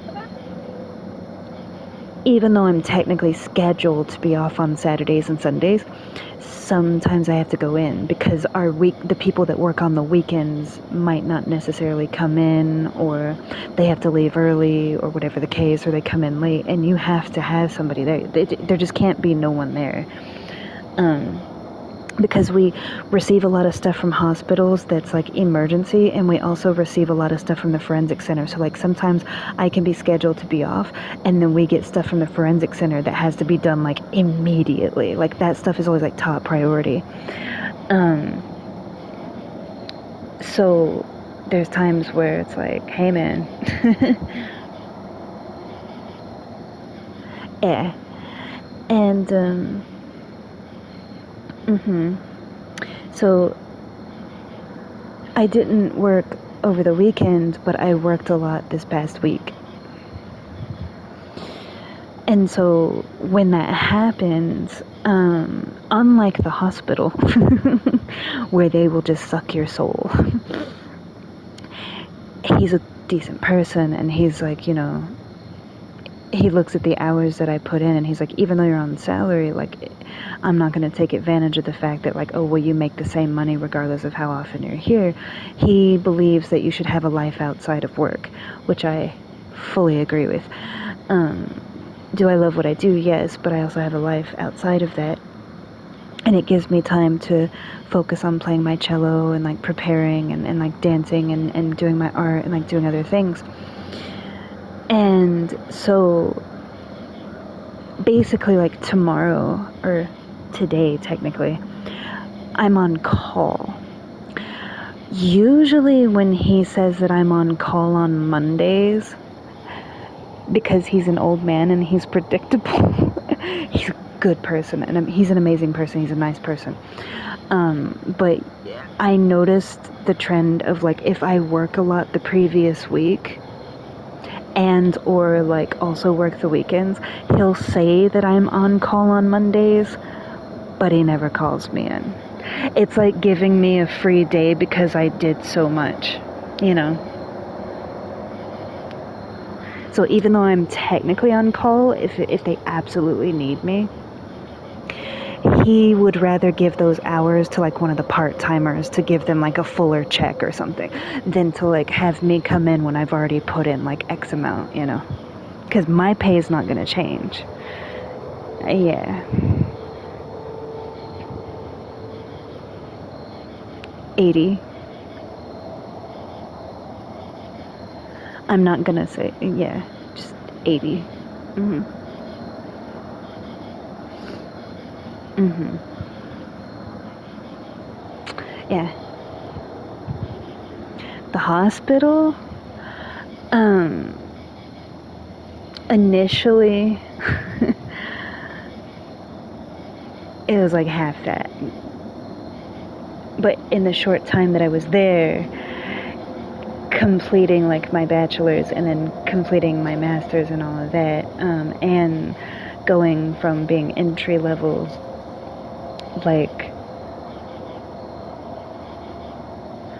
because I got a lot of raises and I got a lot of promotions. I was running that lab before I left the hospital, which is crazy. I mean, they told me that. They moved me from like level 1, like last year, I was a level 1, into level 2. And then before I left, I had just got level 3. Level 3 is basically running it. Essentially, you're what they call like a lab coordinator or lab manager. But because somebody was already in that role, essentially, I was running it when they weren't there. And kind of even when they were there. Because that job, not because they're being lazy and not doing their job, but because that job is a lot of, like,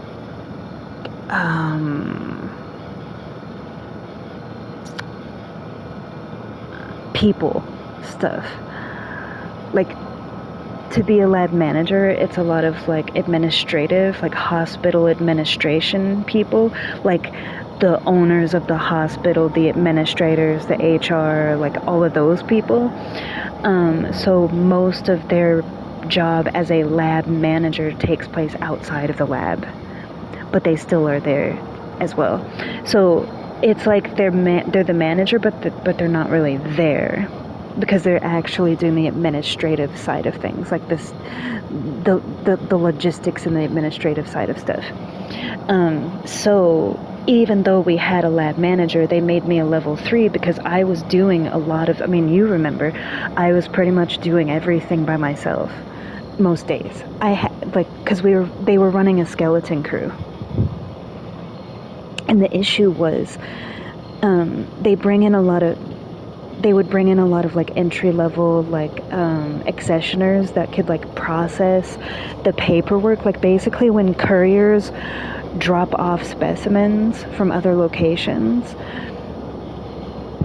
or because the nurses are predictable. Like if you work day shift, all the nurses do their rounds like first thing in the morning, so they draw like the beginning of the day. So all the nurses' stuff comes in like stacked from all floors. So and that also happens to be when the couriers would come in. So it's like if you worked day shift, you get a pile between like 9 a.m. and like 11. And that pretty much is your work for the day. Nighttime is like the overnight emergency, like as it happens stuff, and then the overflow from like the daytime that they didn't get to. Because the night shift nurses also have like their draw times when they come in. So it's like both shifts are always in constant, like, you know, but it's like I was able to like see the patterns of all of that and do all of it by myself. Like accession it, which is like when you have the plastic biohazard bag and it has a specimen in it, they all come with what they call a rec. It's like REQ. That's the requisition form, and that has the patient's information and all their stuff, what the specimen is, what it's for, and what test is requested by the physician, and the purpose of that, and you process that. And you have to enter all of that in, make sure everything is accurate. Like, you cannot make mistakes on that. So you take what's from the paper and you put it in the system. And then from there, you do a pour off. And then from there, you put the specimen to whichever slot it goes to, depending on whether it's going to microbiology or histology or urology or whatever. The thing is, that's just the job of like an accessioner. So you can apply to be an accessioner at a hospital without a degree. Well, when you're running the lab by yourself, it's like, I can accession it, I can process it, which is like actually putting it under the microscope and making the determination, and do the follow-up, which is like entering in your findings into the system and sending it back to the physician through like the system.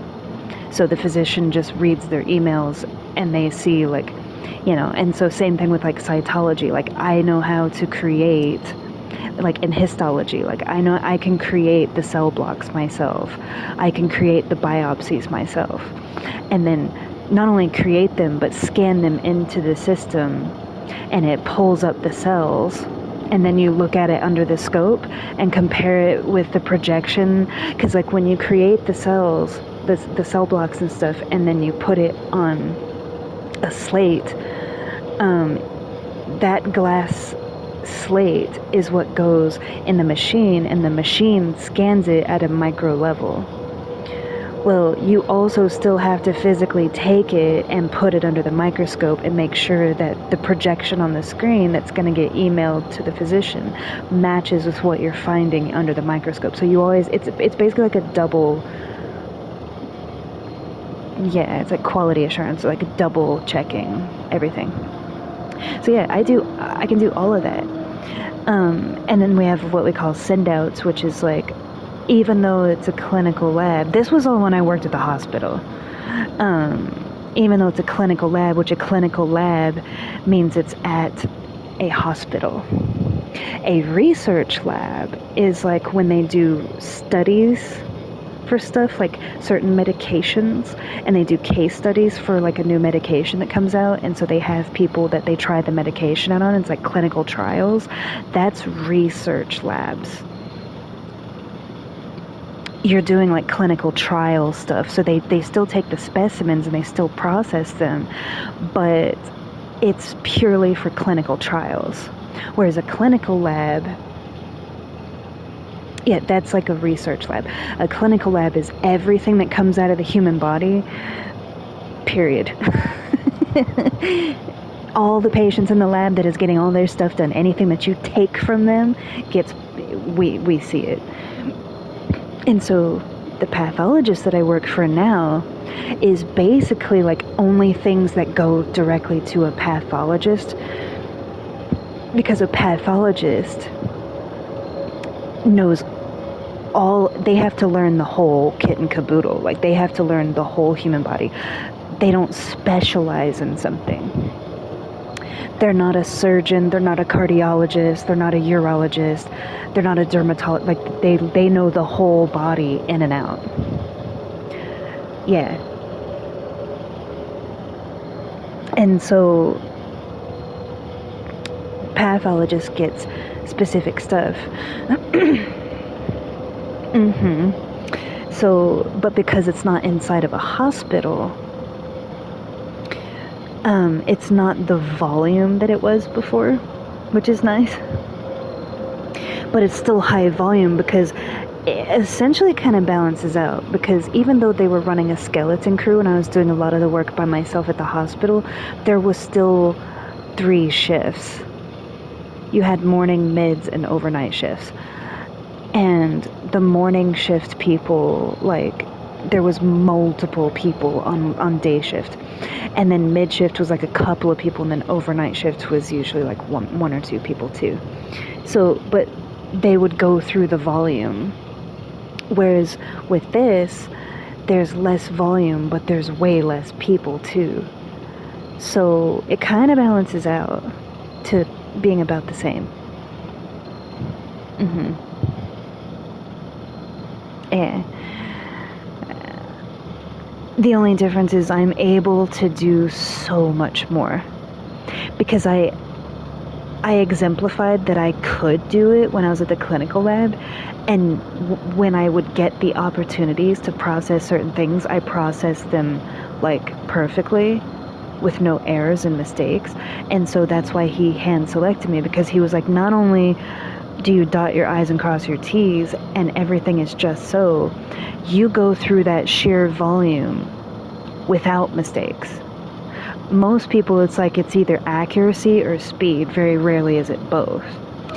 And so just the simple like variety of like different kinds of specimens that I had processed, he's like, you're somebody that I want. Because sometimes, like a lot of times with labs, it's like they do just plasma, or it's like a blood bank, so they only deal with blood and plasma and platelets and things of that nature. Clinical labs see everything. I have seen fecal matter, I've seen urine, I've seen sputum, which is spit. Like typically when people have like bronchial issues, they have to spit into a cup, or like they have an upper respiratory bacterial infection, you have to spit. That there's air, there's these like bags that you breathe into and you screw it off. And essentially it's like the air particles from your lungs. There's tissue. I've processed scrotum. I've processed brain matter. Like when he was interviewing me and I went there, the room that we were standing in and just casually chatting literally had these like jars, not like jars, but it was like these round circular plastic jars with like a screw top. And it's like there's an eyeball, there's some skin, and I'm just like, And he said specifically, he's like, I bring people over here to see if it bothers them. And I was just like, I was just looking at it because I'm like, oh, I've done that, and oh, I wonder what they're processing that for. And and he was like, the fact that you were curious about it and didn't freak out, which 99% of people, it's like, explain to me how you knowingly choose a field where you're exposed to bodily fluids and tissues, everything that comes out of the human body, and then you're gonna get cringe when you have to work with it. Like, how did you think that was gonna go? It's like applying to a job where you like drive the honeypot truck, which we all know what that is. It's like the truck that goes around and sucks up the shit, and then getting grossed out when you have to deal with shit. And it's like, what did you think it was gonna be?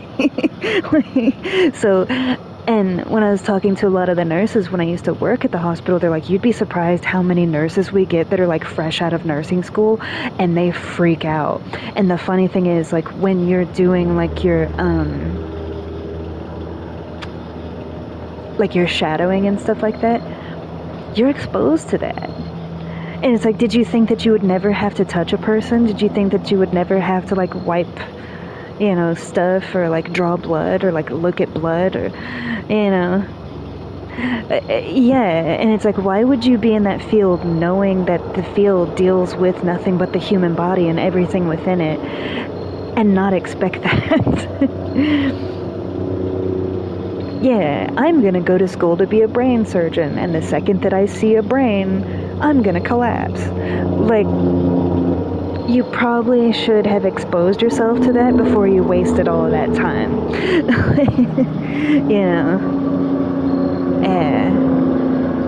Oh.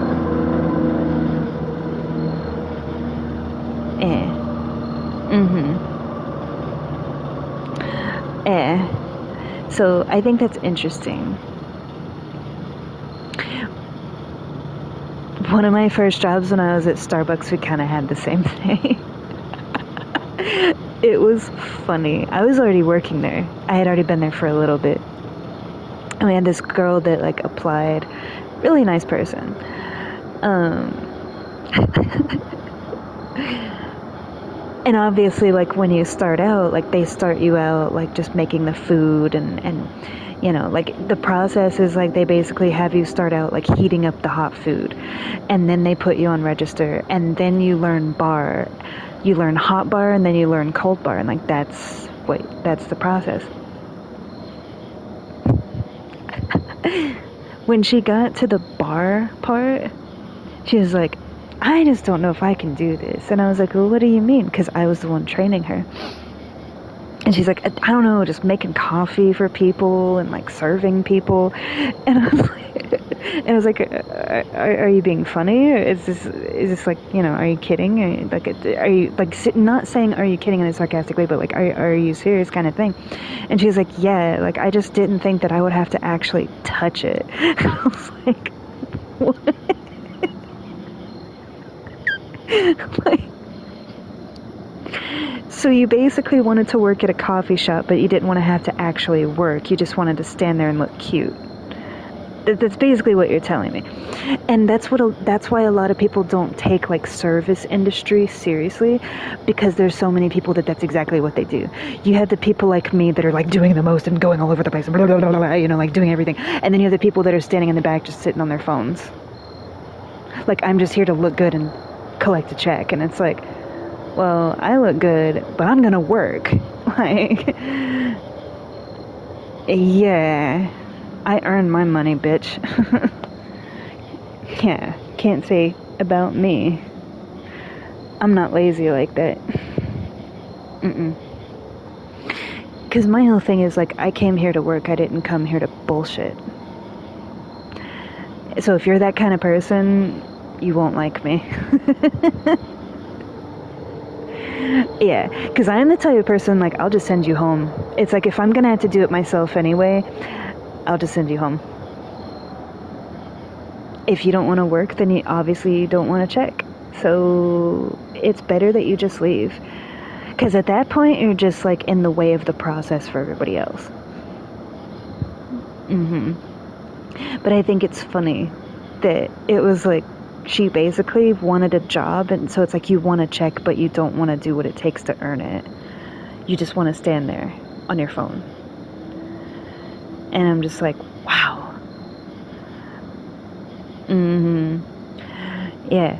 That's like how I told you before, how, like, I was the only person in my class last year, like, the last semester, that did not use ChatGPT for any of my exams or for any of my papers.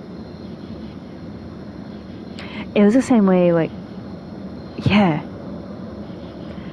I didn't even know what it was, because I don't expose myself to, like, a lot of, like, what's known in culture, because I'm not in it like that.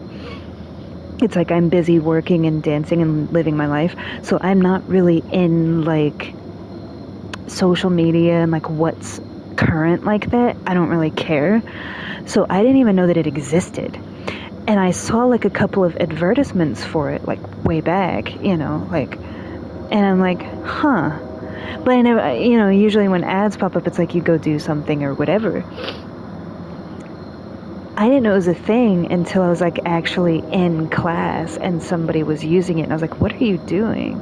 And they explained it to me, and I was like, but why would you do that? Because essentially you're just letting the computer do your thinking for you. I have a mind of my own. And not only that, but do you really not think that they can see that and that they know that? I'd rather just write the paper myself, because it's like, I want to express my thoughts and ideas about something. They're looking at it like the easiest way to get to just do it, and it's like, then why are you here? If you're not passionate about the degree that you're getting, to the point that you're taking an easy way out just to get it done, then obviously you're not passionate about what you're here for. So it's like, why are you paying money if you're not actually here to learn? And the other thing is, even if they pass the courses, would you want a doctor working on you that ChatGPT'd their way through medical school and doesn't actually know what they're doing? Think about that. They don't really know anything. You know? Like, that's kind of, like, so when you really think about it and you think about all the jobs and that these degrees require, or, yeah. The jobs that require these degrees, sorry. It's like, would you want to be that person? Yeah. I'm sorry, but I love what I do and I'm passionate about what I do, and I'm not just looking for the lowest common denominator to skim through everything. And that tells me that you're not really passionate about it. Yeah, and it's like, don't get it twisted. I have many sleepless nights. I've worked my butt off. I've worked 100 hours a week, still going to school on top of that and dancing. Like, don't come at me with like, yeah, don't talk to me about like overextension. I've made that an art form. And I know that. And I know that that's what I was doing, but I didn't care because I was loving every bit of it. I loved what I was doing at work. I loved what I was doing at school. And I loved dancing. I love all of it. So it's like, even though I'm overextending myself and I know that, I love everything that I'm doing. So I didn't care. That's how it is when you're passionate about what you do. You don't care about it. Like, you don't care about, oh, there's no such thing as too much, basically.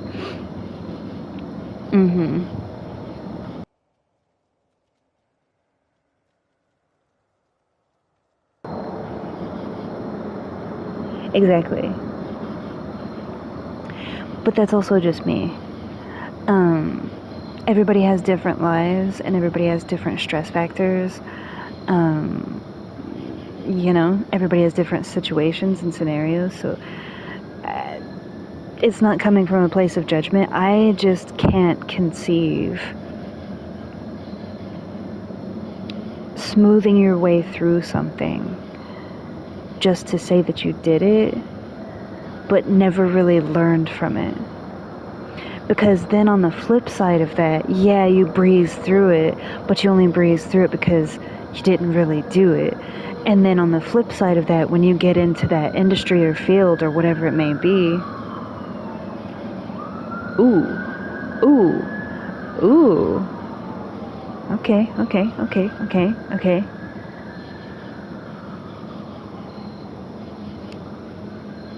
All right, sir.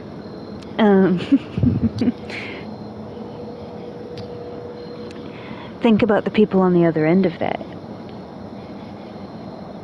On the receiving end of that.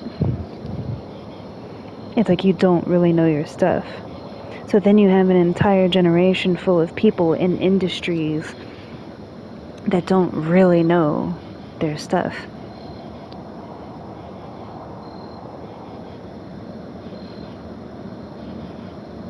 Yeah, see, like in the music industry, it's like you can't BS that. You either know it or you don't.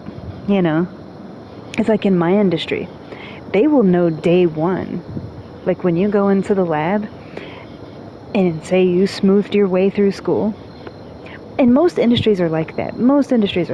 Like, they're gonna figure it out. But some are easier to kind of get away with it. Whereas fields like mine, day one, they know that you don't know what you're talking about. They know that you don't know what you're doing. So even with a degree, they're gonna like push you back to like just being an accessioner. And it's like, oh, I can be an MLT, like I went to school, I know my stuff. It's like, yeah, but you chat GPT'd your way through it, and clearly you don't know the microbiology or the chemistry because you're lost. So the most we're gonna give you is like the entry level position of being an accessioner for like $20 an hour. You know, you're not gonna make the 60K to start out, because MLT level 1 is like 60K to start out. I was a level 3, so it's different. Like, you know, yeah, 80.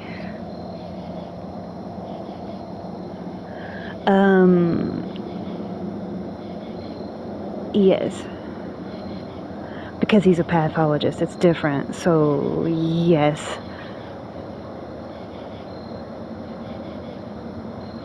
Mm-hmm. Yeah. But that's not why. For me, it was an honor to be chosen and to work for a pathologist. Because that's like the creme de la creme, you know. Not because of the increase. I don't care about all that. It all just gets dumped into savings anyway. Because I don't buy stuff. I don't buy stuff. I'm just like, you know, so. Yeah, but your scientists were so concerned with whether they could, and they never stopped to think if they should. Sorry.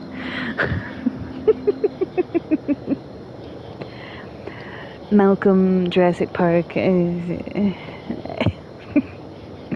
his whole statement, I mean, pretty much everything that he said throughout the movie was true. He was like the voice of, like, not just reason, but compassion. Like the rape of the natural world, you know, like everything that his character said, his whole, imagine being Jeff Goldblum and reading that script. Like if I was in his place, because when you're acting, it's like there could be things that you like about the character, but maybe not necessarily everything that they say. But imagine being a character where every line, everything that they say, you're like, yes, you know, like, yes, like, because you really agree with it, and it's just like, yeah, get in there, like, you know.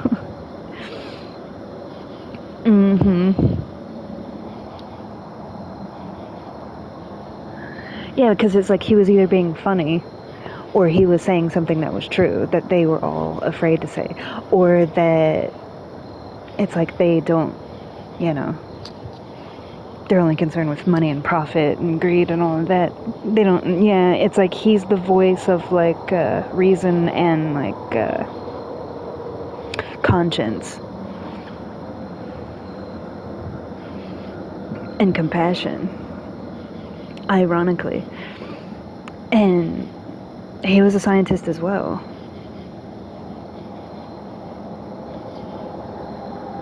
Yeah, but anyway. Yeah, but yeah, he was my favorite character throughout.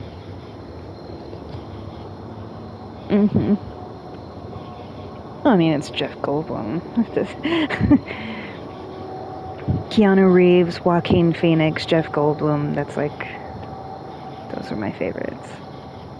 Yeah, there's some others in there that I like, but those particular people are the same way as a human being as they are like in their roles. It's a consistency of character. Like they're genuinely good people, and they're humble, and it's like, hey man, just hanging out, you know. Like, yeah, it's not all for show. It's not a persona. Like they're themselves. I respect that.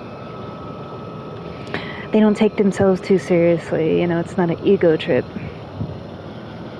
I respect that in an artist. That's why I liked Prince. Prince was a lot like me. He had autism, and he was very soft-spoken and very like to himself, to the point of complete isolation at times. But when he was in isolation, he was creating, and I'm the same way. Like that's why I like Prince, because I understand the compassion and the mindset and the heart and the expression and like the process, because mine is very similar. And it's like I kind of recognize that immediately in him as a person, because I'm very almost precisely the same. But it's like he just had his own way of expressing, you know, through music and through instruments and all that kind of stuff. But as far as like him as a person, like I was like, wow, someone that gets me, even though he was before my time, but it was like I felt understood through a lot of how he was. Yeah. So that's one of the, I mean, I know that everybody knows that I'm a big Prince fan, but it's not just because of his talent, his natural talent, like writing his own music and playing instruments and actually being a musician, but also as a person. And he stood by his convictions. He didn't just say it for like clout. It wasn't just to create drama. Yeah. But yeah.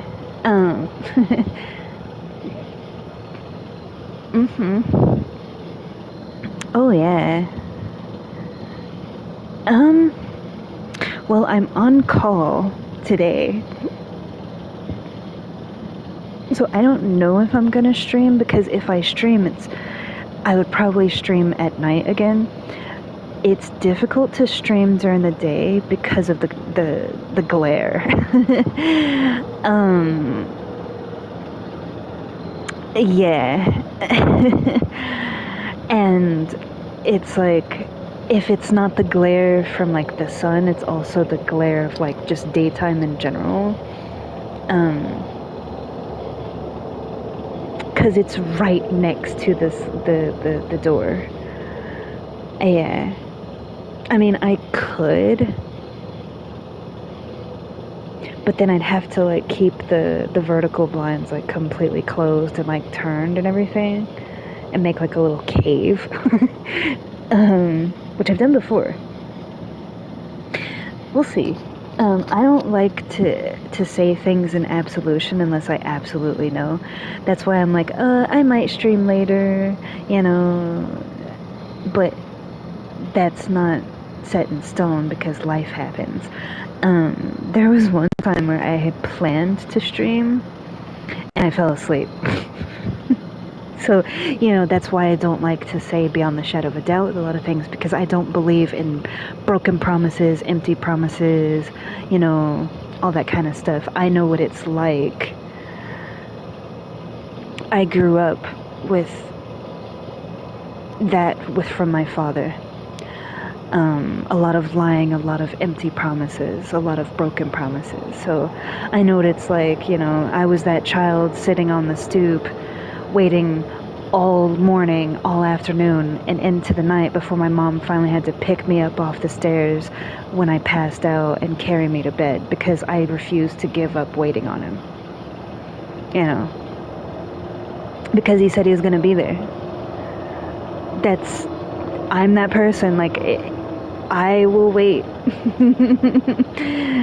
Yeah.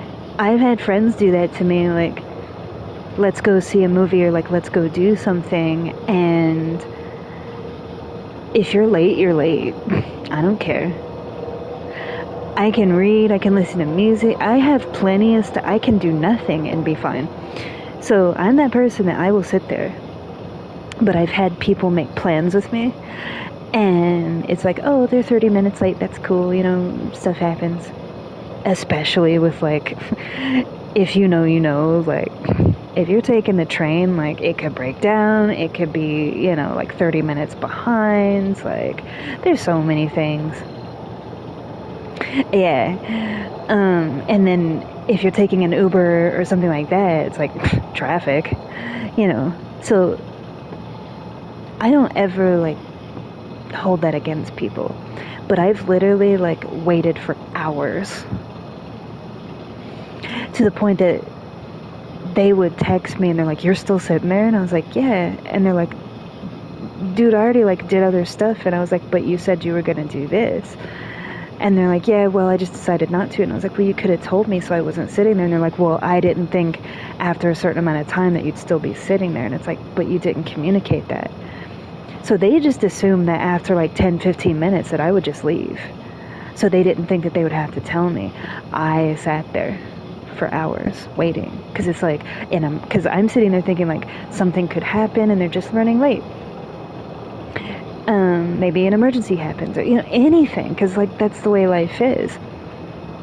And they're like, well, dude, I just figured after like a little bit of time you would have just left. In my mind, it's like the second that I leave, they show up. You know? So it's like, I don't do that. I tried to communicate, but it was like I wasn't getting anything back. And so then my mind went to like, oh, did something happen? You know? Because it's like, they're not here, and I'm not hearing from them. So my mind goes into like a whole other thing. Yeah. But anyway, like, I'm that person, like, yeah, like if you make a date with me and you stand me up and you come to that place like hours later, I'll still be sitting there. Yeah.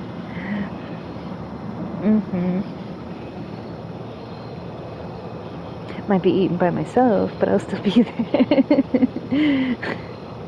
Yeah. Well, yeah, you eventually like go home, but it's like,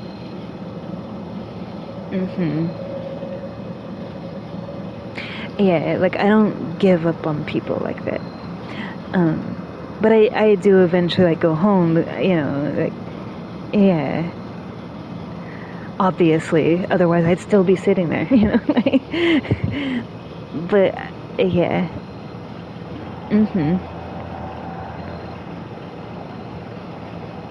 With the movies, it's like past like a certain amount of time and I realize it, then I just like, they're pretty good about like if you still have the ticket and it's not torn and you're like, you explain like they just didn't show up, can I get a later show time? They're usually pretty chill about that. So it's like, well, guess I'm watching it by myself, you know.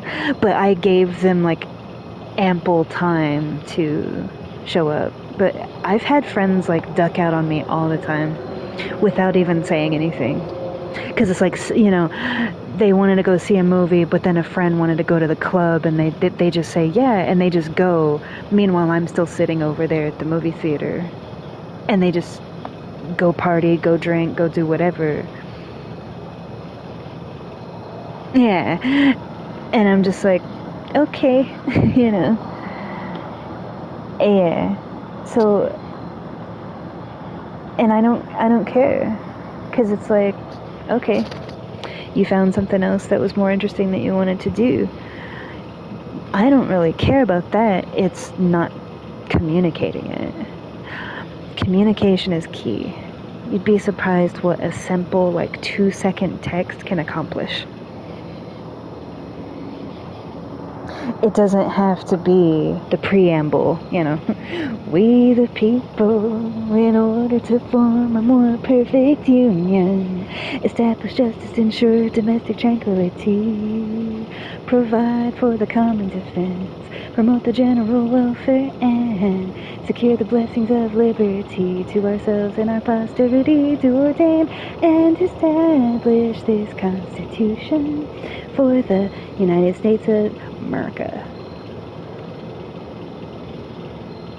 Schoolhouse Rock, because we was poor and we didn't have cable, so we had like streaming services and then like no cable, so you watch like basic TV, so like old reruns from like old shows back in the day. And I liked Schoolhouse Rock to the point that like, even though they showed like some of the old reruns, I actually would go on YouTube and watch like all of them because I liked them. So I know like the electricity one, the conjunction one. Like I used to watch Bob Ross on YouTube because I liked Bob Ross. Wishbone, Reading Rainbow, like all the stuff that you see on like PBS for free. When they weren't playing it, I would like watch it on another platform because I liked it. And my mom was like, that's what I watched. My mom was like, that's what I watched when I was a kid. And I was like, well, I like it too. Yeah, I tend to like the older stuff. I mean, I watch Pink Panther when I'm sick or not feeling well. I don't really get sick. But if I don't feel good or I'm in like a lot of pain from my lupus or my my heart pain, I watch Pink Panther. You can only, like, if you lived with me If I'm laying in bed and I'm watching The Munsters, Pink Panther, or Scooby-Doo, the original, Mr. Bean, the live action, or reruns of The X-Files, I don't feel good. Because those are all shows that are free to watch, that you can just binge. So it's essentially, I'm just going to be laying there all day because I don't feel good. So it's like, if you walk by and you see that, like, I don't feel, like, you don't even have to ask. I don't feel good. My roommate figured that out. She told me that. She's the one that told me, because I wasn't aware that I had a formula. And she was like, I always know when you don't feel well. She's like, you're never sick, but I can always tell when you're in a lot of pain, because when you're laying there, you're watching specifically those things. And I was like, what if I was watching Sherlock or Game of Thrones or Hannibal? She was like, no. And I was like, really? So you know, like, my I don't feel good stuff. And she's like, yeah. Fine, be that way. There's also certain shows that it's like, if I can't sleep too. They're different. There's the I don't feel good and I'm in pain. And then there's the I'm sick. And then there's the I can't sleep stuff. They're all different.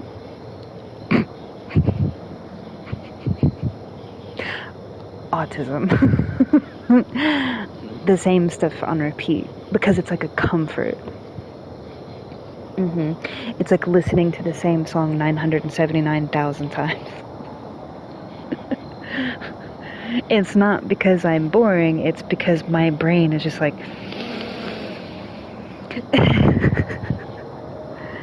with specific stuff, yeah.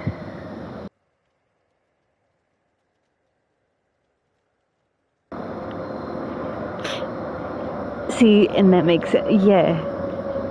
See, that show is very specific.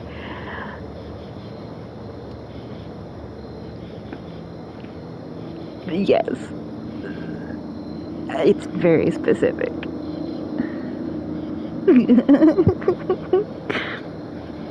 If I had to choose, okay.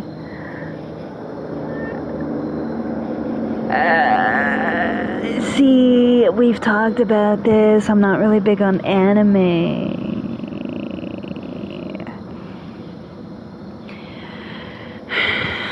We talked about this. I like the old anime from like the 60s and 70s, like Lupin, Galaxy Express. I do like Death Note because I like L.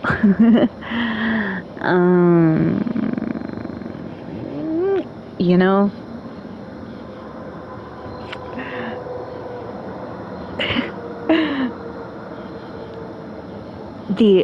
Okay.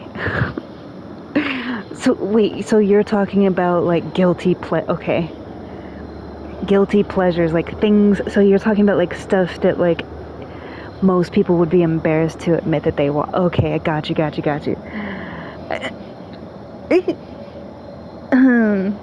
I wouldn't, see, I don't get embarrassed, though. I'm unashamedly, I don't care. I'm not ashamed. There's a lot of stuff. The original Teenage Mutant Ninja Turtles, the original Power Rangers. Okay, we'll see, that's not that bad. Okay, I'm easing you into it.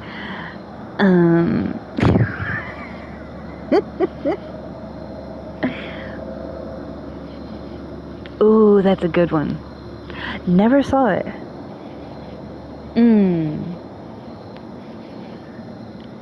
Powerpuff Girls, yeah. I've seen Ren and Stimpy. Oh yeah. Don't mistake me, my friend. Age has nothing to do with it. I've had people that are like my grandparents' age sit there and be like, you don't know nothing about that kind of music. You don't know nothing about this. And I'm like, really? Let's talk. And then it becomes this whole thing of like, I know more about their culture and their time era than they do. And they're like, wow, I wasn't even in it like that. It's like, yeah. But it's fun to talk about, you know, because it brings them back the memories. And it's like, I'm expressing and talking about stuff that I enjoy, but for them, it's like a trip down memory lane, you know. And they're like, wow, I haven't thought about that in years, you know, or I haven't listened to that record since I was fit, you know. So it's like for them, that's what I love about it. When I sit and talk with like older people and like strangers and like people on the park benches and like different people, it's fun to like, I like listening about their life, you know. The life and times when they were my age, you know. How the world looked, how it felt, how the city smelled, what the vibe was, what the lingo and the language was, and like what that feel was. And it's like, it's a shadow of its former self is what it is.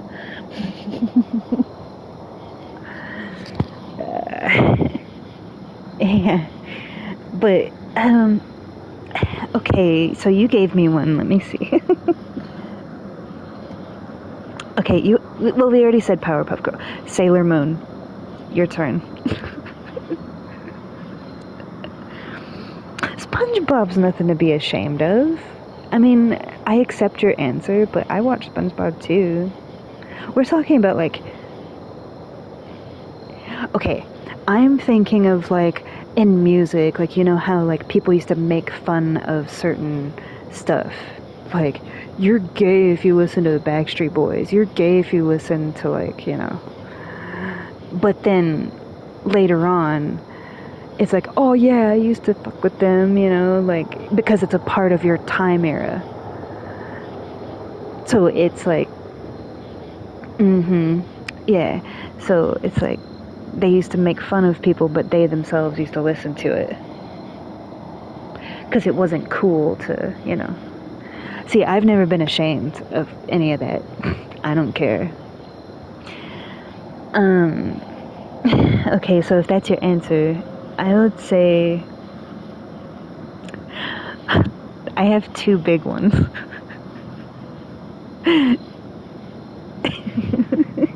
Not the original, because the original is like back in the day. My Little Pony, Friendship is Magic.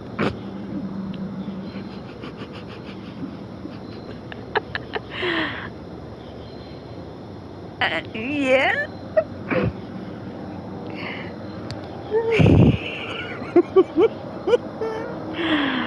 Sailor Moon.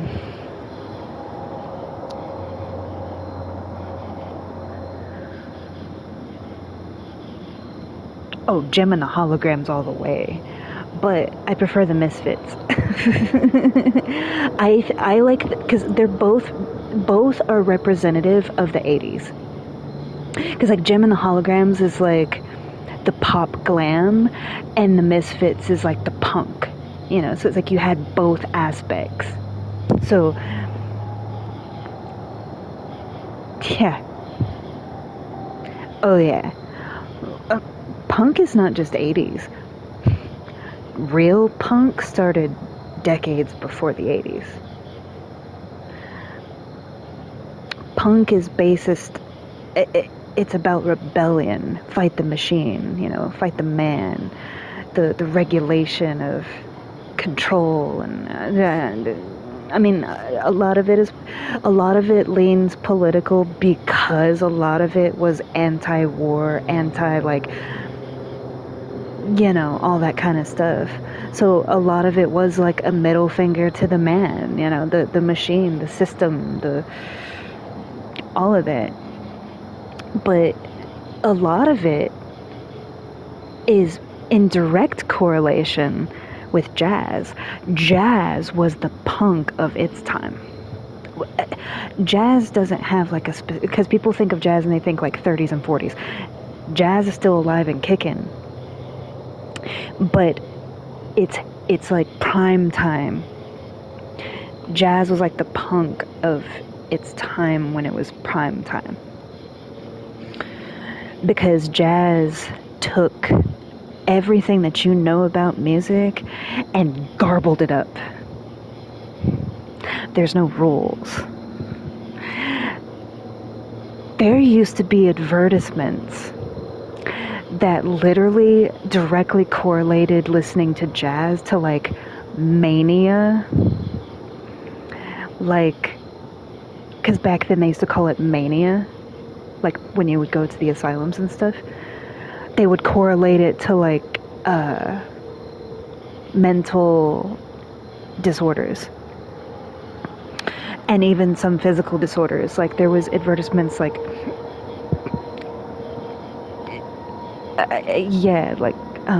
stunting your growth or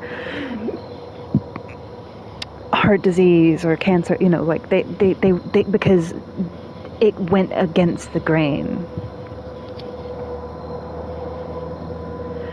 So jazz was like the rebellion of its time. Just like rock and roll was the rebellion of its time. And punk was the rebellion of its time. So, you know, when you think about it, okay, if you know anything about music theory,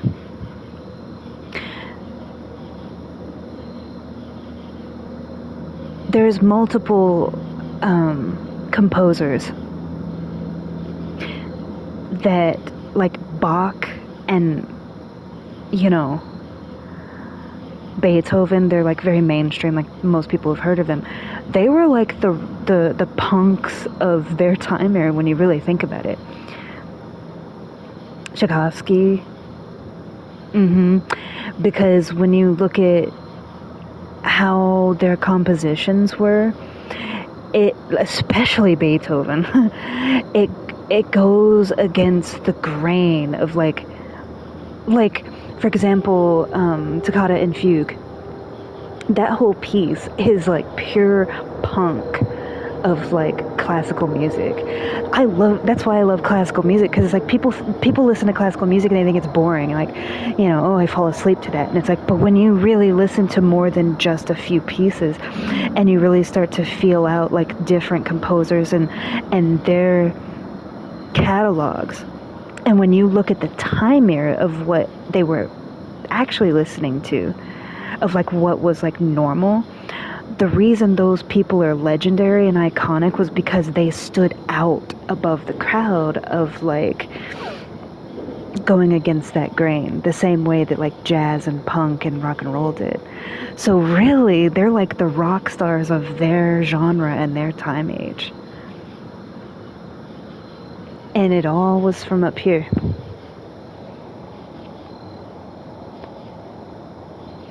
I think that's beautiful. So when I listen to classical music, I've always been this way. Whenever I listen to classical, it's like I don't think of classical in that way.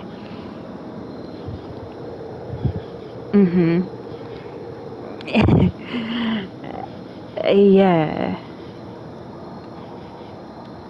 Like the originators, you know.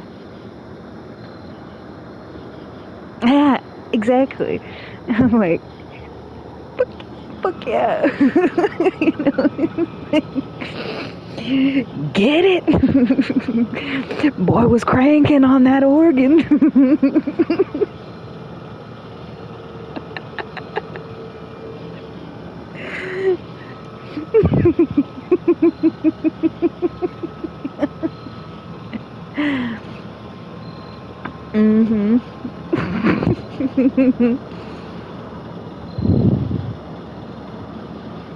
Tickling those ivories.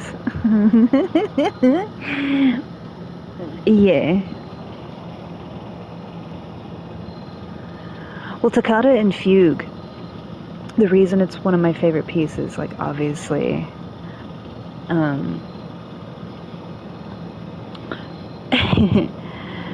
yeah, but the reason I like Toccata and Fugue is because it's a duality.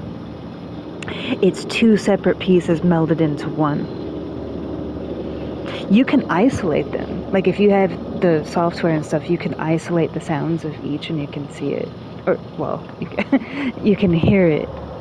But if you're isolating it on the computer, you can visually see it too. But yeah, it's like a dance between two different melodies coming together, and they're each expressing like their beauty in one. Yeah, so to me, like toccata and fugue is like a duet simultaneously. I think it's beautiful. Moonlight Sonata would probably be number 2.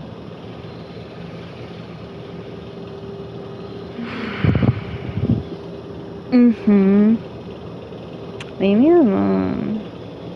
Claire de Lune will always be my number 1. It's simple, but it's ethereal and timeless in my heart, and it has a special place in my heart. I have a playlist that is nothing but Claire de Lune from different artists in different versions of it. And it's like, I put that on when I'm like spaced out, or in, you know, like when you're just sitting on the balcony and you're lost in thought and you're just staring up at the sky. Like I'll play my jazz noir stuff like that too. And I have like other stuff, but sometimes it's like I just play it. I play it sometimes when I'm feeling a type of way, but that's very rare. There was a couple of times last year when I was really depressed I would play, but that's not the only time that I do. Because that is like my favorite classical piece. Yeah. What? No, I couldn't. It was like your mic like moved away, so you kind of like faded out there.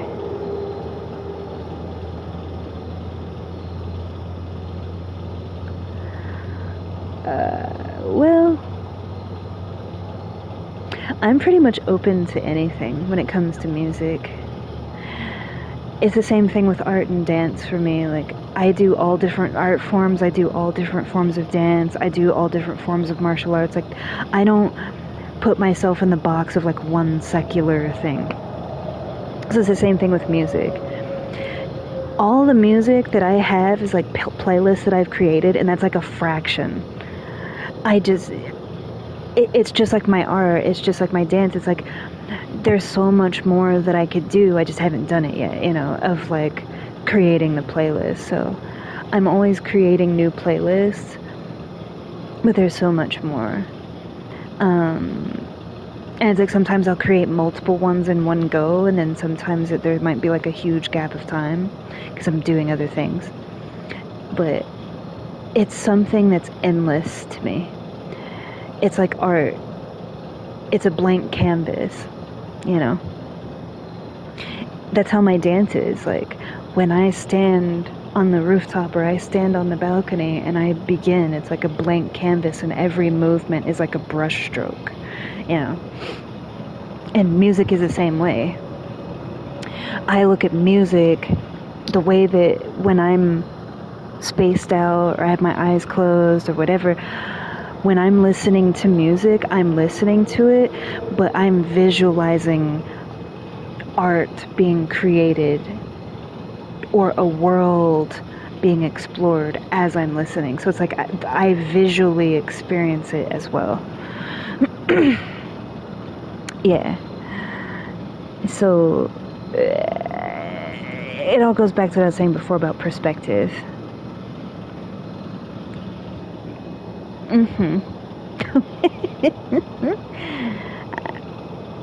You go first, because I'm kind of trying to figure out like what you're looking for, to be honest.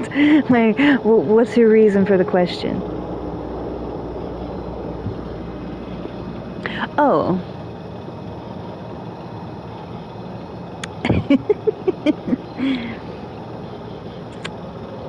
um.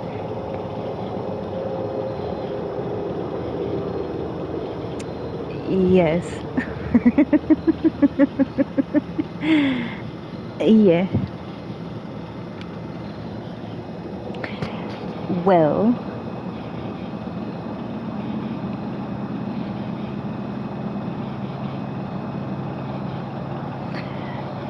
Yeah, I still do my ice baths. I just don't talk about it. I know I post a lot on Threads because it's like my diary of like I'm taking a milk bath or whatever. I do my ice baths like 2-3 times a week. I just don't talk about it. I usually do my ice baths after work, but before certain things. Yeah.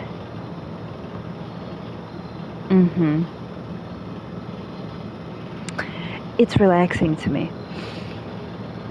It's something that I've done for quite a few years now. The main thing is the ice. Yeah, because like you use cold water, but I get bags of ice.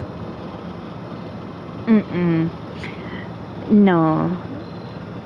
No. I usually get like 2 big bags of ice and I use cold water and I just like dump it in there.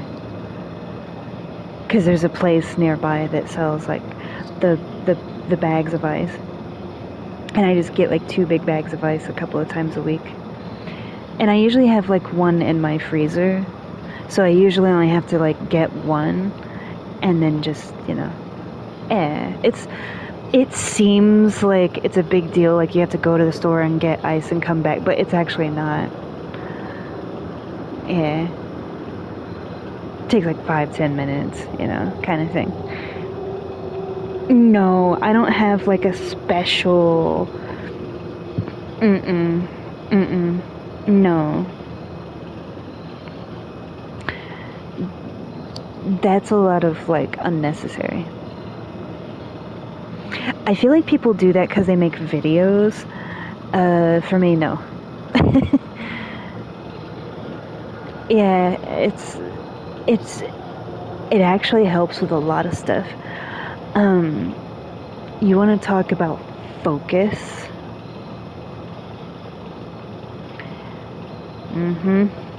Because I think about it, when you're in a nice hot bath, it's like you relax and everything floats away. When you're in an ice bath, it's like you are hard focused on like,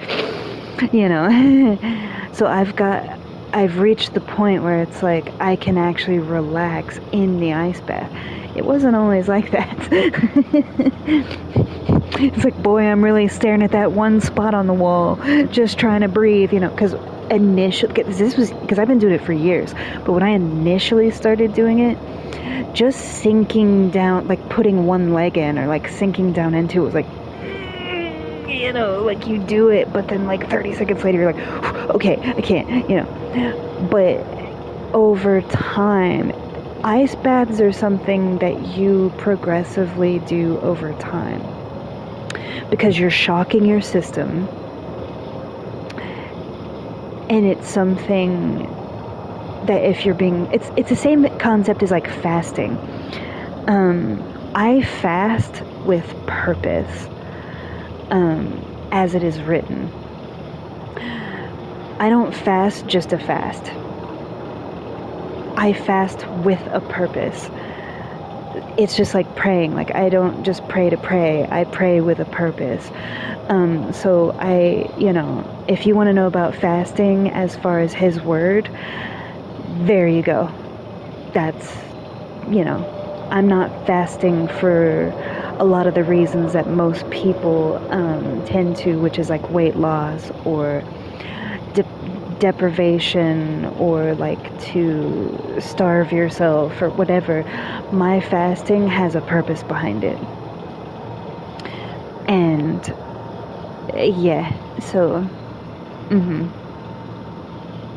But it's the same way of like, you don't just start out like fasting for a month first go, I mean, you can, but if you don't know what you're doing, you're just harming yourself, and you're putting your body in like this state. Because when you fast, you repair your cells, like your cells repair, and your body like re-coordinates and resets itself, and there's like a whole process with that. So it's like if your body's not used to it and you've never done it, and you just dive into fasting, but you're not staying hydrated, you're not taking the vitamins, you're not doing things properly, slowly but surely over time, you can cause more harm than good. So exactly. And it's the same thing with ice baths. Like, you can just jump into it, literally. But for me, it's like, with stuff like that, it's like, I'm smart about it, And there's like little things over time that I've picked up along the way that I'm like, oh, yeah.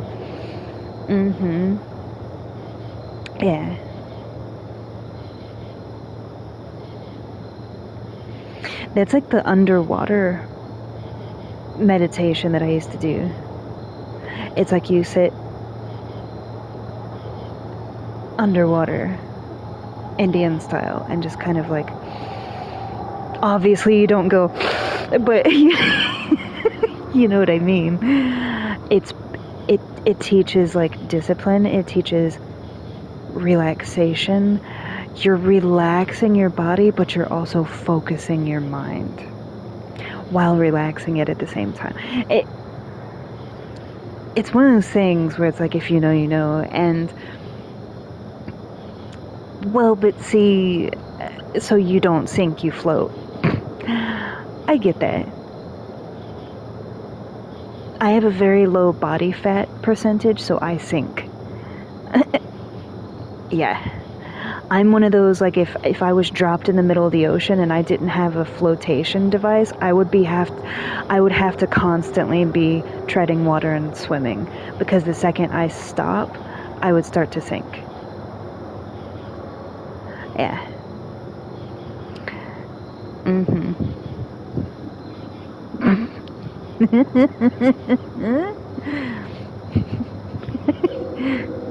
So you're like the raft, like the yeah. So you can just like lay on the surface of the water and just like float around. That must be so nice, though, because I feel like that's relaxing. I wish I could do that. I can do it, but I have to have like some sort of, thing. Yeah, I have to have like a life jacket, or like the floaties, or like some sort of flotation device. I can't just lay on top of the water and float like that. I sink. Yeah. I feel, because if I could do that, I would just lay on my back in the water and just like stare up at the sky. You would never get me out of the water. I feel like maybe there's a reason why I sink. Like, there's a reason my body's the way it is. Because he knows, well, you'd never leave the water.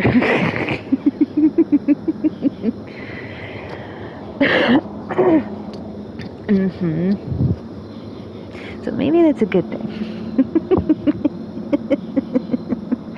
I would just be floating around in the ocean.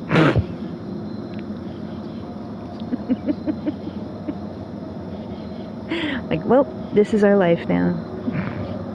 You just float on the surface until eventually you float ashore and wherever that is, that's where you are, Yeah.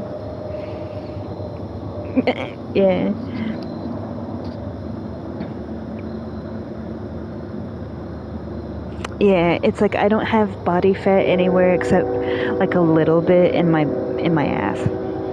Because my ass is like firm and solid, but I do have like a little bit of like,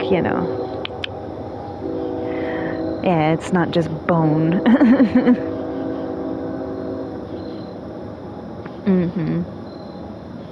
Yeah. Yeah, because if you didn't, you'd have a flat ass. And if it was all muscle, it wouldn't be round. It would be like a weird muscular shape. So everybody has like some fat in their butt. Some just have more than others. Eh.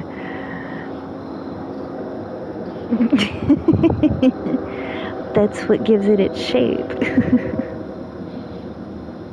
Mm-hmm.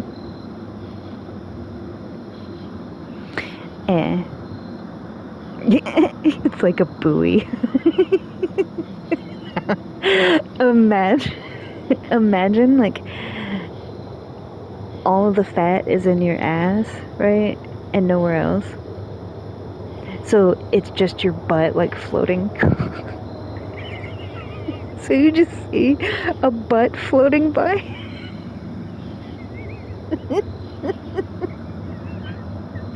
Imagine seeing that from like an aerial shot. You just see a butt floating by.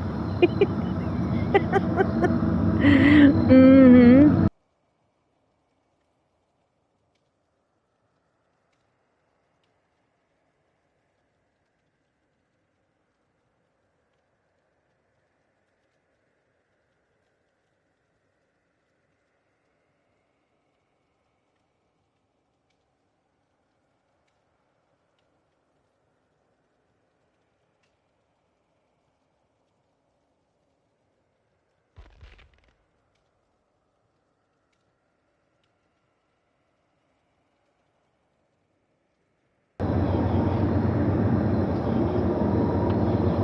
I moved it. It's like, wait, what's happening? Yeah, the stars are out. There's some clouds.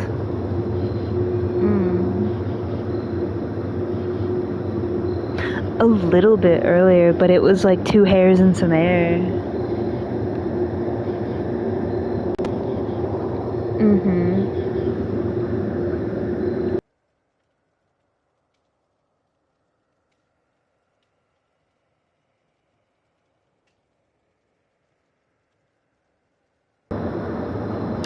Oh, and they're gonna start like. Mm-hmm. Over the next couple of weeks, there's gonna be a lot of noise around me. I had a notification from my building. My building sent me a notification. Like, the people that own the place that I live, I can never think of the name of it, like my landlord. They sent emails out to everybody that there's gonna be like some sort of like thing that they're doing. Like renovation. They didn't specify, but they were like, and I'm like, you're telling us like there's gonna be noise in the city. We hear nothing but noise in the city. Like, as opposed to what? The regular goings on that we hear all the time. It's nice though, it's courteous. I appreciate it, you know. It's okay. But I just thought it was funny. Like, at least they're being sympathetic about their noise.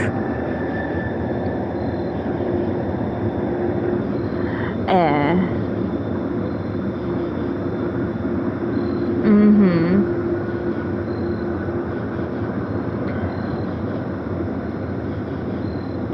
They postponed it. They postponed it because the day that, because I know what you're talking about. The day that it was supposed to happen, yeah, it's like the Shrek look-alike thing or whatever. They had postponed it, and I didn't hear anything else about it. But like the day that it was supposed to happen was the day that it rained really hard with like the tornado and stuff. So it was like, yeah. I saw that and I was like, that's funny. A bunch of people trying to do like the Shrek look-alike contest thing in the city, and I was like, I wonder if like you'd get like that random person that chooses like other characters, or if it's just Shrek, you know. Mm-hmm. That would be crazy. Like if you didn't even have to wear anything, you just paint your face green and it's accurate. Like, That's something. The genes are strong in that pool or a swamp. Yeah. The force is strong. Strong.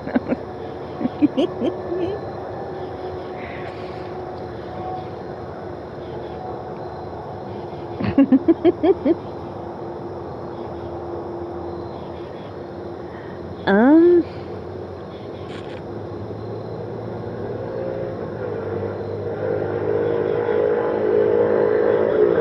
yeah. Ooh, must be nice to have all green lights like that. That almost never happens. See, that's the good thing about nighttime is like the lights are just kind of always green.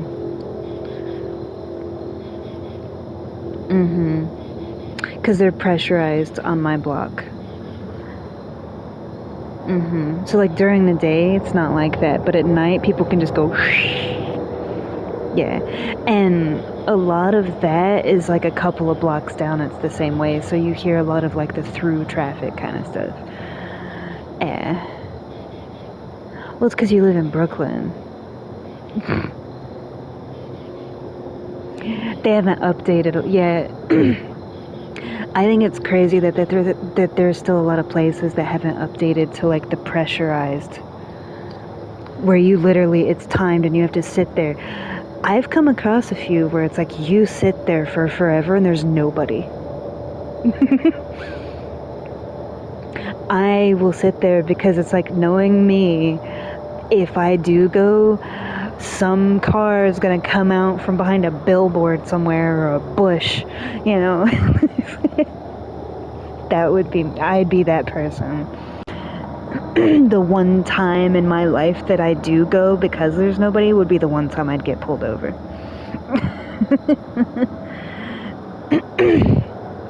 They would come from Guam and you know, like just, yeah.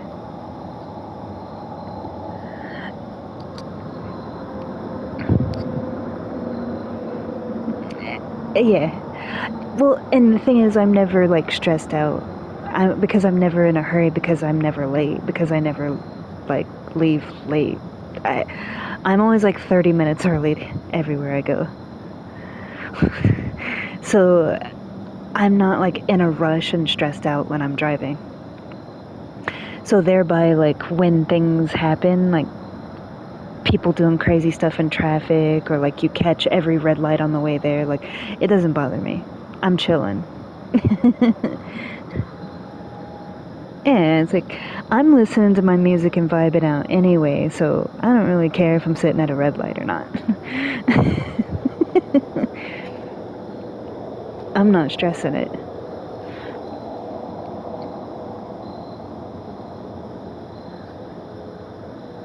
Yeah, I have. It's not like I've never been late in my life, you know. Nobody's perfect. But typically I leave for things early. Like, I'm that person at the airport that's like an hour or two before their flight, just like sitting there listening to their music, grabbing some coffee, vibing out. Because I always make room for the oh shit factor. And the oh shit factor is stuff happens. Things are delayed, things are late, security is backed up, you know, like, so I'm always like way early.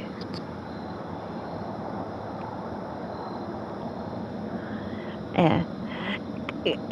And especially with airports, because it's like there's some people that they travel for their job, so they travel a lot, so they're used to like flying here, there, and everywhere all the time. I am not one of those people. So it's like if I'm flying somewhere, it's not rare per se, but it's like I don't fly often. So it's like as often as I spend the money to fly somewhere, I'm not gonna miss my flight because of my own stupidity, you know, like you only have yourself to blame. Yeah, it's like you pay like $2,000 for a ticket and you miss it because you didn't want to wake up. Like, what? You can sleep on the plane. Like, sleep should never be the reason for missing a flight. Because you can sleep on the plane, you know, unless you genuinely have a fear. Or, you know, depending on the flight. Because, see, I have noise-canceling headphones. So I've been on flights where there's like a baby crying or a child, you know, screaming, or like people being kind of a type of way. Don't hear it. I hear it before I put them on, but as soon as I put them on, I'm like,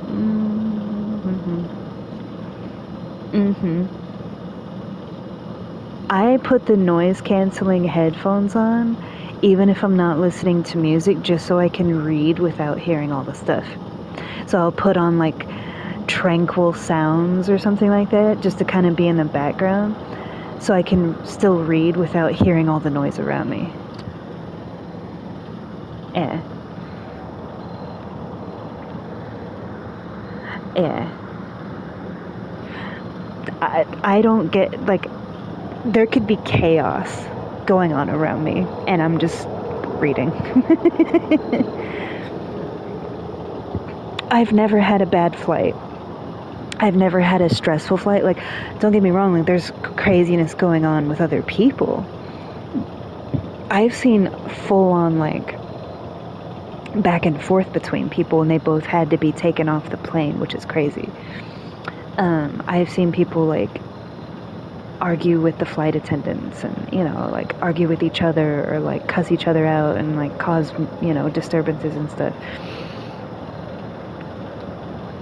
I see that it's happening, but I don't hear it. So it's like, I'm good. I paid my money for my ticket.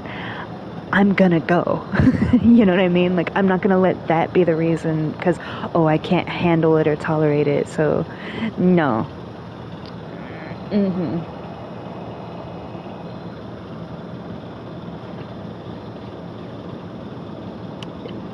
The next flight out. Yeah. If something like that ever happened, I would just take whatever the next flight is.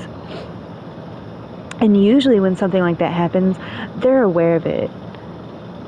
So they're already prepared to, like, get people the next flights out or whatever. Yeah, so it's like, as long as you have your ticket showing like you were supposed to be on this flight going here or there or whatever, they just give you the next flight. And then sometimes if all they have available is like business class, but you had, like, you know, coach or something like that, there's a difference. And sometimes they'll waive that difference and sometimes they don't. It just depends. But I've never had any problems flying. I had a layover one time. That's it. Because it's not like I have flown a lot, you know, like I said.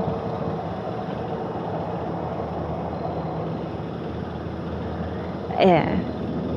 Because most of the time, I just drive. Road trip, you know. Oh, poor fella. He has to downshift because of the red light. I know that pain. When you're driving a stick, there's nobody on the street, but the light turns red. Because usually it's like there was somebody that pulled out just enough to make the pressurized thing change the lights, but they turned. So then you have to sit through a whole red light because somebody turned. And it was like a bigger truck, and they had to, like, yeah. Manual is one thing, but the big trucks, it's like they have to go through all the gears to go again, so, like, it sucks. Yeah.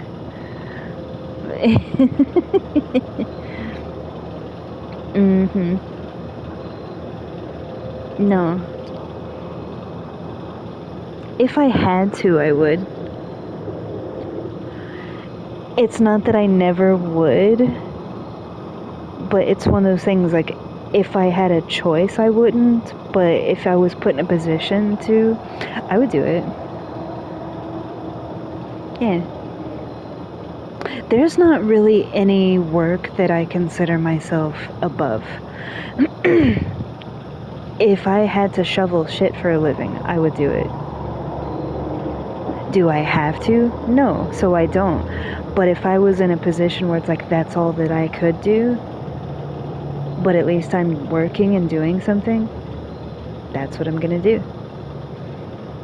Because to me, there's no such thing as better or less than when it comes to work. Work is work. I don't care if you're pouring concrete, I don't care if you're doing landscaping, I don't care if you're shoveling crap. Working on a farm, working in a doctor's office, a policeman, like a teacher. There's no job on this planet that is less than. I don't look at it that way. Like if my significant other was doing a job, I wouldn't care what they're doing. It's like that man's getting up every day and going to work. That's what I look at. It's not about what the work is. It's about he's getting up every day and he's going to work. And he's busting his ass, basically. Like, yeah, I'm gonna support no matter what. Like, you're still gonna have your lunchbox with all the things. Like, yeah. So it's like if you're working and sweating and working hard and all that stuff, guess what? You're gonna be that person that comes in there where everybody else goes and gets food, and you've got like this lunchbox with all the things in it, all the food, all the snackies, all the drinks, the energy drinks, like the protein stuff. Like, you're gonna be loaded up every day. Because it's like, if you're working hard, like, you need your stuff. And that's my way of, like, supporting that, And having, like, some good food when you come home, like... If your man is not looking forward to that food when they come home, like, you're not doing something right. It's kind of like what I told Koki, because whenever Koki eats my food, he does like this dance thing, and it's like if you're not doing like that dance when you eat it, like if it's not like you ain't doing something right.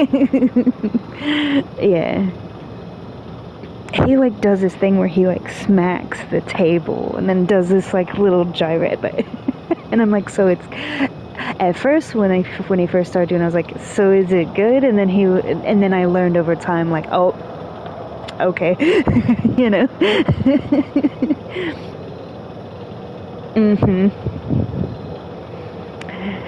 know it's good when they're quiet. Some people do like that little jive.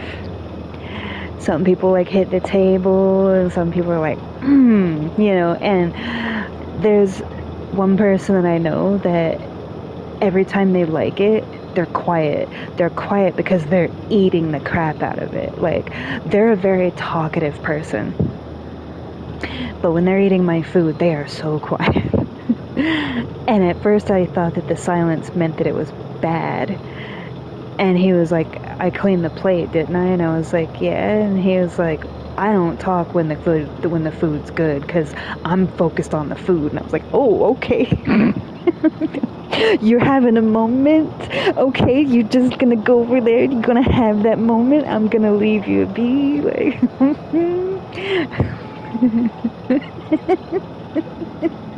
everybody's different. Yeah. Yeah, I always do my stuff too.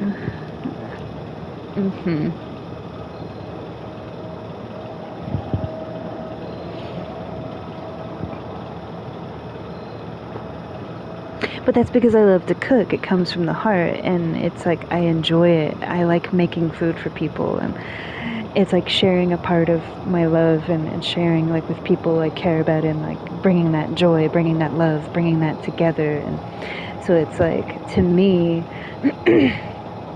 like with what you were saying, it's like when they're at work, if they're not looking forward to that lunch, or when they come home, they're like, oh, I can't wait to go home and have some good dinner. I don't know what it's going to be, but I know it's going to be bomb as, and they're excited to come home, and not just for the food, but you know what I mean? Like, you look forward to, like, I don't know what it's going to be, but I'm excited, like, there's something about that, and it's just like, giving them that, yeah.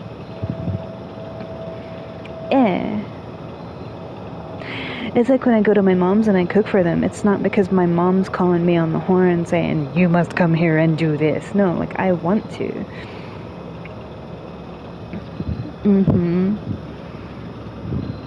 You see, like, the gratitude and the joy, and, everybody's, like, got a full belly, and they're all like, it's a thing. It's sharing love. It's a way, it's just one other form of love, of expression, of sharing and giving that to people I care about. Yeah. I made 4 different kinds of kimchi for her.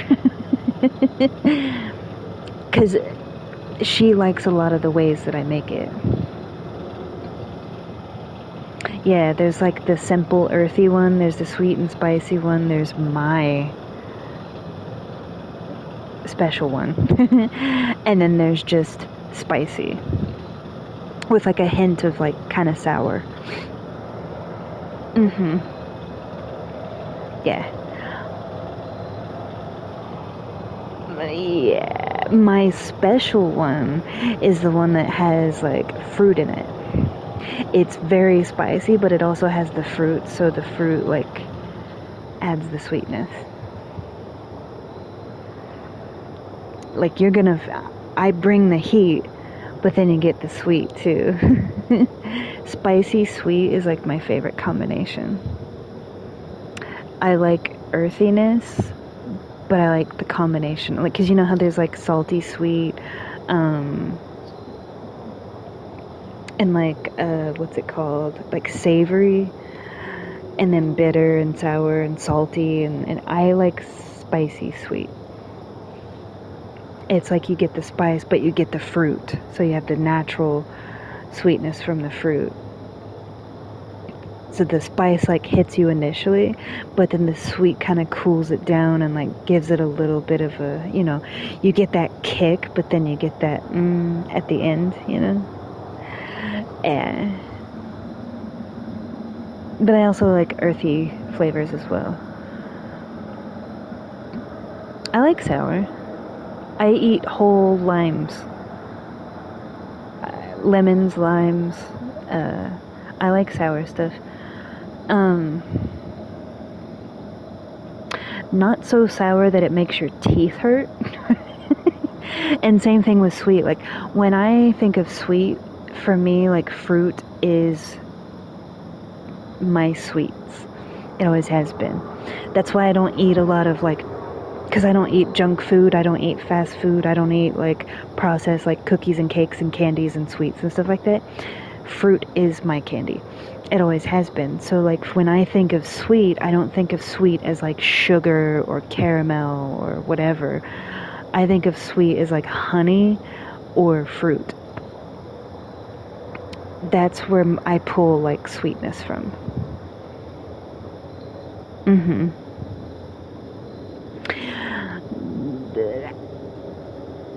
I'll have to make it again, because I know that you liked it. It's like the lemon cake with the blueberries. Yeah.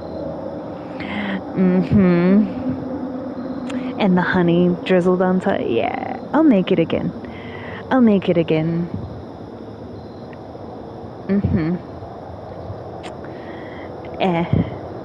It was so good. Because usually when I make stuff like that, it's like I give it to you guys. But I actually tried some of it and I was like, ooh. Like, it was really good.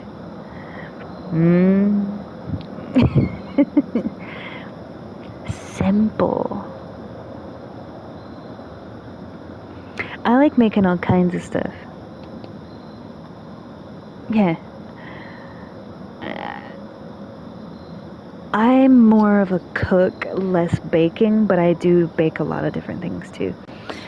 I just don't bake as often as I cook. 'Cause with baking requires some, like, there is kind of a formula to it unless you want it to turn out really bad. So you do kind of have to measure stuff, whereas cooking, I don't measure a thing. Yeah. I cook with passion and with love. Like, there's no measuring going on.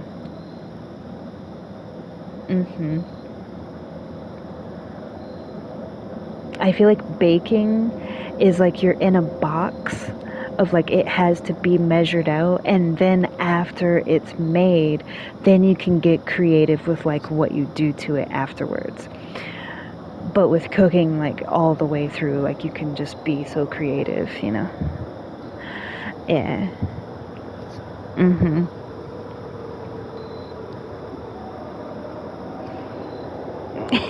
Am I living in a box?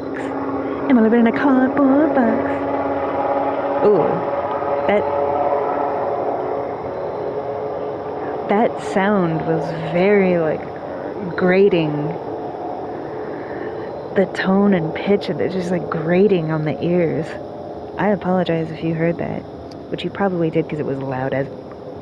But, eh.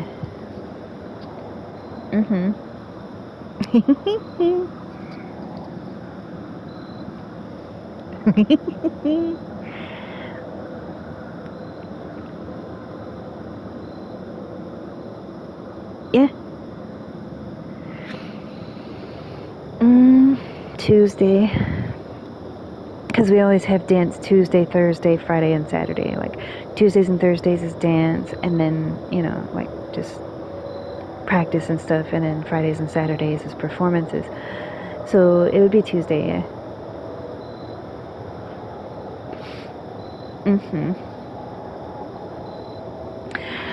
I need to get more point shoes. I'm actually gonna go today and get some point shoes.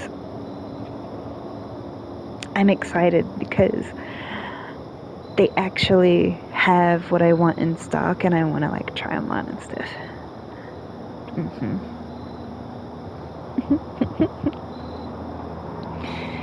Yeah. No, because when I got those, I got a couple of pairs, but with the point shoes, I just bought, like, the one pair. And as you know, like, usually one pair of point shoes can last, like, a week, or, like, if you're practicing in them and doing multiple performances, it's like, then after that, they're pretty much dead. But mine lasted a lot longer than that because I'm not, the way that I dance and the way I distribute my weight and the way that I do everything, as you know, like, I'm not as hard on my shoes as most people are because I'm very light on my feet. So they're not getting, like, that grating, you know? So mine tend to last longer. But I haven't bought a pair since that last time when I made the post. So definitely need some. But they told me, because I had, like, called ahead. They actually have them in stock, so I just need to go and, yeah, it's a new line, and I'm excited about it. Yeah, it's a new line, and I'm like, ooh, I'm curious. Because some structures don't. Yeah, it depends on, like, the shape and the curvature and the structure of your foot. Because I have very curvy, like, high arches and, like, narrow feet and, like, basically dancer feet, and I don't have, like, the hammer toes and the bunions and, like, all the craziness, I have nice feet. So, but the thing is, Yeah, it's like some shoes like look nice, but they may not necessarily fit like your feet. Um, but what they said was this new line is actually perfect for my type of foot because I have long toes and a high arch, and like the curvature of my feet is like an hourglass. And I don't have wide feet, I have narrow feet. Yeah, and like longer toes and like longer nail beds and stuff. And they were like, your foot is actually ideal for this style. And a lot of people, what they were saying when I talked to them, they were like, a lot of people are really like jumping on this style, but they don't have the foot type for it. They like the style, but it doesn't suit their foot. And so she was like telling me, because yeah, like she knows me like the back of her hand because I'm in there all the time, and she's like, I'm excited to like, so she wants me to try them on and like what they for, and like so she can see it.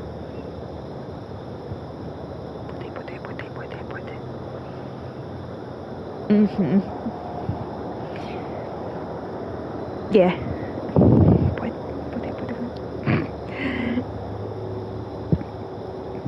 Bore bore bore bore bore bore bore.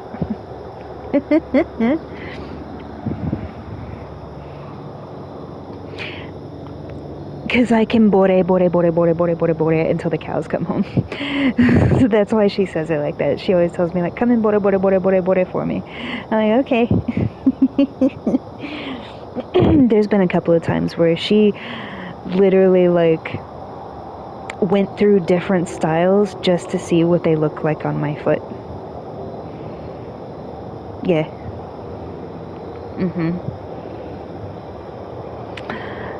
That's the only one that Block makes that I don't like. I don't like, I know that that's like the official term, but it looks like a horse's hoof to me. It's like too block heavy. Yeah, when it's like when the block takes up like a whole third of the shoe, to me it's like too block heavy. So you look like a Clydesdale, you know, like it looks heavy to me, and I have like curvy, delicate feet, and I feel like a horse, like, you know, and I'm like, okay, that's like too much block, you know. Well, see, I don't have wide feet, so that I don't have like the wide issue. Because some of the shorter blocks, it's like the blocks are shorter, but they're wider, and it's like that's for people that have short toes, like short, stubby, thick toes and wide feet. Like chubby feet, basically. I have the opposite of chubby feet. I have like long, yeah, like long fingers, long arms, long legs, long toes. Yeah. Phalanges. That's your fingers, though. Yeah. I see, and that's too wide. I like the block to like be at an inverted angle more. It has more like of a light, tapered, graceful look because that's how I dance. I like my block and my shoes to fit the style of my dance and my body. Yeah, it's very light and feathery and curvy. It's like wispy like air and angulated, and so that way when you're dancing it's like that angulation, you know. Yeah, it shouldn't look like a hoof. But I understand that some people have to have that because that's the shape of their foot. You know, they need that. Or they need a bigger block because they need more stability. See, it's like I can dance barefoot on the tips of my toes without the shoes So I don't need a heavy block for stability like most people do. Yeah. I used to prance around my house on my tippy toes, not on the balls of my feet, like, because I used to do that too, but like on the tips of my toes. So I don't need like a big heavy block to have like that stability like a lot of people do. Same thing like when they tear apart their shoes, I don't have to destroy my shoes to customize them to my foot. I don't have to rip everything out of it and like destroy it. I just sew the laces on it.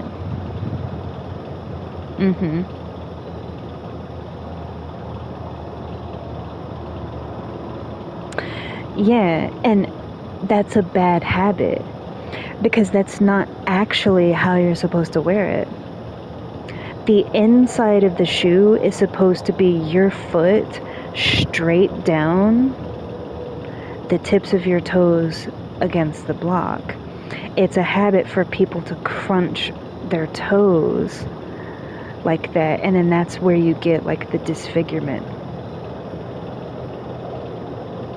They're doing it because they don't have the balance on their tiptoes. I don't have that problem. Yeah, so that's why, and because I'm light on my feet, and I don't do all those bad habits, it's like I don't have like the toe knuckles and the hammer toes and like the bunions and all that. And it's like because when I wear a pair of heels or I wear my ballet shoes, like my feet naturally fit to it. And not only that, but with the ballet shoes, it's like I'm actually standing on my tiptoes the way you're supposed to. See, that's like the human reaction to overcompensate so they can keep their balance. And then they've trained their foot to be that way inside the shoe, and then that's where you get, because the pressure and the weight of your entire body is on that. So over time, it's like you're disfiguring your feet because you can't actually dance on your tiptoes. Or a lifetime of like the wrong fitted shoes, the wrong balance, all that stuff. Because all the girls that talk to me about like, you're so lucky, like you still have pretty feet, how do you do that, and blah blah blah, and I show them. It's like I do everything that you do, but the difference is like when I show them and they're like, I can't do that, like how do you do that? And I show them like how my foot looks when it goes inside, and they're like, how do you dance on the tips of your toes, like actually through a whole performance, and you're not in pain? And it's like, because that's like breathing for me. Yeah, they get like Chloe and Isabel and Megan all tried to do that, and they instantly got cramps like in the arches of their feet. And then when they took them off, and then when their feet were like flat on the floor, they had cramps like all throughout like the base of their foot. And I was like, because you've spent your whole time not dancing on the tips of your feet, which is actually what you're supposed to be doing. That's how the foot is supposed to be in the shoe.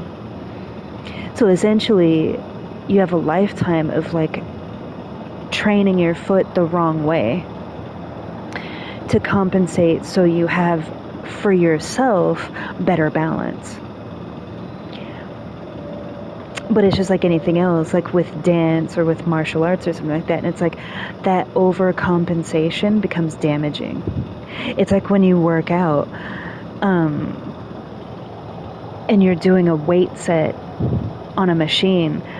You're doing it so you can do it, but your form is all wrong. And it's essentially the same thing. It's like, yeah, you can do it, but of course you can do it because you're doing it wrong. So it's easier, because if you were to do it in the correct form, it would be more difficult and there would be more resistance and you would feel that weight more. It's the same thing. But by doing it the correct way, you're doing what you're supposed to do to protect your body, which is why my feet are the way that they are. Because I'm doing it the way that you're supposed to. And by doing so, I'm protecting my feet at the same time.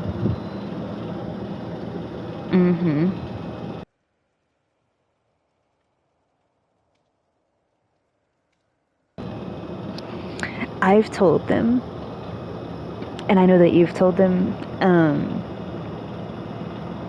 it's not that you can't do it, because every dancer is different, but that's the price that you pay for it. So it's like, if it makes it easier and you're able to dance and you're able to do the form that you do, okay, but you're causing permanent damage unnecessarily because you don't want to train the musculature properly, because it is painful to train your musculature that way. For me, it wasn't. But for like a normal person, training, it's like when we do arch training,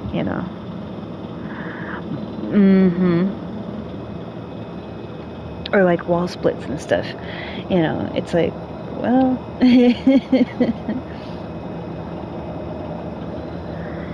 yeah, they told me.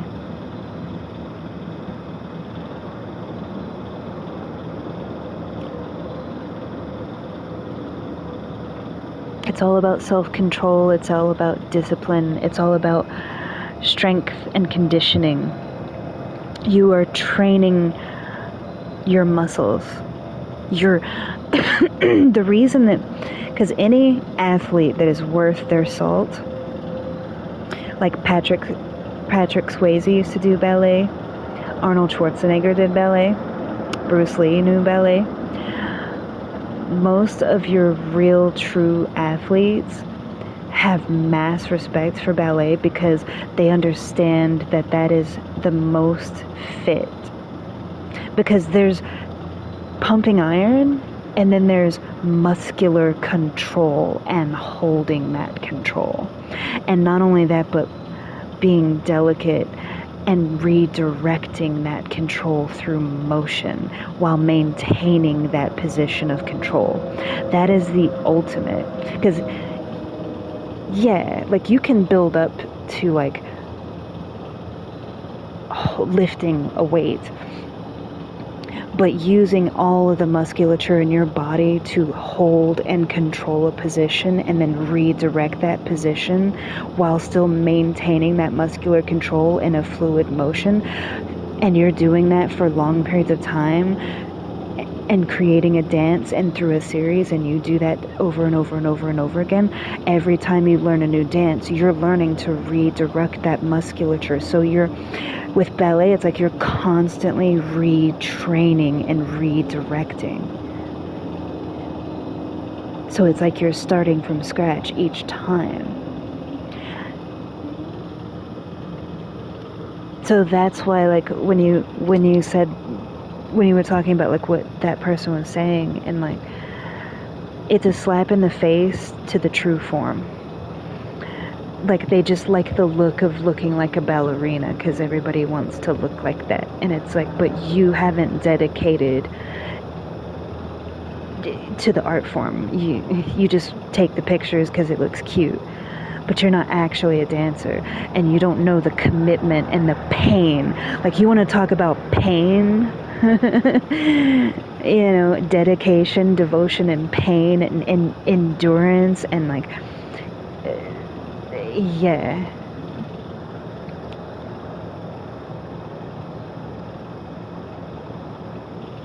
Because yoga is the same way. You can train yourself to bend a certain way, but can you hold that flexibility? It's the same thing with ballet. Like, can you hold that control and that discipline and that redirecting of musculature. Like, it's a whole other thing. And I have literally seen videos of like certain athletes, and they're like, there's the two most in shape bodies is like exotic dancers and ballet dancers. And I can do both. And like gymnastics, because it's not just strength and conditioning, but it's also like flexibility and coordination and movement. You're not just stagnant moving a weight. The whole body is working simultaneously like a well-oiled machine. Same thing with swimming. So it's like all the things that I love to do, swimming, martial arts, ballet, gymnastics, rhythmic gymnastics, all different forms of dancing. All of those things require the whole body, not just one part. Yeah, so it's like your whole body is doing it, not just one thing. And not just doing it, but like being fluid and flexible and going through a whole dance sequence, maintaining that for hours, day after day. And each dance that you learn, you're retraining your body and your musculature in a different way. So it's like you're always redirecting your muscles.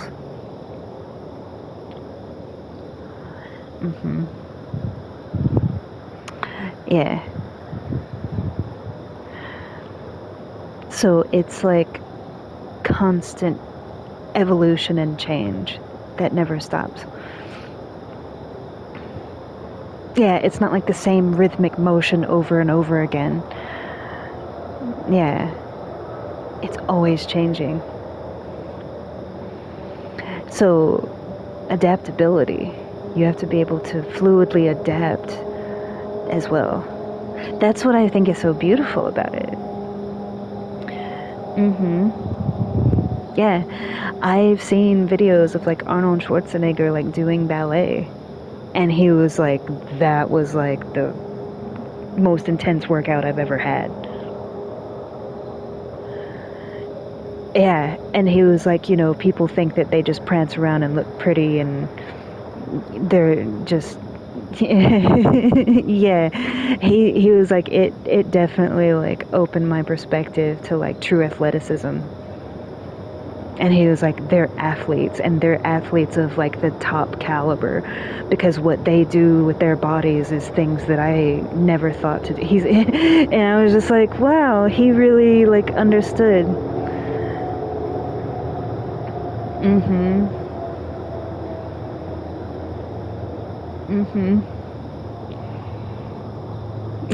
The epitome of no pain, no gain, exactly.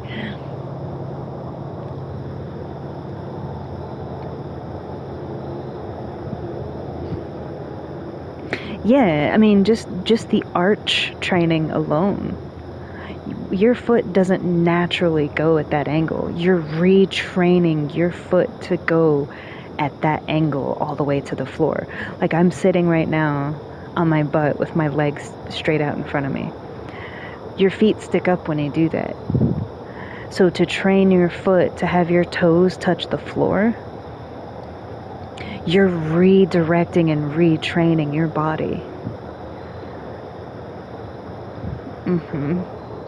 Simple things like that. Same thing with like the contortion and like the bending that I do with like the wall splits and like bringing, like your forearms are on the floor and you're facing forward and you're bringing your legs behind you and touching your toes to the floor in front of you. Like your body doesn't naturally do that, but you're training your body to move and bend in ways that it doesn't normally do. It has the capacity to, but it's that redirecting, that retraining it.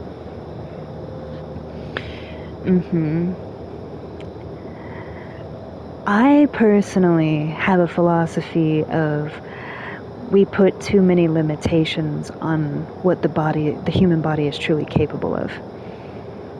It's capable of a lot more than we think it is.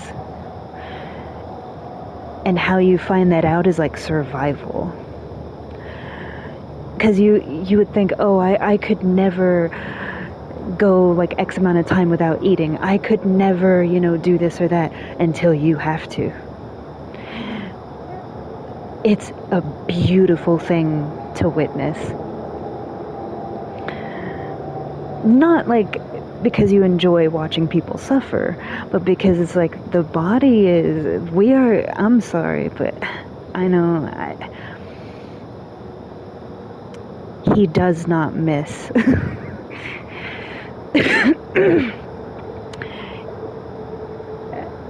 There are so many times where I'm dancing or like creating like these new movements. Like I'm just on my balcony and I'm like creating like these new movements and like ways of bending and stuff. And while I'm doing it, because a lot of times when I'm just dancing on my balcony and stuff like that, I'm thinking about him. I'm talking to him. I'm thinking about him in my mind and whatever. And it's like, I can't tell you how many times I kind of smile, because it's like what we can do with our bodies is only limited to the capacity at which we're willing to push. Yes, there's a such thing as too much. Like, but you'd be surprised how much, like the bamboo, we can bend and not break. Childbirth is a primary example of that.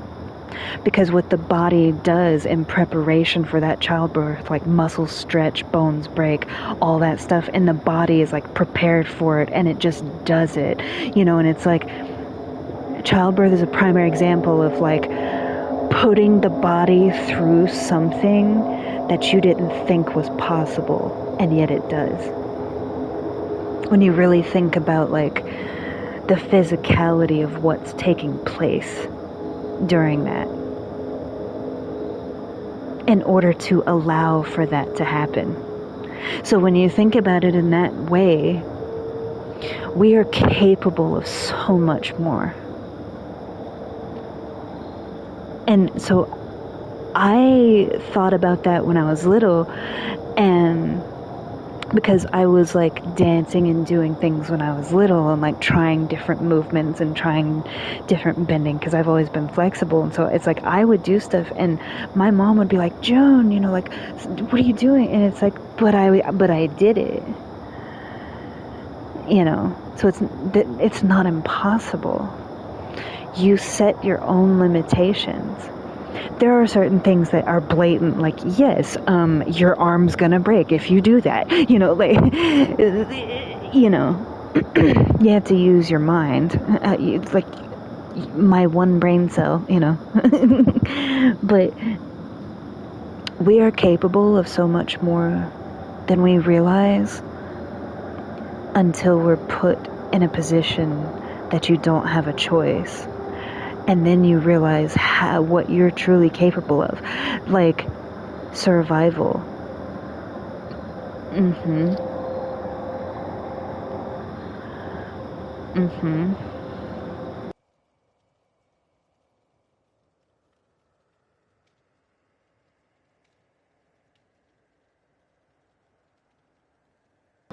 Like, you'd be surprised how resourceful you can be when you have no other options in front of you.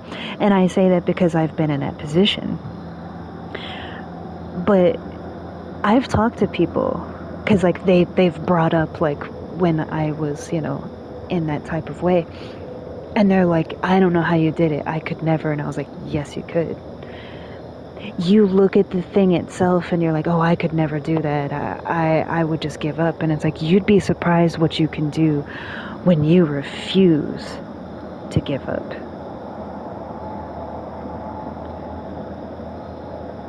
And the human body is the same way.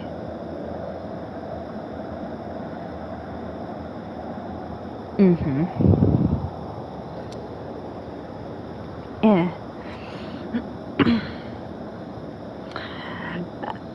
An example, besides like what I said, read his word.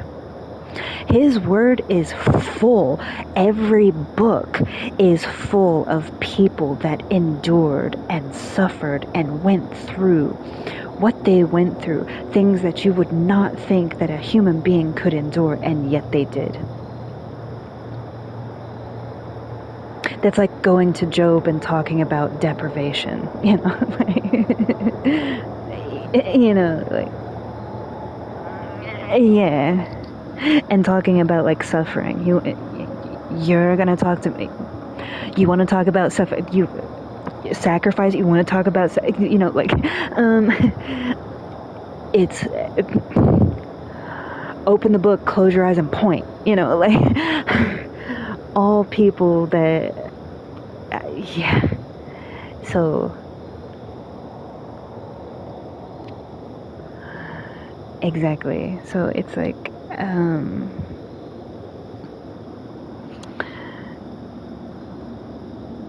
yeah, like I said, there's blatant things that are obvious, like, well, if you do that, you're gonna break your arm.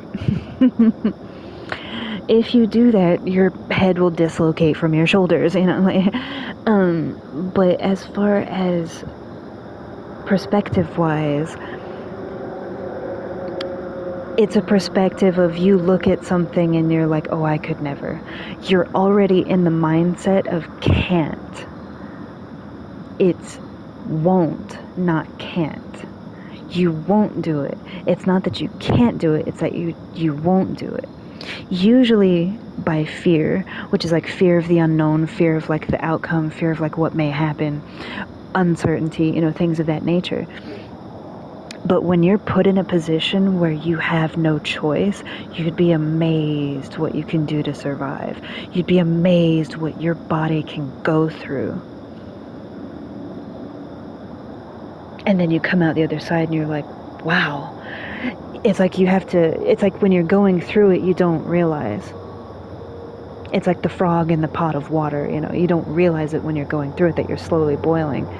And you think that they would die, but it's like then when you take the pot off the element, the frog's still there, you know? And it's like, they went through that. Now, after the fact, you look back and you're like, wow, I really did that? That was crazy. But you did it. Because when you're put in a situation, you're not looking at it like, oh, I could never do that. You're just going through it. Because you don't have a choice but to go through it, because there is no other option. When you take away the luxuries of all the other possibilities and it is put forth in front of you and there is no other option but to do it, you'd be surprised what you're capable of. You want to talk about knowing what you're truly made of? Take away all of the niceties.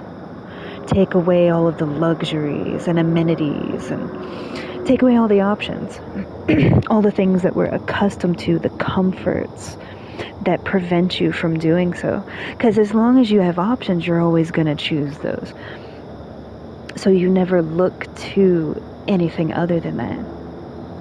So you never even consider it. It's like, well, why would I do that if I can do this over here? And it's like, but what if that was all you could do? You're capable of a lot more than you think. He does not miss. When He created us,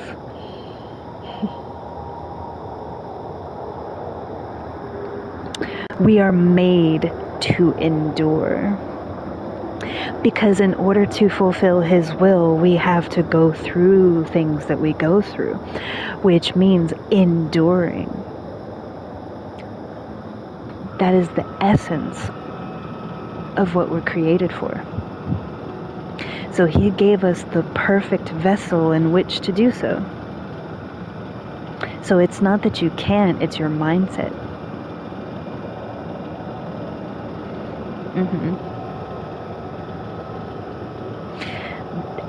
I used to say that when I was like helping my Sifu like teach martial arts, it's 20% physical, 80% mind over matter. It comes from here first. It comes from here, and then it comes from here. They always have it backwards. You have to see yourself doing it and believe that you're doing it and get in that headspace that there is nothing that is going to keep me from doing this. And then when you do it, it just is. It's like, it just is. You know, it just happens. It's abrupt. It's sudden. It's like a reflex. When you get past this, you'd be amazed what this is capable of. I know that you can't see me, but you know. And just like with anything else, like when you get past the ego, because that is ego. Ego is not just arrogance. Ego is like what we tell ourselves, what we convince ourselves of, like getting over on yourself, delusion and within yourself, and all the things that we subconsciously tell ourselves. So it's like if you can get past yourself, it's like you have to get past yourself to get to your true self, of what you're truly capable of. So it sounds funny, but it's like you have to get past yourself to get to yourself. And I used to say that all the time, and they were like, what? Think about it.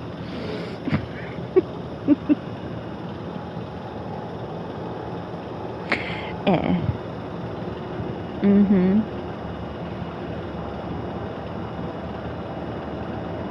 Yeah. It's the same thing with Christ. In order to do that, you have to surrender. You have to get beyond yourself, beyond your way of thinking, your way of doing things, and let all of that fall away. That way of being, that way of doing, that way of living, that way of thinking, and let all of that fall away and surrender to Him. And when you do, it opens up this pathway to be shepherded. And you'd be surprised how you can be shepherded and what you can accomplish, what you can do to abide His will, and all the things that you do that you never thought possible, because you were doing it your way. And your way is the limitation of your own knowledge, of your own line of thinking, your own ego blockading you without realizing it. It's like going through life in black and white with blinders on. When you surrender that and you let all of that fall away, it's like someone takes the blinders off and everything in the world suddenly becomes color.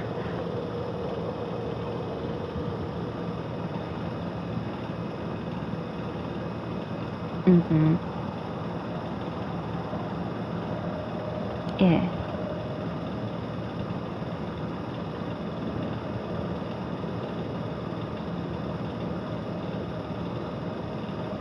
Exactly.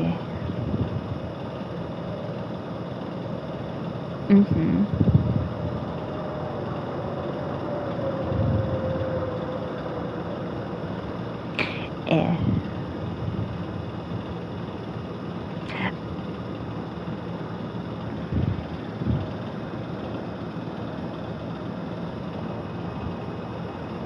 I get a certain type of way, so it just kind of pours out.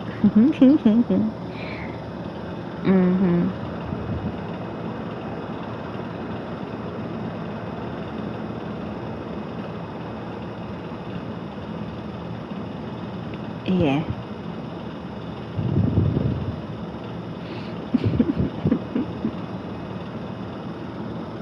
No, I'm listening.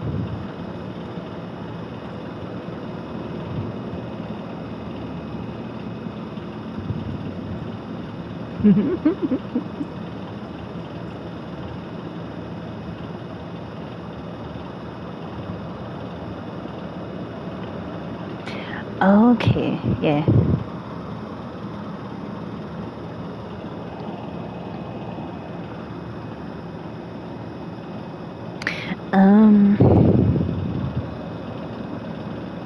I'm trying to think. I honestly don't know.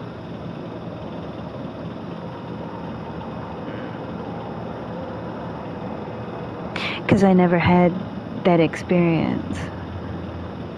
Yeah, I never had that experience.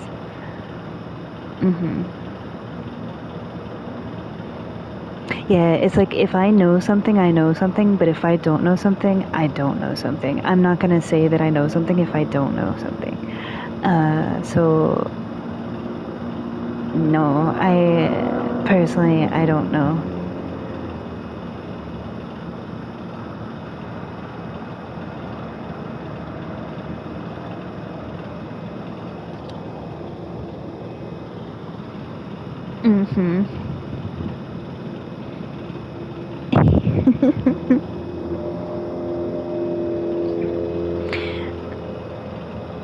You know, and that just comes from,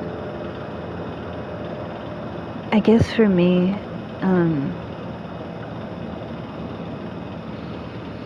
I never set limitations on myself. Yeah. Because from the time I was little, I've always followed him and believed in him, and I trusted him. Yeah.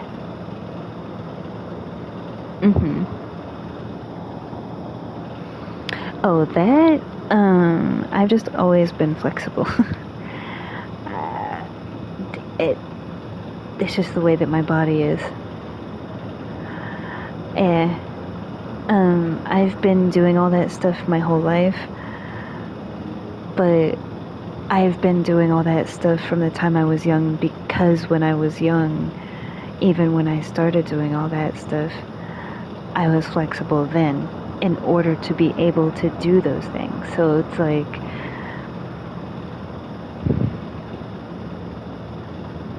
yeah.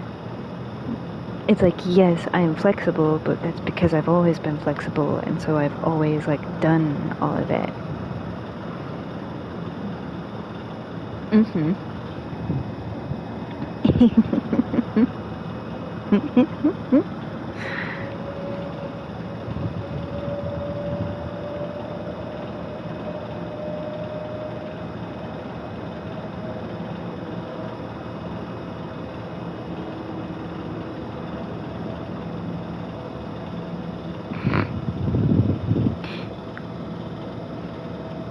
But have you tried it, though?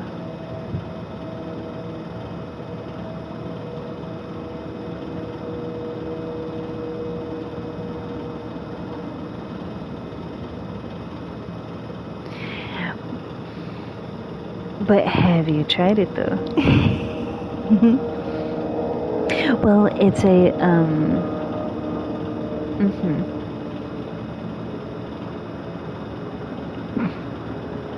it's a fly bar. Yeah, it's a fly pole. I'm surprised that you've never done that. I mean, yeah. Well, I guess for me, because I do all different forms of dance, I've done gymnastics and rhythmic gymnastics, and I do all different types of dance. It's essentially like,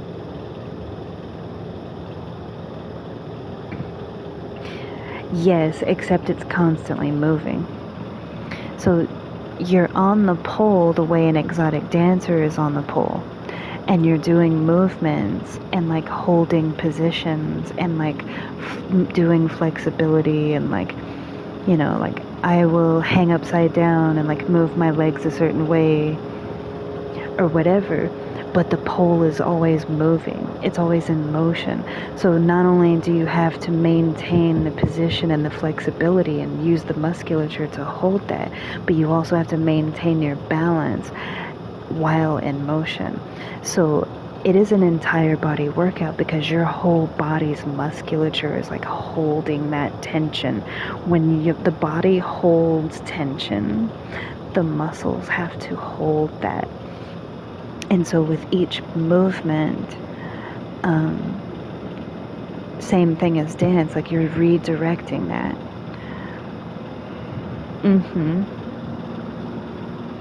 Yeah. It's more acrobatic.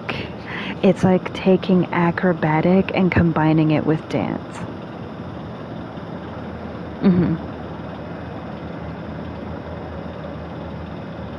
Yeah.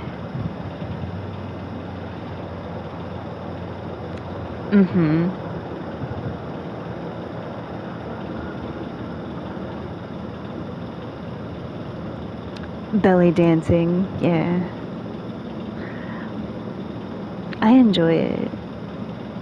All the forms of dance that I do, I enjoy. Because to me, they're beautiful, and each one is an expression of the body and the heart and the beauty. I don't look at anything as like in that light. I think it's all beautiful.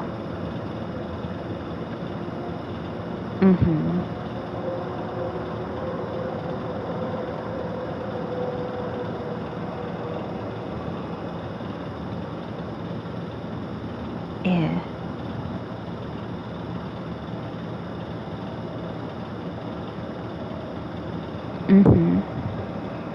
Because it's all beautiful. I don't look at that in that way. I have. Do I do it publicly for just anybody? No. But in privacy, yes. I enjoy it. It makes me feel sexy. But it's not for like the world to see. It's, yeah, you know. But I don't think that it's less than. Because it's still a form of athleticism. It's still beautiful. It's how you express it and to whom you choose to express it to. Yeah, like I'm not out there like, you know, yeah. Same thing with like belly dancing, like that gets associated and put in that same category, and it's like, actually no. All dance is beautiful, no matter what kind of dance it is. And I enjoy doing all of them. People put stigmas on things and give things a bad reputation due to certain aspects. And I understand that. But I look at it from a lens of all of it is beautiful. It's all, at least with me, it's like they're all different ways that I express with my body. Yeah, it's not meant to be that.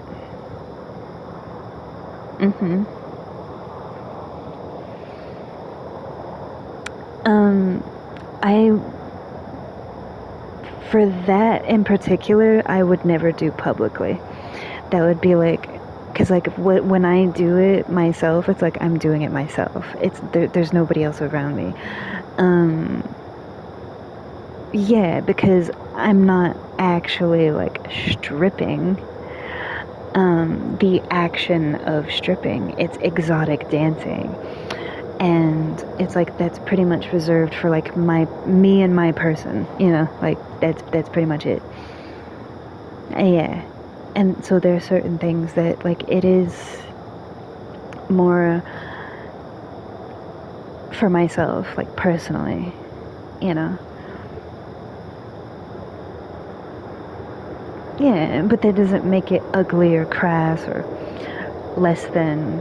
Like, the reputation of it, because of how it is used more widely, reduces it in the eyes of others. But through my lens, it's like all forms of expression in the body are beautiful. And it's like if you choose to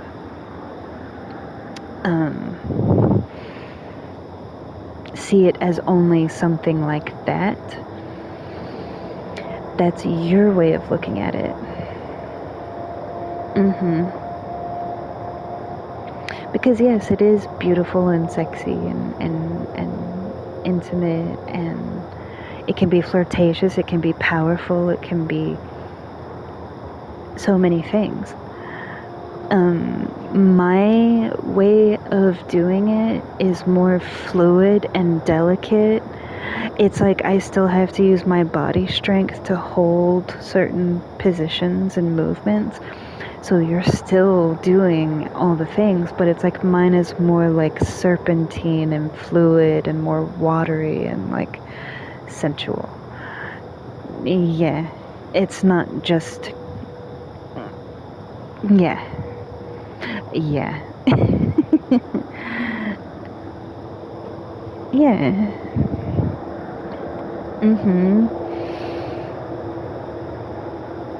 If that's the mindset, then that's the person. That's not the thing itself. Because it's so beautiful. All dance is beautiful. If you're turning it into something ugly and trashy, that's on you, man.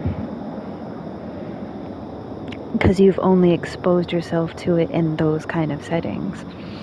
But when you're with someone and you love that person and you're expressing something only for them, to them, in a beautiful way, it has a different, yeah, so it's,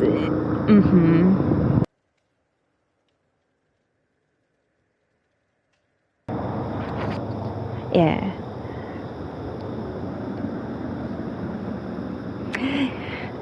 Yeah, it's like don't tarnish something beautiful just because your mind goes in the gutter.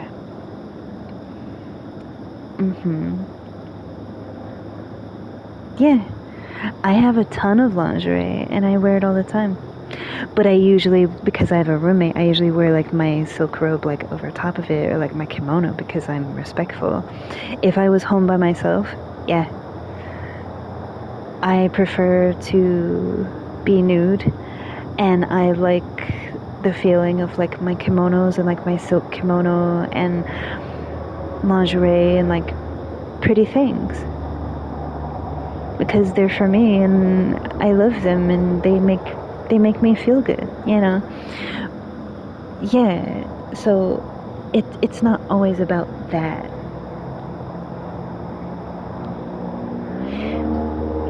I know it sounds really lame, but it's like, to me, it's like I'm like this flower and I feel like a flower just like blossoming in my own beauty in and of myself. It's not about projecting some sort of sexual, you know. Obviously, it's like if you're with someone or you're with a partner, then it's like, to me, it's like sharing that beauty with that person. But that's just my perception. Other people are different. Yeah. So, yeah, it's like when I wear like the pearls or the body jewelry or lingerie or kimono or whatever it may be. It's like I'm just being me, you know? Like that's just what I like. I like those things. I like the soft, fluffy things and the pretty skirts, and I like all that stuff. Yeah, and so,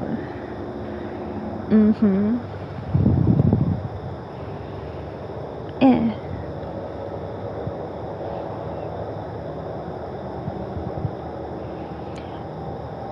And with the bows and stuff, I like bows. I think they're pretty.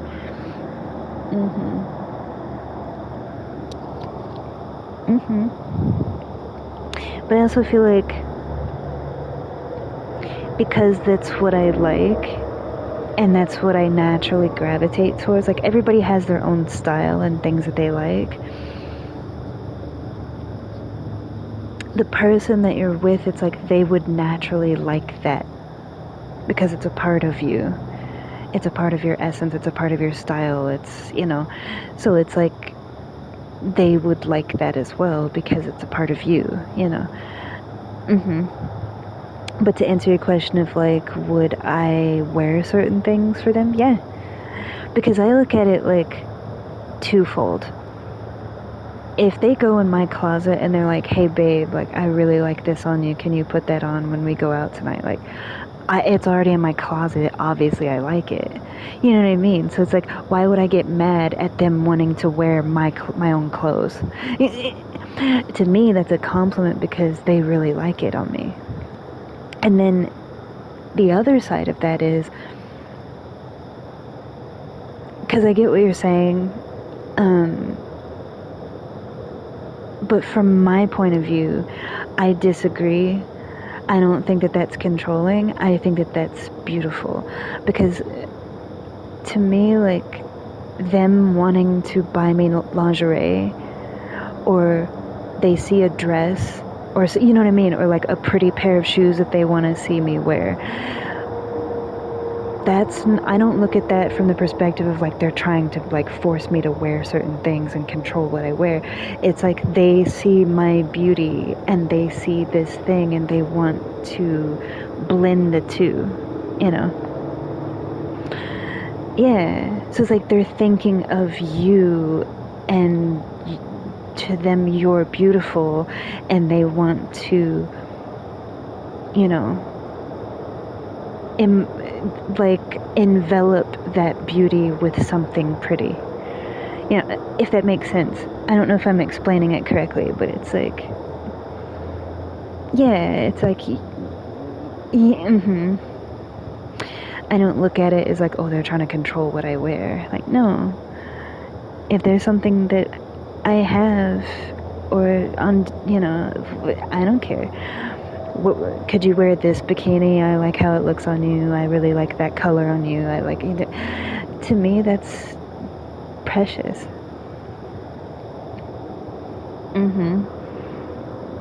Yeah.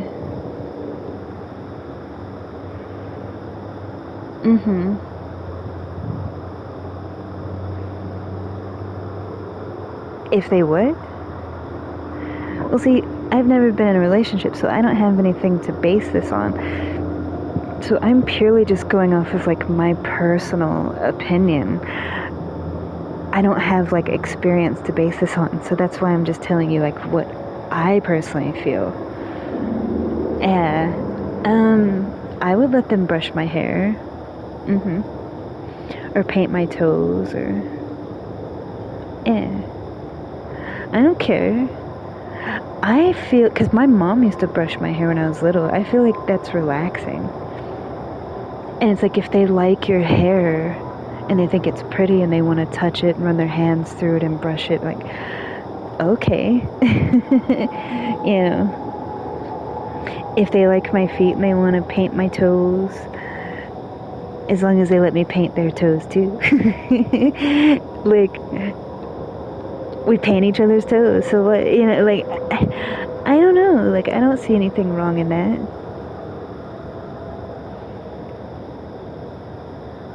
Yeah. If they felt, I guess, you know, some people have favorite colors, or, you know, like, I feel like that takes away from the spontaneity and the fun and the beauty of it when you like psychoanalyze it. Because it's like in the moment, because I get what you're saying, and it's like, but in the moment, if I'm looking at that stuff and they're like, hey, can you get this color? I really like this color, I want to see it on you. So what? Okay. You know, like, I look at things from more of that and not so much like a critical mindset of seeing it as something negative or controlling or like red flags and all that stuff. It's like I talked about before, like if they're very touchy and very clingy and very like possessive or whatever, I like all that stuff because it's all snuggly and like I feel safe, I feel protected. I don't look at it as bad.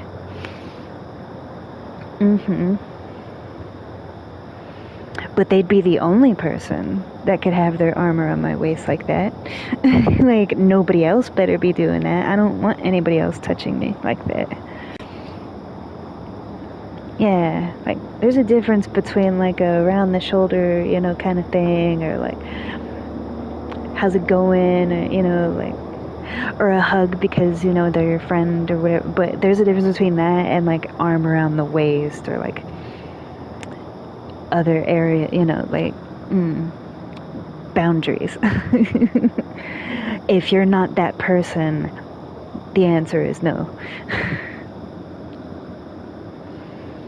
Yeah, because there's just certain things that if you're my friend, like, you shouldn't be wanting to touch me like that. Yeah. That's for them to do, not anybody else.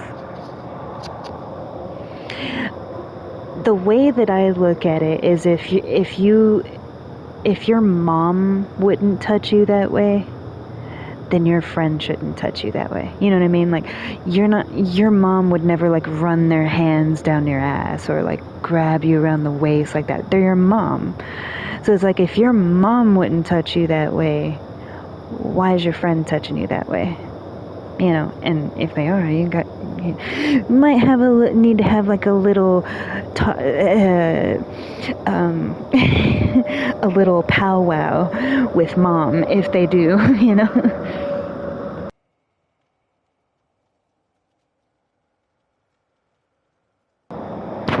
Yeah, this is, like, I don't know, that's my perspective of.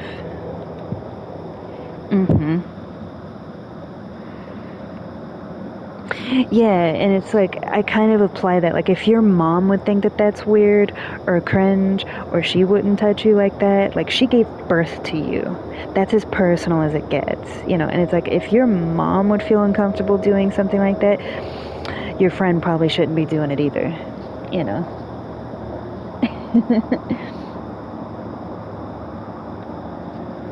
Yeah.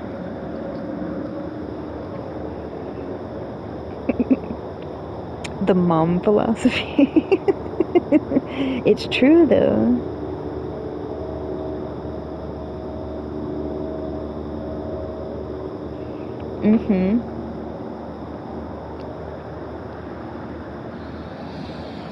The air smells sweet. It's that time of morning that's, like, before sunrise, but all the stars. It's my favorite time. I'm such a night person.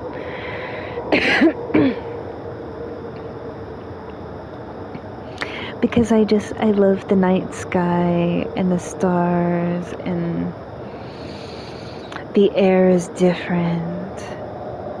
In any other place, the world is more quiet. In any other place. I will say it's quieter than usual. Like, I still notice the difference. It's quieter than it usually is. It's not quiet, but it's quieter than it usually is. That's why I love when it snows. Like, when it snows, there is nothing like coming out on your balcony in the winter time when it has snowed.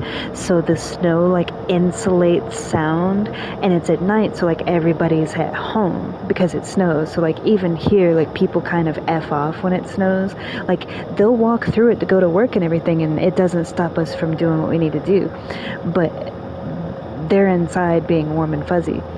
So it's like, I like to come out at night when it has snowed, and it's so quiet. It's a different kind of quiet. Because the snow has, like, insulated sound. So the sound of the city doesn't bounce off the way that it normally does. Because you hear it all the time. You hear cars, like, driving by, and it echoes for, like, it sounds like they're driving by for an eternity, but really it's just the sound, like, echoing off the buildings, because there's just so much, you know. And so the snow, like, insulates all that vibration. It's so beautiful.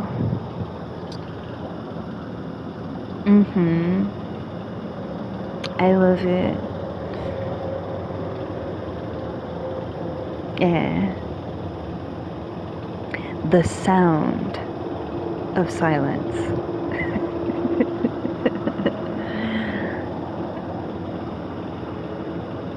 I almost did, but I didn't. I'm proud of myself. I almost started and I didn't. I'm self-control. I almost started to. Yeah. Especially since it's nighttime. It's like, hello darkness, my old friend. I had to do it. It was like right there.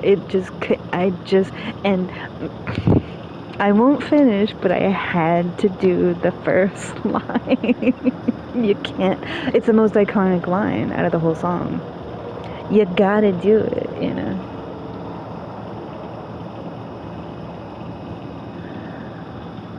I like both versions.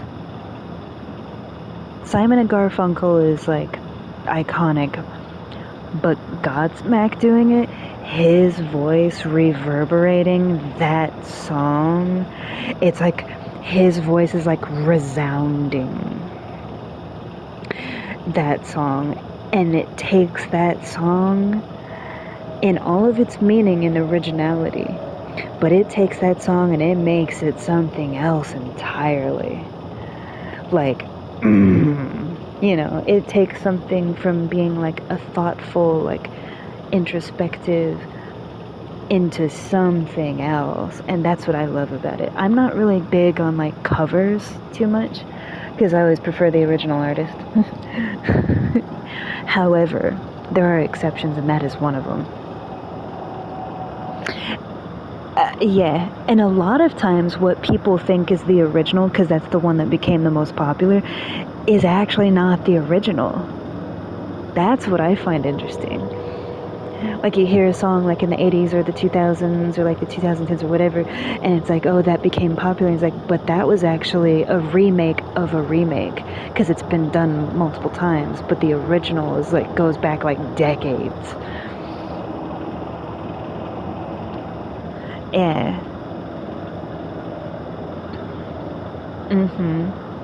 Like the do do do do do do do.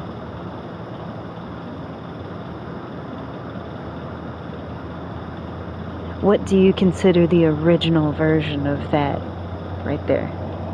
Where did your mind jump to instantaneously?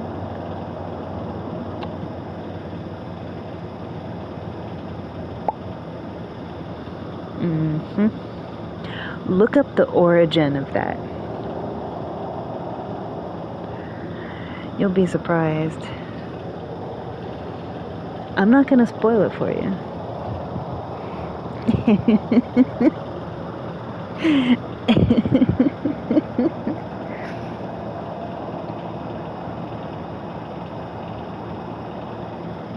Many times, many ways. And it's so interesting.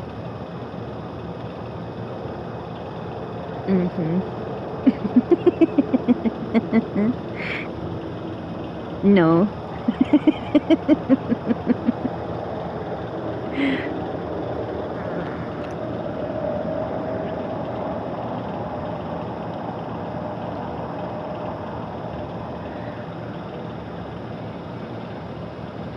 It's not that I don't like covers, and it's not that people that do covers don't have a good voice. It's kind of twofold for me. When I hear a song, it's like I'd rather listen to the original, because the original is what I like. I'm willing to listen to the cover, but 9 times out of 10, I still prefer the original. And B, write your own stuff. Covers are nice. I feel like covers have a place when you're training your voice, when you're experimenting, because like when you're learning how to play guitar, like what do? You play like different songs that like, oh, I can play the lick to Smoke on the Water. I can play, chords to Led Zeppelin. Like that's what you do. You practice like different songs that you already know because you're learning and and it's fun to be able to play like different songs. But if you're truly a musician, if your whole catalog is nothing but covers, hate to say it, but Linda Ronstadt is a prime example of that. Her entire career was based on singing songs of other people that were already popular. So she had a nice voice, but it was like she always sang everybody else's music. Great voice, but no original thought. You know what I mean? And that's not to say that her as a person is bad or less than, but it may be like that was the contract of like, you're gonna sing this, and this, so like some people write their own stuff and some people don't. Yeah, so it's not like she's less than, but that's an example of like when your whole career is like forcibly piggybacking on other people's work, it's like you have a unique voice and you could do so much with it besides copy other people's stuff, You still have a nice voice, but as far as your songs, they're all just renditions of other people's stuff. So I like her voice, but I don't like her music because her music is not her music. Yeah, it's just her renditions of other people's music. And it's like I'd rather hear the original artist, even though I like her voice. So that's kind of like my philosophy with covers. It's like it's fun to play with and experiment with as long as you have your own as well. That's what truly being an artist is. Creating. Yeah, because it's like you're paying homage. You might be a fan of something, or like certain songs like really touch you and you really like it. So it's like you sing it, like there's nothing wrong with that. We all sing, technically we all do that because when we're listening to a song, we're sitting there singing it ourselves. So we all do that. But if you're actually truly an artist and a creator, it's like, where are you in your art? Yeah, that's all. It's not that I am against it. It's just that to me, covers, it's like it has its place and it's fun and I respect it, but I prefer original work.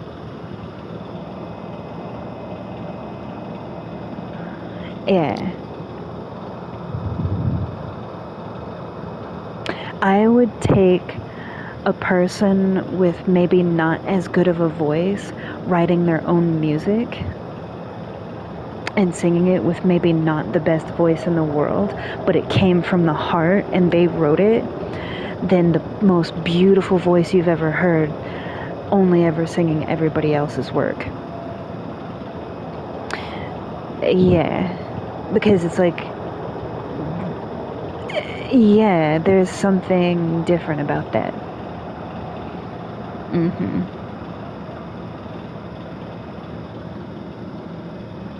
Yeah, that's just my opinion.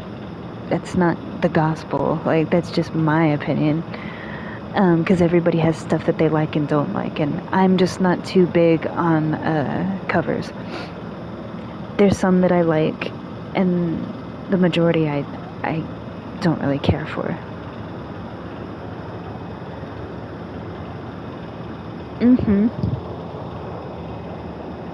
It's almost 5 o'clock in the morning.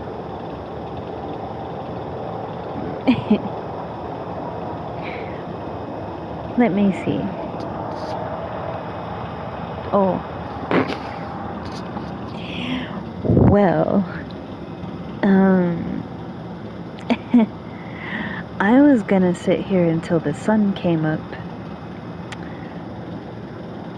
but that's gonna be like another 2 hours minimum, and we're already almost at the 7-hour mark. And I feel like I've rambled enough. I know that you do. I know that you do. I know that you missed, like, chatting with me and stuff. Like I said, I'm on call, which usually means that's my boss's way of, like, giving me the day off unofficially, but if there's an emergency and they need me, I'll know. And usually if I'm on call, it ends up being, like, daytime stuff. It's only happened a couple of times where, like, I worked all day and then I got called in at night. So it's not an impossibility, but usually even in that instance, he gives the hours to, like, our part-time people. So the only way that I would get called in is if our part-time people can't come in either. So it's like A plus B has to happen before C happens.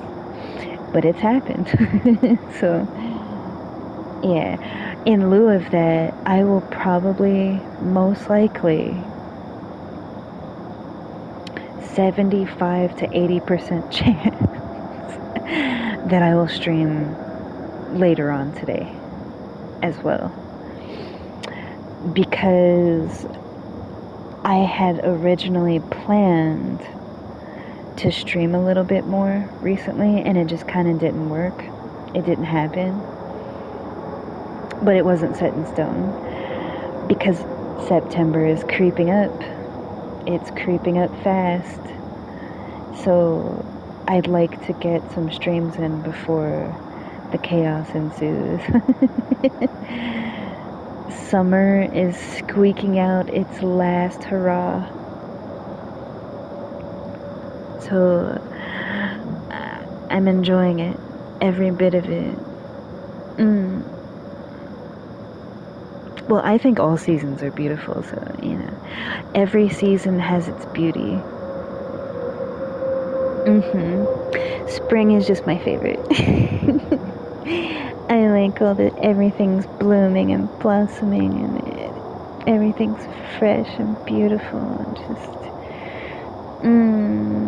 the earth is waking back up from its slumber. But there's something to be said about the slumber too, because without the rest, you know, even he rested for a day. Rest is necessary. Which brings me to the conclusion. Rest is necessary. So that's what we're gonna do. I'm just gonna sleep for a couple of hours.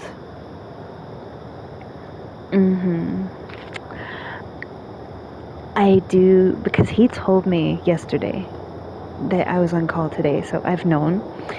And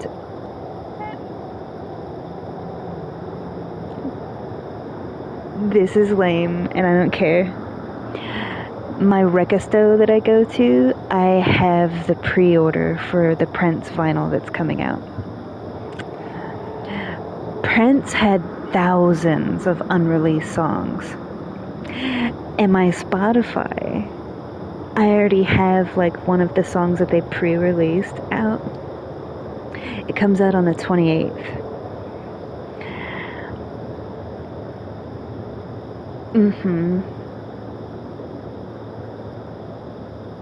Yeah. So I'm gonna pre-order it. Because I have every single one of his vinyls.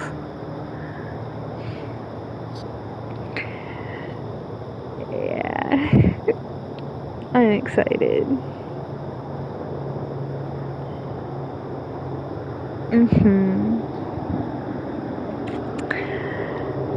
Well, the way that, okay, but see, my process is different. when I listen to an album, I don't just pick songs, because you know how like when you have an album, it's like you have the songs that are popular on the radio or whatever. When I listen to a record or an album, kind of biased to the vinyl, I listen to it from beginning to end to get the entire essence. Because usually there's individual songs that have a meaning, yes, but if you listen to a whole album in its totality, it's like you get the full story, not just one chapter. So you're getting that whole essence, not just one. Yeah. Yeah, because like when my friends are like, dude, you gotta listen to this, and they're like, what are you doing? Like, go to number 4, or whatever. And I'm like, you told me to listen to this artist, and you told me it was this album. I'm gonna listen to the whole album. Yeah, like, I'll play the song that they want me to play, but you better believe I'm going back and I'm gonna listen to that whole album, even if it's like somebody I've never heard of, or if it's like a genre that I'm not keen on. I give it its due respect, you know, of like, I may never have heard of you, I don't know nothing about you, but to me it's like giving them that full, like, it's the equivalent of like hearing somebody out completely. Like when you sit down and you listen to someone, the same way that you sit down and listen to music, you don't just listen to one sentence and then get up and walk away. Because usually that song is good, but that song is connected in a string of other songs that makes up the totality of what they're trying to bring across in a multitude of songs. So it's like, yes, that song's great for what it is, but it's a piece of the puzzle. So for me, it's the equivalent of hearing that person out completely of what they're trying to express. Everything that they're trying to really bring across. Because there's a reason that they wrote the lyrics that they wrote, and they created the songs that they did. They put it in the order that they did, and each song, it's like all together, it creates an album. So an album to me is a piece of art. You don't just cut off a chunk of a piece of art and only look at that and say that's great. You look at the whole thing. So to me, when I listen to music, it's the same way.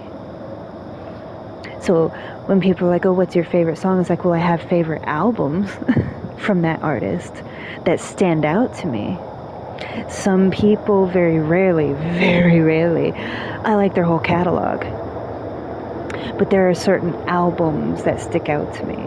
You know, it's like with his word, there's certain books, like, it's not about verses and chapters, like, there's certain books that the essence of that whole book has a message. I mean, all of it does. Verses have a message, chapters have a message, and books have, it all has a message. But for me, it's like, I'm more of a book person, an album person. Yeah, like I wouldn't just open a book and read a few chapters in the middle and be like, it's great. And it's like, what about the rest of it? You know, they clearly had something they wanted to express, and you're only giving them 4 minutes of your time. You know, so when people tell me to listen to stuff or they recommend stuff, I do. But it's like, I'll listen to the song that they tell me, but I'm also going to listen to the whole thing. Because even if they don't, like, they're not telling me to, it's like my own curiosity is like, I want to know what you're really about. I want to know what you're about. So I'm going to listen to everything that you have to say, not just like one statement. That's how you find out what somebody's really about, because it's like you're digging into like the complete, you know. Yeah. That's just my opinion. Yeah. But so yeah, to answer your question, like, I, from start to finish, like, and that's how I've always been, like, whenever I purchase an album or like download, because I purchase vinyl of like the only time I buy vinyl is like if it's a favorite. So all the vinyls that I have are like my favorite stuff, because hello, Spotify. So it's like Spotify is like everything, and then vinyl is like my favorite stuff. So when I would, you know, when an artist comes out with an album and I add it to Spotify, I listen to the whole thing, like all the songs in order in a row, and just, you know, yeah, and it's like I make my own determination of what my favorite things are and what I get from it, not just what became popular. That might be also what I really like too, but personally, my favorite stuff is not necessarily what their most popular stuff is. For example, Tchaikovsky, the Nutcracker is what he's known for. That was his least favorite piece that he ever wrote, and yet it's what he's known for. He just kind of threw it together. Yeah, same thing with Beethoven. That's what he's known for. That was like his least, to him it was like a throwaway, and that became like one of his most iconic pieces. And it's like, I agree, like there's so much more that he did that was, in my opinion, I liked more than just Symphony Number 9, you know, like, so yeah, so but everybody's different. That's the beautiful thing about music, is like everybody's gonna have different favorites and different things that they like. But I believe in like hearing it out completely and making up my own mind of what I get from it and what I pull from it and what I like in it and that kind of stuff.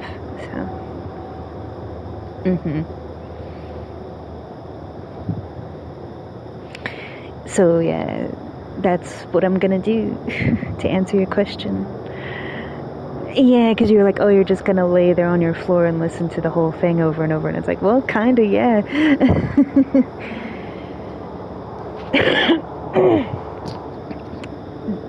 Kind of.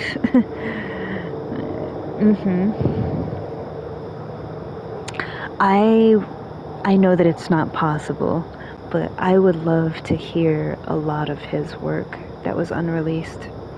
There's a few artists that passed away that have released people, you know, have released like posthumous like works. Same thing with certain books and stuff. I would love to hear. I'm grateful for like the album that they're coming out with, but I would love, because I don't know how you are, I like the mixtapes, the random recordings. Like, for example, when you listen to the Beatles anthology, like the actual anthology version of their music, because there's like individual records, but there was a compilation that was called the Beatles Anthology, and it goes from 63 on through.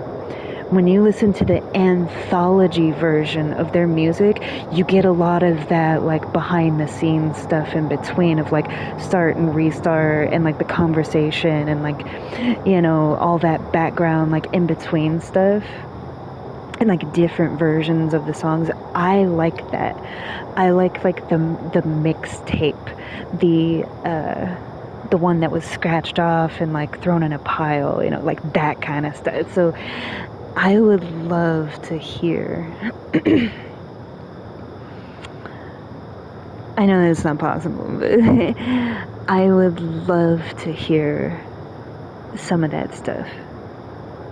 Of like just sitting there recording, and it's just that tape is just spinning away, and whatever is happening, and I don't care what it is. I love that stuff.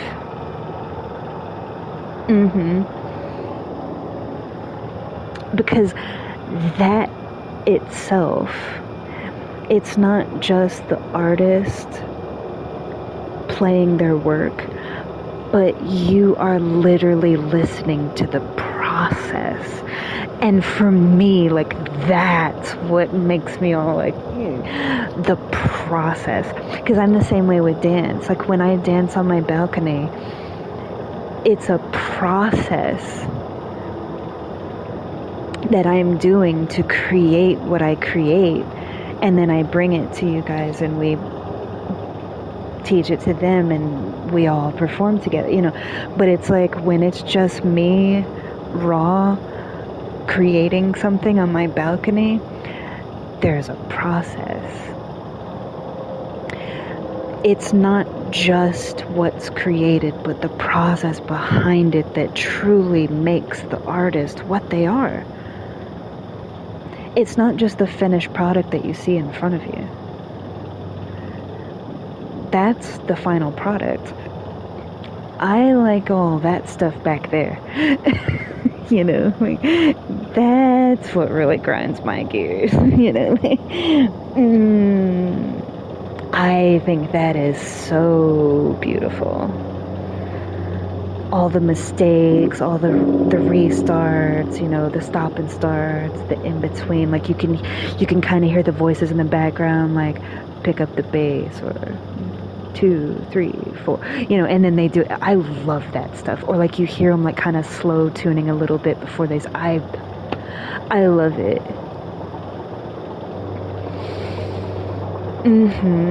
Because you're like deep diving into their process. And as a creator, as an artist, that is the essence of creation.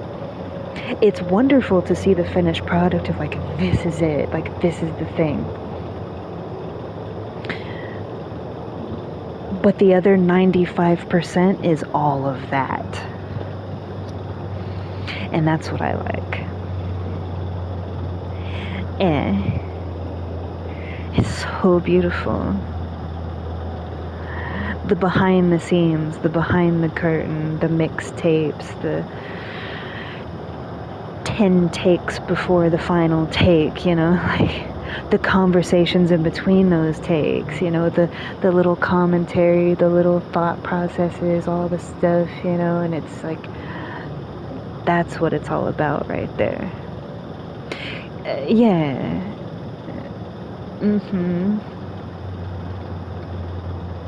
Because that's truly them.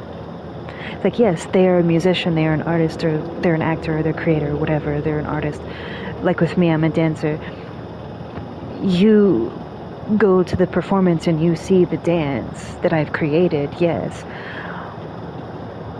But every night on the balcony by myself, you don't see. Every day going to practice, going to dance, you don't see. The things that I do throughout the day to move my body, like, there's so much that you don't see. That's part of that process.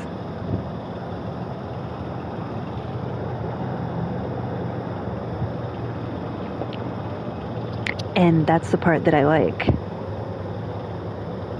That's why I like the outtakes. Like, when you watch like Pixar movies and they do the outtakes, I love it because it's like they're just I love like the just messing around with it.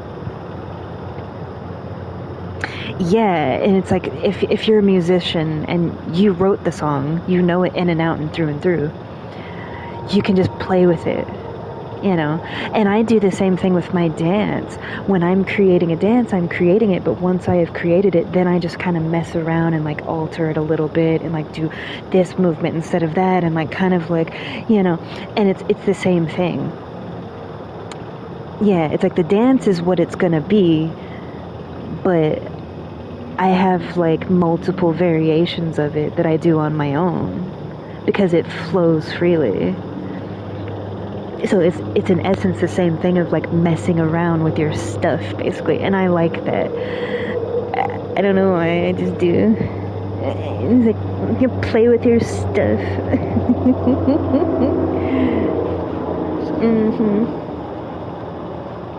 it's fun, and that's what makes it what it is. Yeah, that whole process. To me, that's the joy of it, because you're in it, and when you love what you do, all of that is a part of it, you know.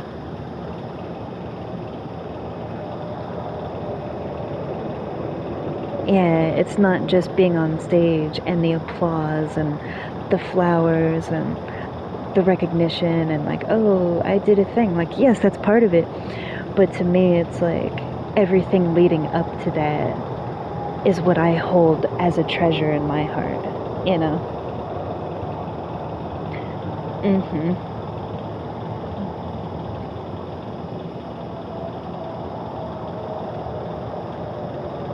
Yeah.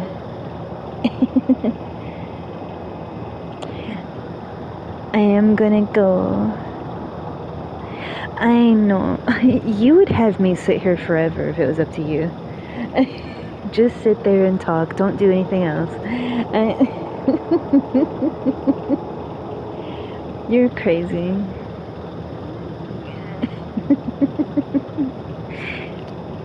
I'm gonna go sleep a little bit, and I have some stuff I'm gonna do before I go to the Rekisto. So, and I most likely, barring like A and B, I will see you on the flip side. Eh? Is it killing you? Eh? No? Okay. I was just trying to slide that up in there and it didn't happen, so. It's okay. It's lame. I'm lame. I don't care.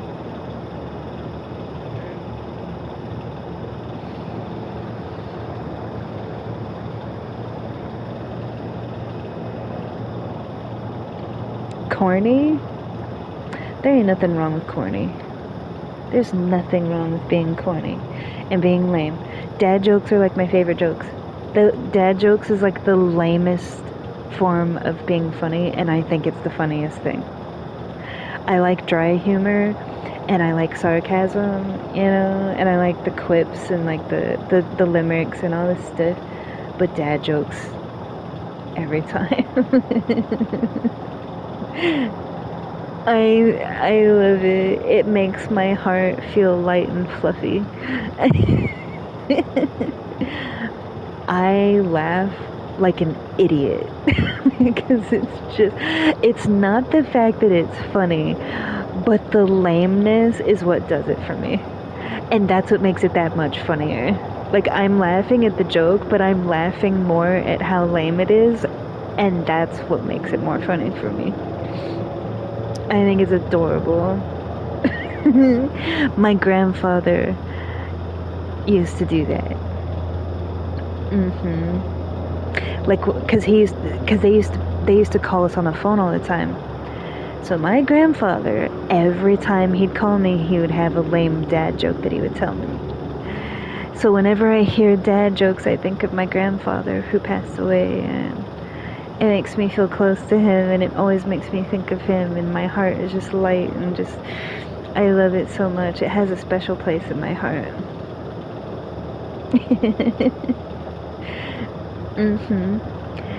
Because he would always try to get me to laugh. For some reason, like, my mom said that my grandfather liked my laugh, so he would always tell like really lame dad jokes whenever, because you know, like when they call and it's like they talk to your mom or whatever, and then they talk to you. Whenever I would get like take the phone and like get on the phone or whatever, he would always start off with like, "So I got another joke for you." Like, okay.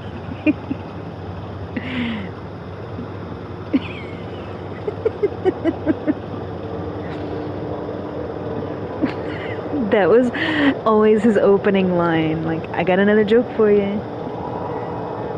Like, okay, what did you cook up today?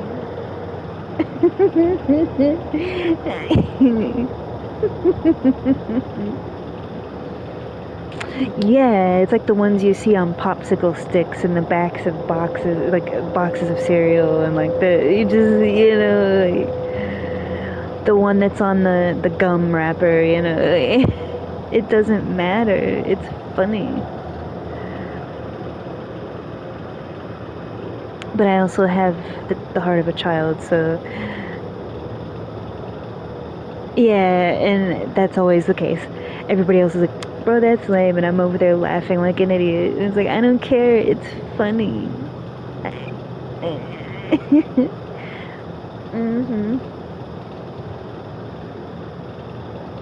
Eh. Because everything is beautiful.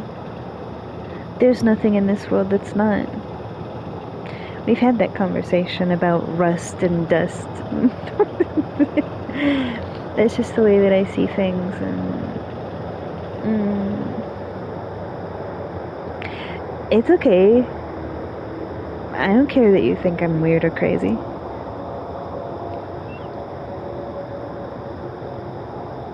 You won't offend me. You cannot offend me. It's okay. I'm aware, and I don't care. Yeah, it's like when people say that I'm a nerd, and I'm like, well, I don't really see that to be an insult, because being a nerd is like knowledge. There's worse things in the world to be than a nerd. Way worse. So it's like the worst thing that you have to come at me with is like, oh, you're such a nerd. Okay.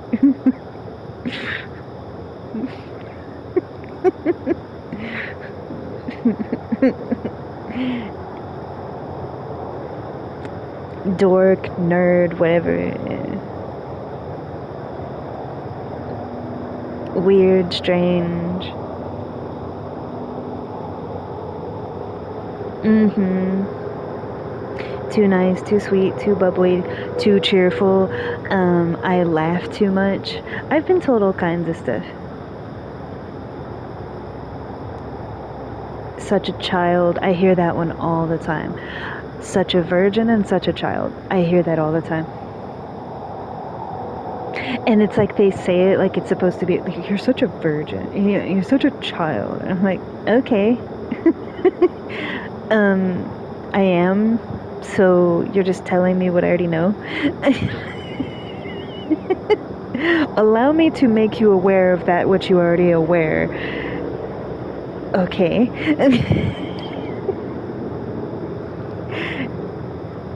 Am I supposed to be insulted? Did I miss something? Did I forget to be insulted? Pardon me.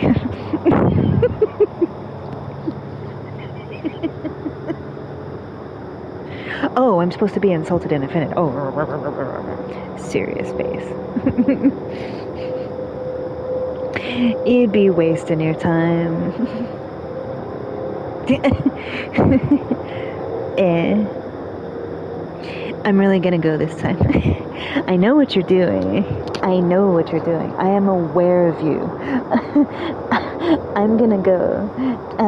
Because reasons and stuff. So,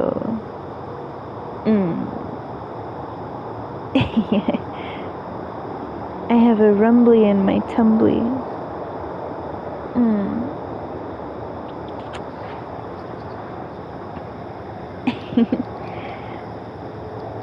I'm gonna go and get some sleep. And I hope that everyone has a beautiful sleep and precious dreams and sweet dreams and a beautiful night or whatever it may be. I have friends like in different places. I got friends in low places. I'm gonna go. I'm going to go. It just happens. It just...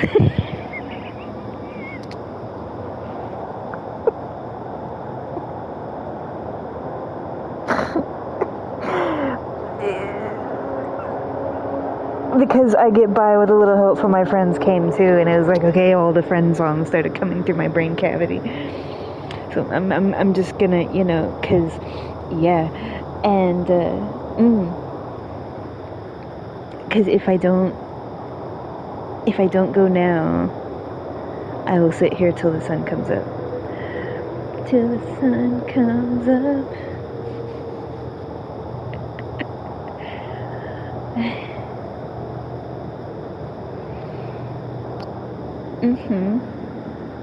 So, I hope everyone has a beautiful day, because it's already like 5:30 in the morning. So have a beautiful day, have a beautiful morning, have a beautiful end night, whatever it may be, in precious love and light.